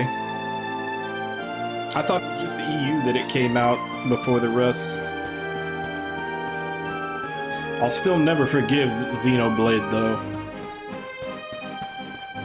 Xenoblade has irreparably damaged me.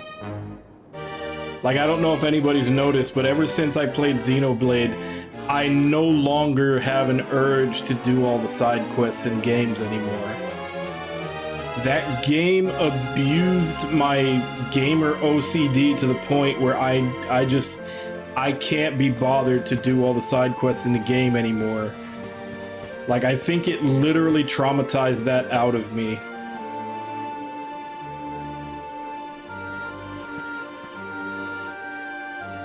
Oh, is it? Huh. I didn't know there were multiple ways to do that. I just saw the dog thing and did that.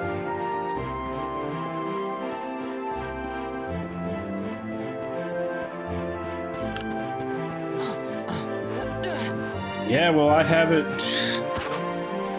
I mean, I have it on VOD. I did all the side quests in Xenoblade. And like I said, ever since then, whenever I see a game where side quests don't have any meaningful narrative to them, I no longer feel the need to do them. That game broke me of it.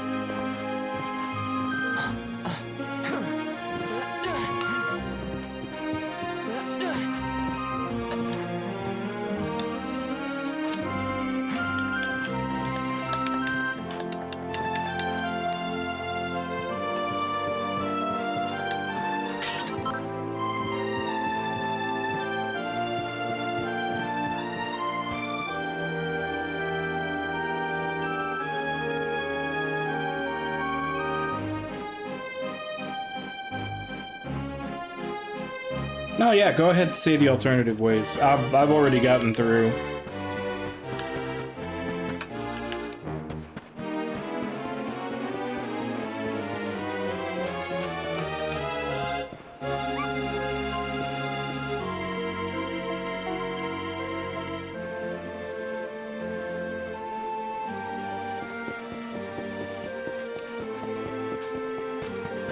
Yeah. I may at some point be convinced to give Xenoblade 3 a try, but I don't think I'll be playing 2.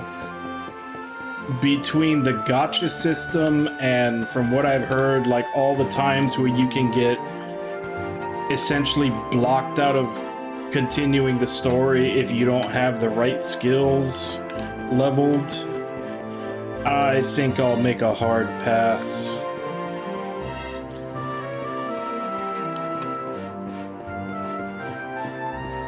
Like I said, I may be convinced to play 3 at some point, but I don't think I'm gonna ever play 2. I'll just look up a video of what happens to know the connections.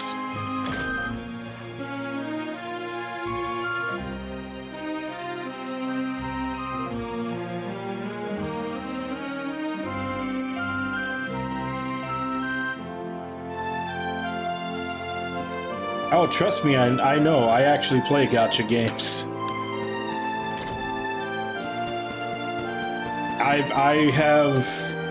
I think I've said it before, but in Honkai Star Rail and Wuthering Waves, my 50-50 luck for getting the 5 stars across both of those games is somewhere around like 23%. It's fucking terrible.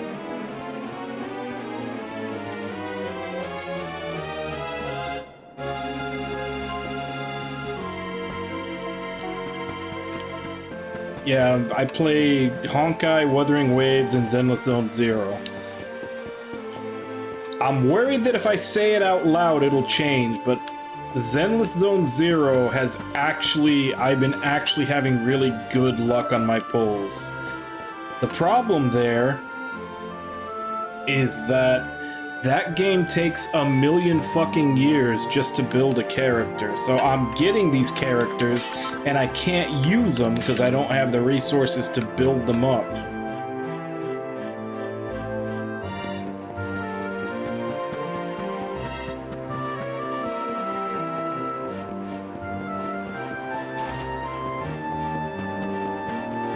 Like in the time that the ZZZ has been out, there's only one 5-star that I haven't gotten, and that's because I didn't even bother to try to pull on them. And there's 2 other ones that I didn't want that I just got early by accident when I was trying to build pity for one that I did want.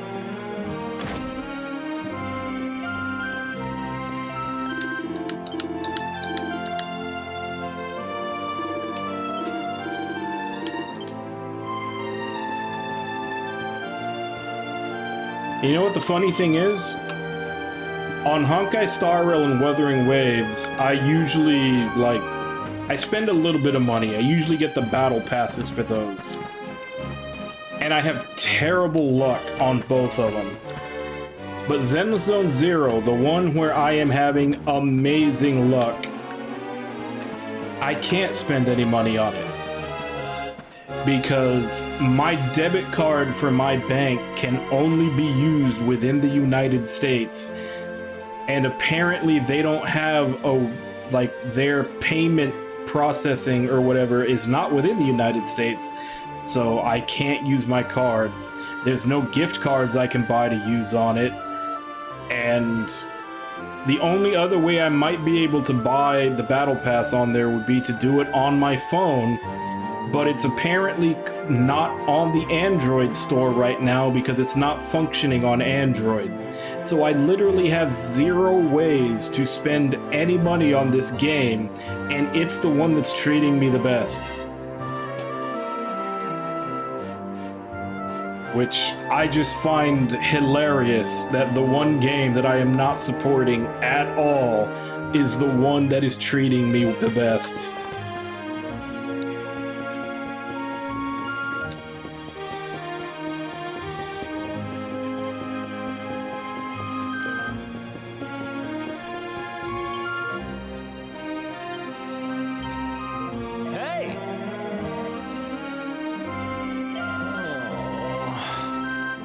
Dirk's shop.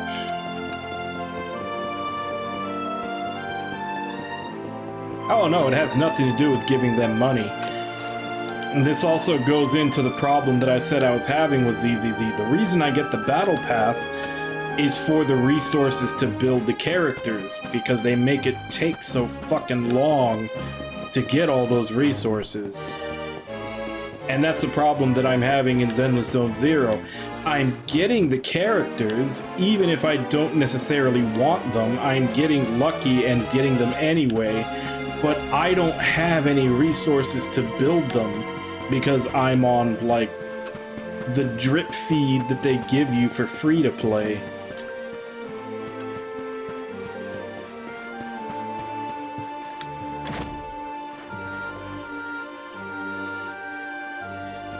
Nope, I tried that.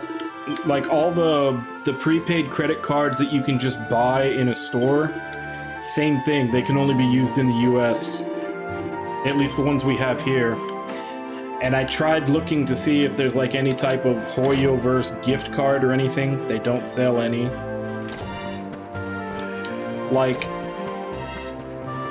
I had that problem for a while with Wuthering Waves, because same thing, their payment processing is not in the US. But if I boot it up directly from the Epic store, I can buy it through Epic. But none of those options for Zenless Zone Zero, so I'm literally locked out of spending any money.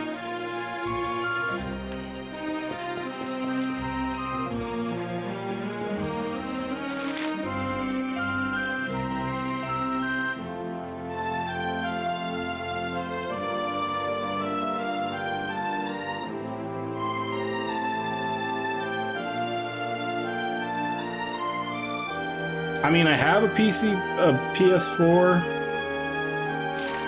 I guess maybe I could try that, but only if I could link my account, because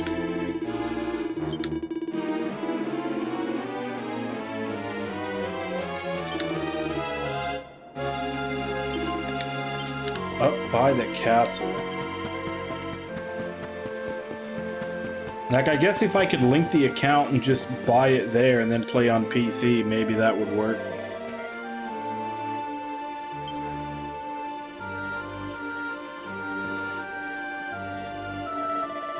Look, Ragna, I have some very sexy 5-star waifus that need to stop being level 1.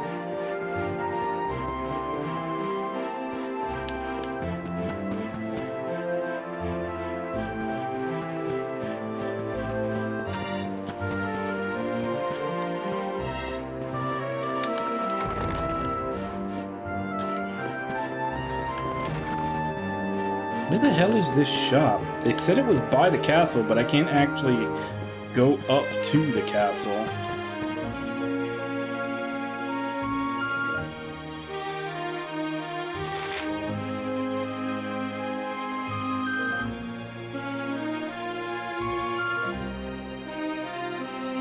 Okay, it literally says it's right there. But they won't let me go up here.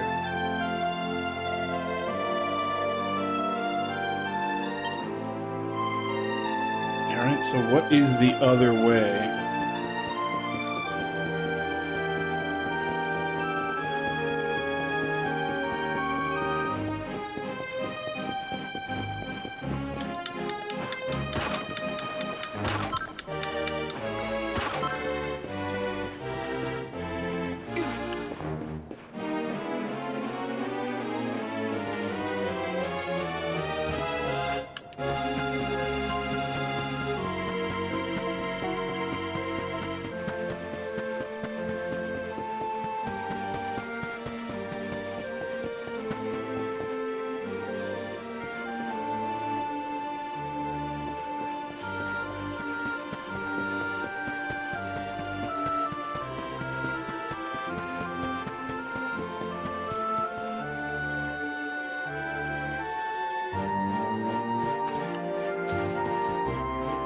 Oh yeah, I have no problem maxing them out. And it's only $10.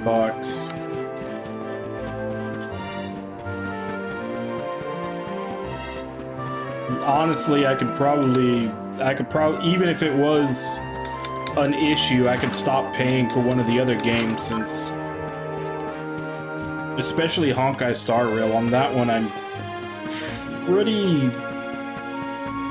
I'm pretty set up on that one already. I probably don't even need the battle pass in that one anymore.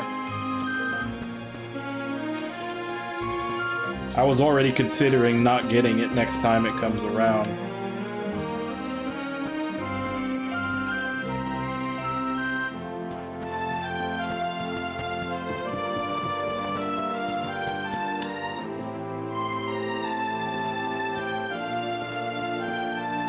What am I missing here?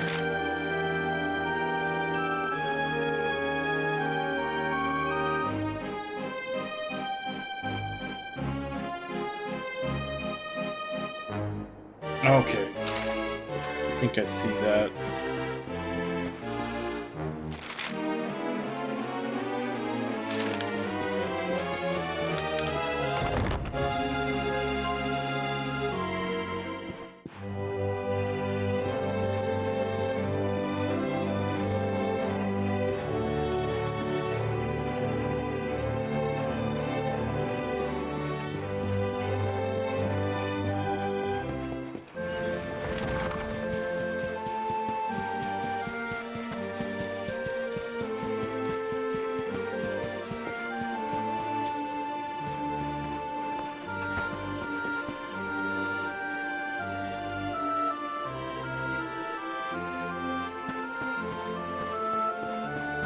I mean, there's definitely characters that I wanted that I missed out on.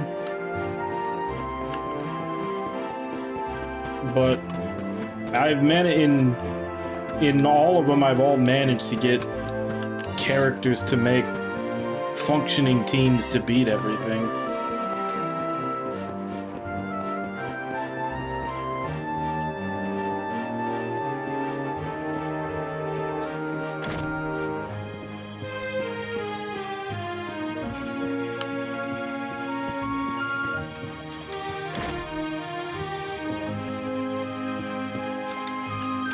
Already coming here? No, I did not.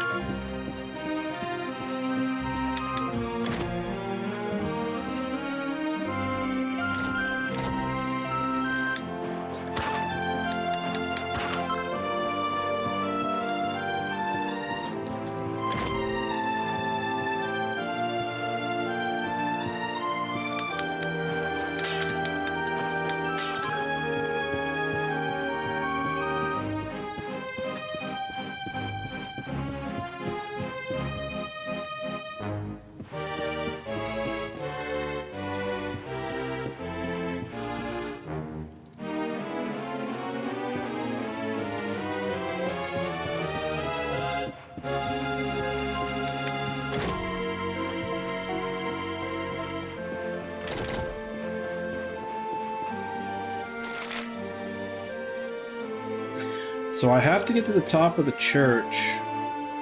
You said.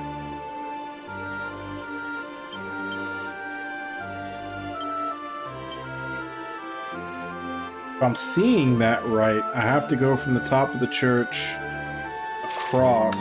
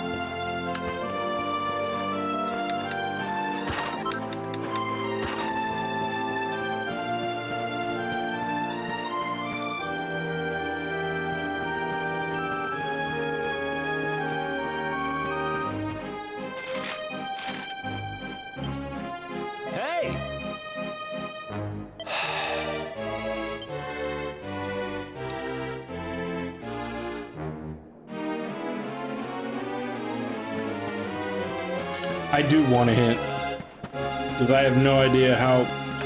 I feel like I'm missing a tunnel or something. The map makes it look like I'm supposed to go, like, it's got the arrow from here to here. Feels like I'm supposed to get on top of the church, but I don't know how to do that.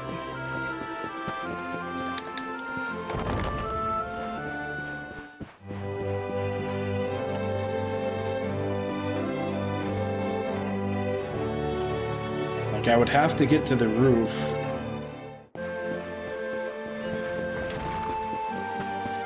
Yeah, I remember there being one, because there was one to get the cat from the roof in the quest that I did, but I don't remember. Was it this one? I don't remember which house it was.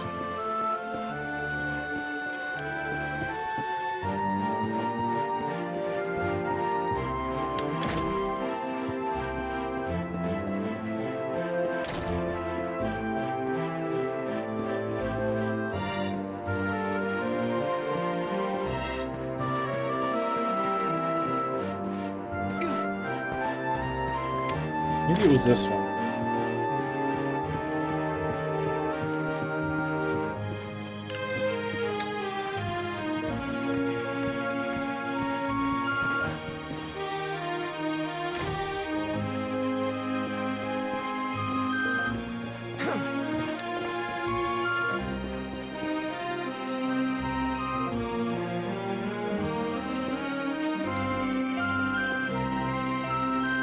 Yeah, but even then, how do I get to the top of the church from here?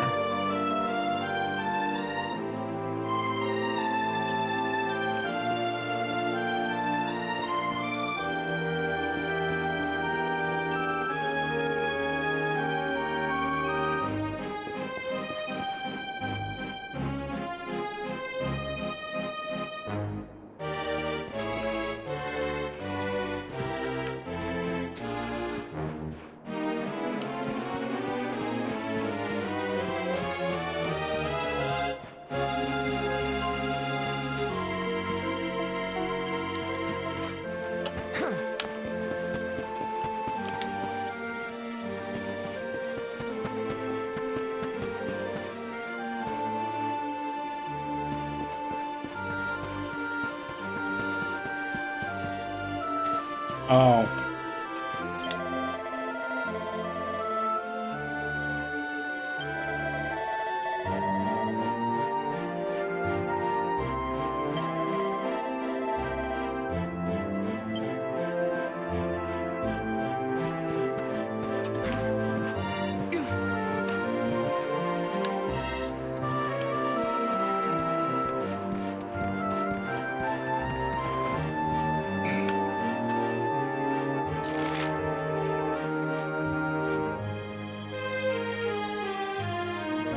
I could have... Was I just... Was I just being blind? Because I looked at the map several times. I don't ever remember seeing that pink dot for, like, you know, story.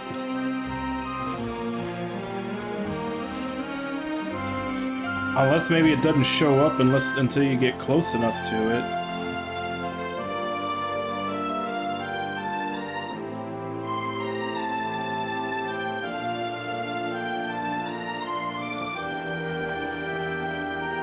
Yeah, it might be something that doesn't show up until you get close to it, but... Yeah, I looked at the map several times, like... I didn't see that pink dot, otherwise I would have gone there. Alright. So that took way longer than it should have, but we're back on track.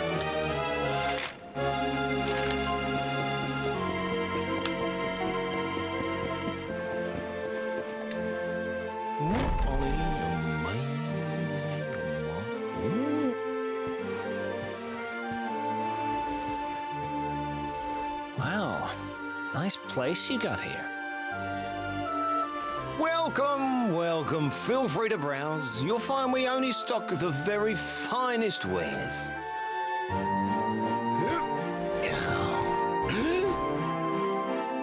That's good, because I'm looking for something very special indeed. Happen to have any orbs in stock? Eric! Long time no see, old pal.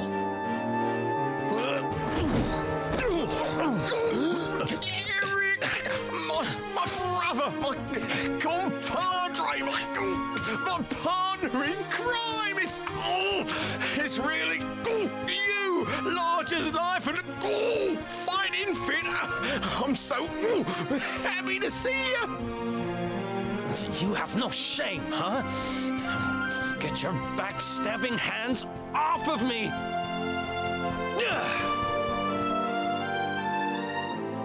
You always were full of it, Dirk, but this really takes the cake.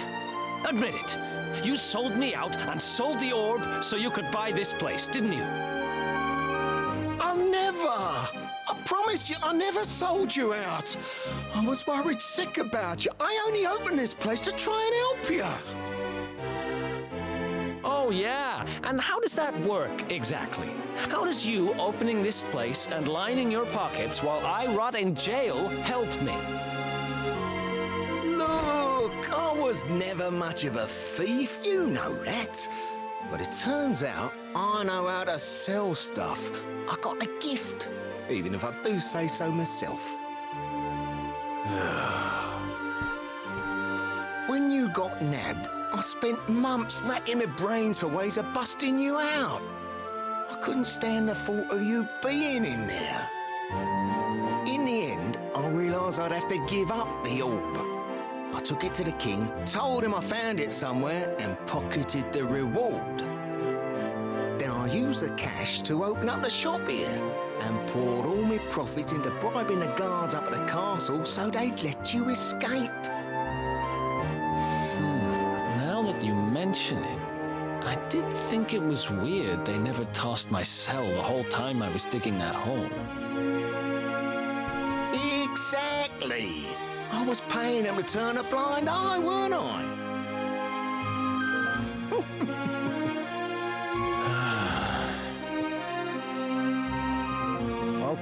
Okay. I'm sorry. I'm sorry I doubted you, partner. That's the spirit. Eric, old pal, it's so good to have you back. But I need that orb. And now we don't even know where it is. Oh, yes, we do. Right this way, gentlemen.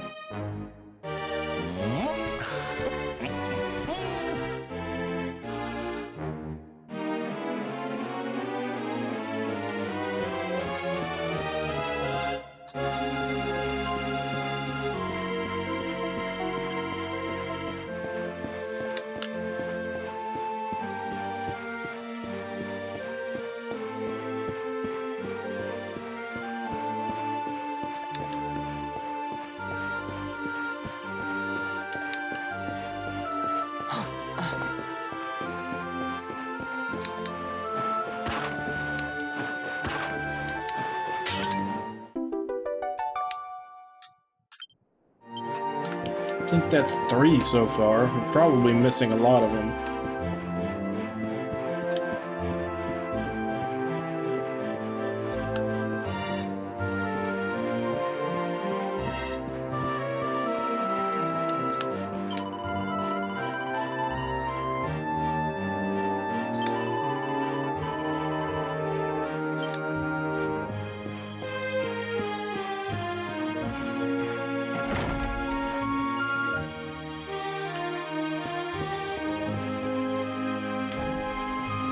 So, where is it? After I handed over the order, Oh yeah, I made silence sure is to always keep the my most ears to the worrying ground thing. about where it ended up. I knew it was important to you, see? Well, a little bird tells me that Hendrik and his men took it to the Kingsbarrow, and it's been under lock and key there ever since. The Kingsbarrow, huh?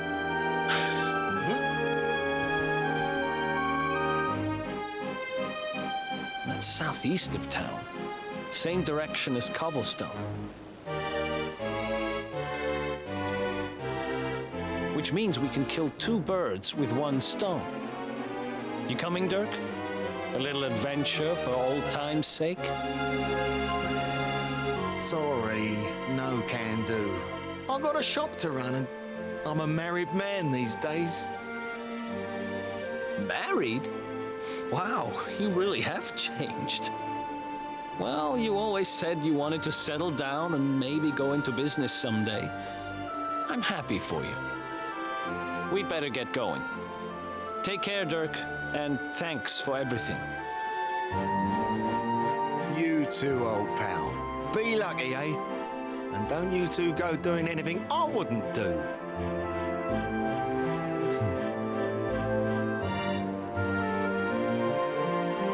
The south gate is crawling with guards. We won't be walking out that way. And Hendrik's men are too uptight to take bribes.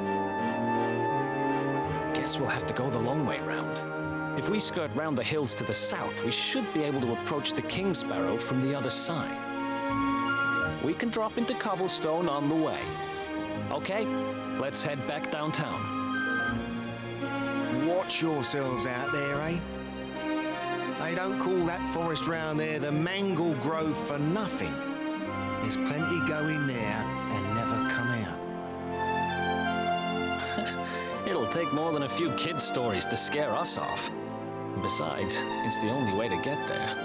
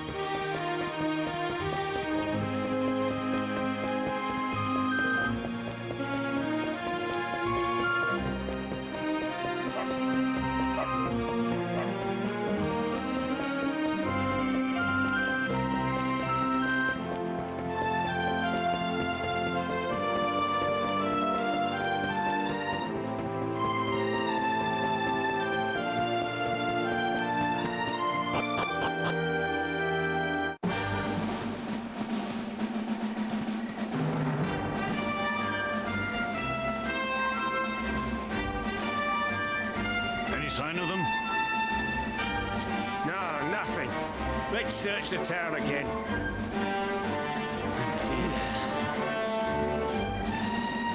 Look at all those lights. They're pretty keen to find us, huh? We better steer clear of Heliodor until the heat dies down. All right, through the Mangle Grove and onto Cobblestone. Let's do this.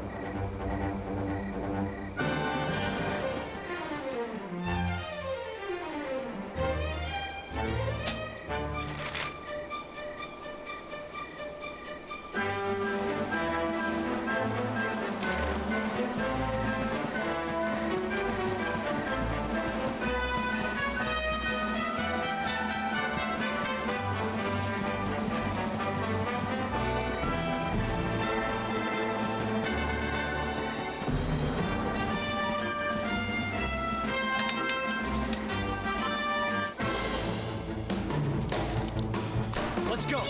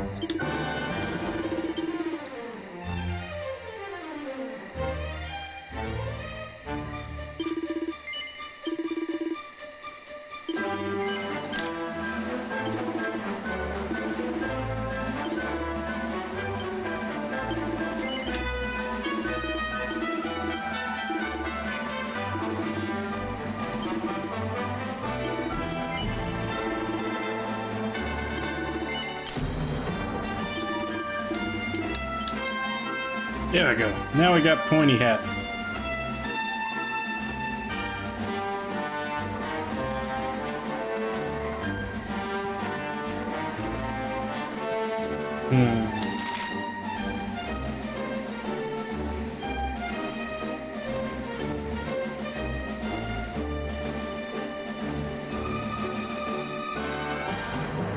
I guess I can make it to the woodcutter's hut and save there.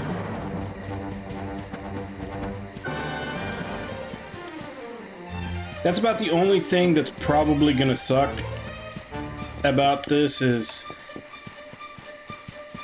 I'm constantly, since it doesn't have like a save anywhere, I'm gonna constantly have to be trying to find save spots when it's time for me to end.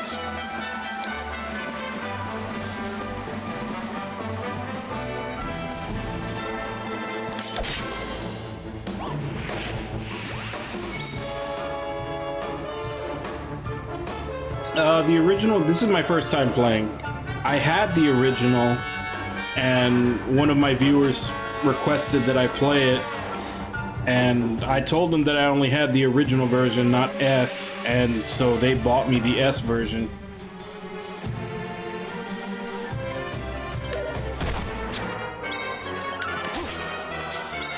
Yeah, I usually feel a little safer when it has some kind of, like, save anywhere.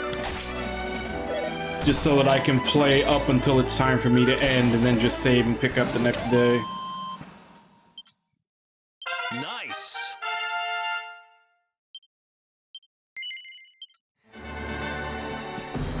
But we'll run over to here and save, and then we'll pick up with this tomorrow.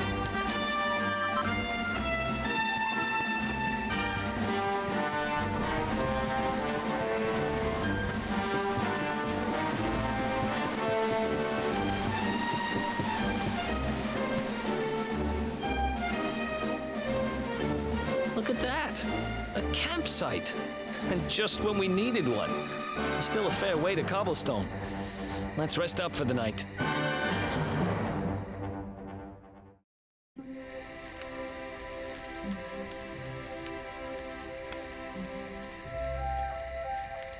I still can't get over old Dirk. He didn't just go straight, married, shop in the best part of town. He went straighter than straight. Just like that. We used to be thick as thieves. Literally. We'd travel the world, always on the hunt for loot. Ah, those were the days. Oh, speaking of which, I just thought of something we acquired back then that might come in handy. Yeah, I've decided. I'm giving it to you. You'll love it. We sure did when we got our hands on it. Behold, the fun-size forge. Pop a few raw materials on top, bash them with the porta-pounder, and Bob's your uncle. New equipment.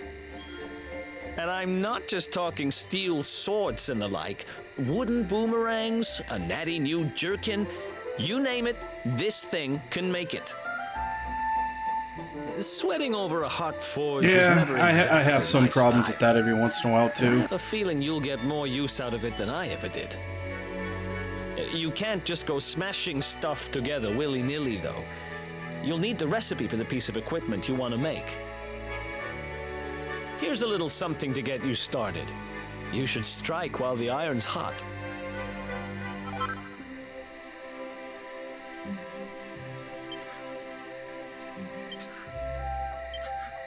There are recipes hidden all over the place. Treasure chests and bookshelves are always a good bet. Keep an eye out and you're sure to find some beauties.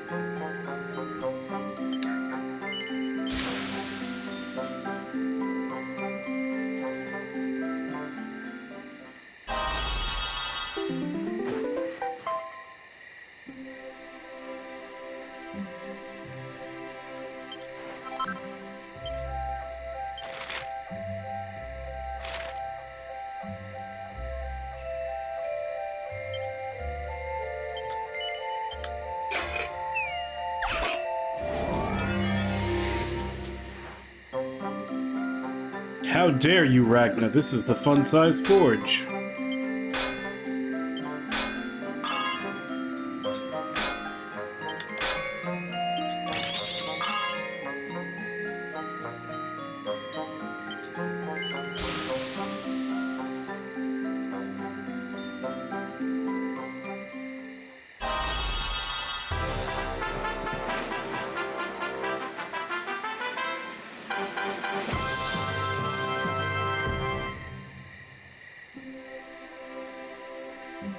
Yeah, I noticed. I was trying to see if I could hit the button again to stop it or anything, but it just goes a certain distance on its own.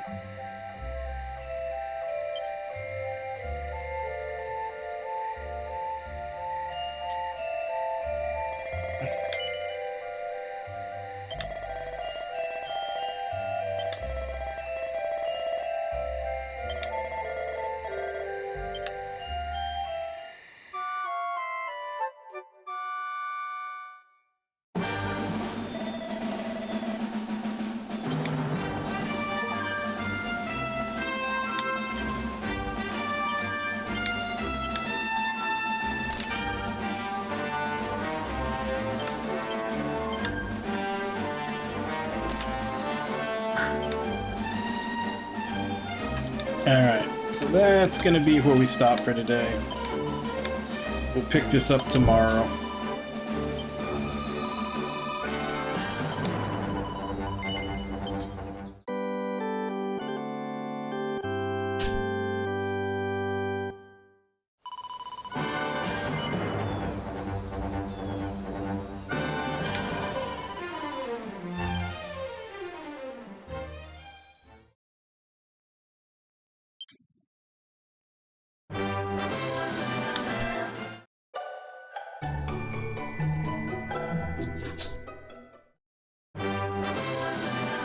Where's the actual exit game?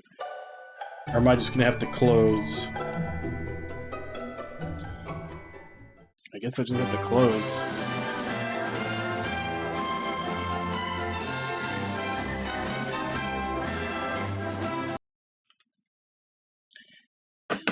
Alright. So yeah, that is our first day on Dragon Quest XI, and other than me getting lost in town trying to find Dirk's shop, it went pretty well. So yeah, we'll continue with this tomorrow. See how far we can get. Honestly, don't know why the game is still going. I mean, we found the dragon. The quest is over. But apparently that was just the beginning. So yeah, let me go ahead and yeah, we're right at the end already. Let me go ahead and just give callouts, and then I'll end. So, Wabon, Made Mad, Ragna,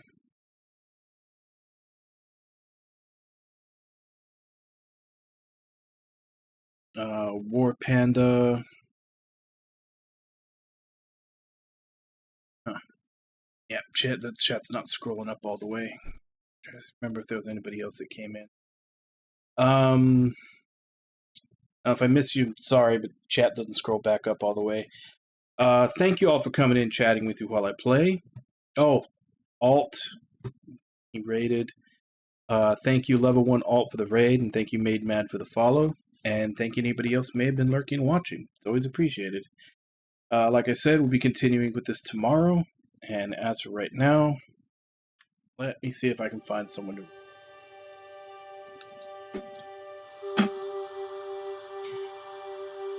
Kind of in a hurry to get out of here today. I got stuff to go do. As normally I tend to ramble a bit after.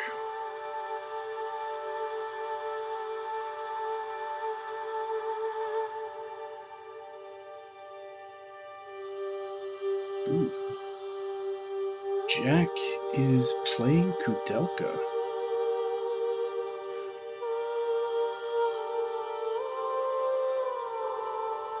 Let's go ahead and raid her.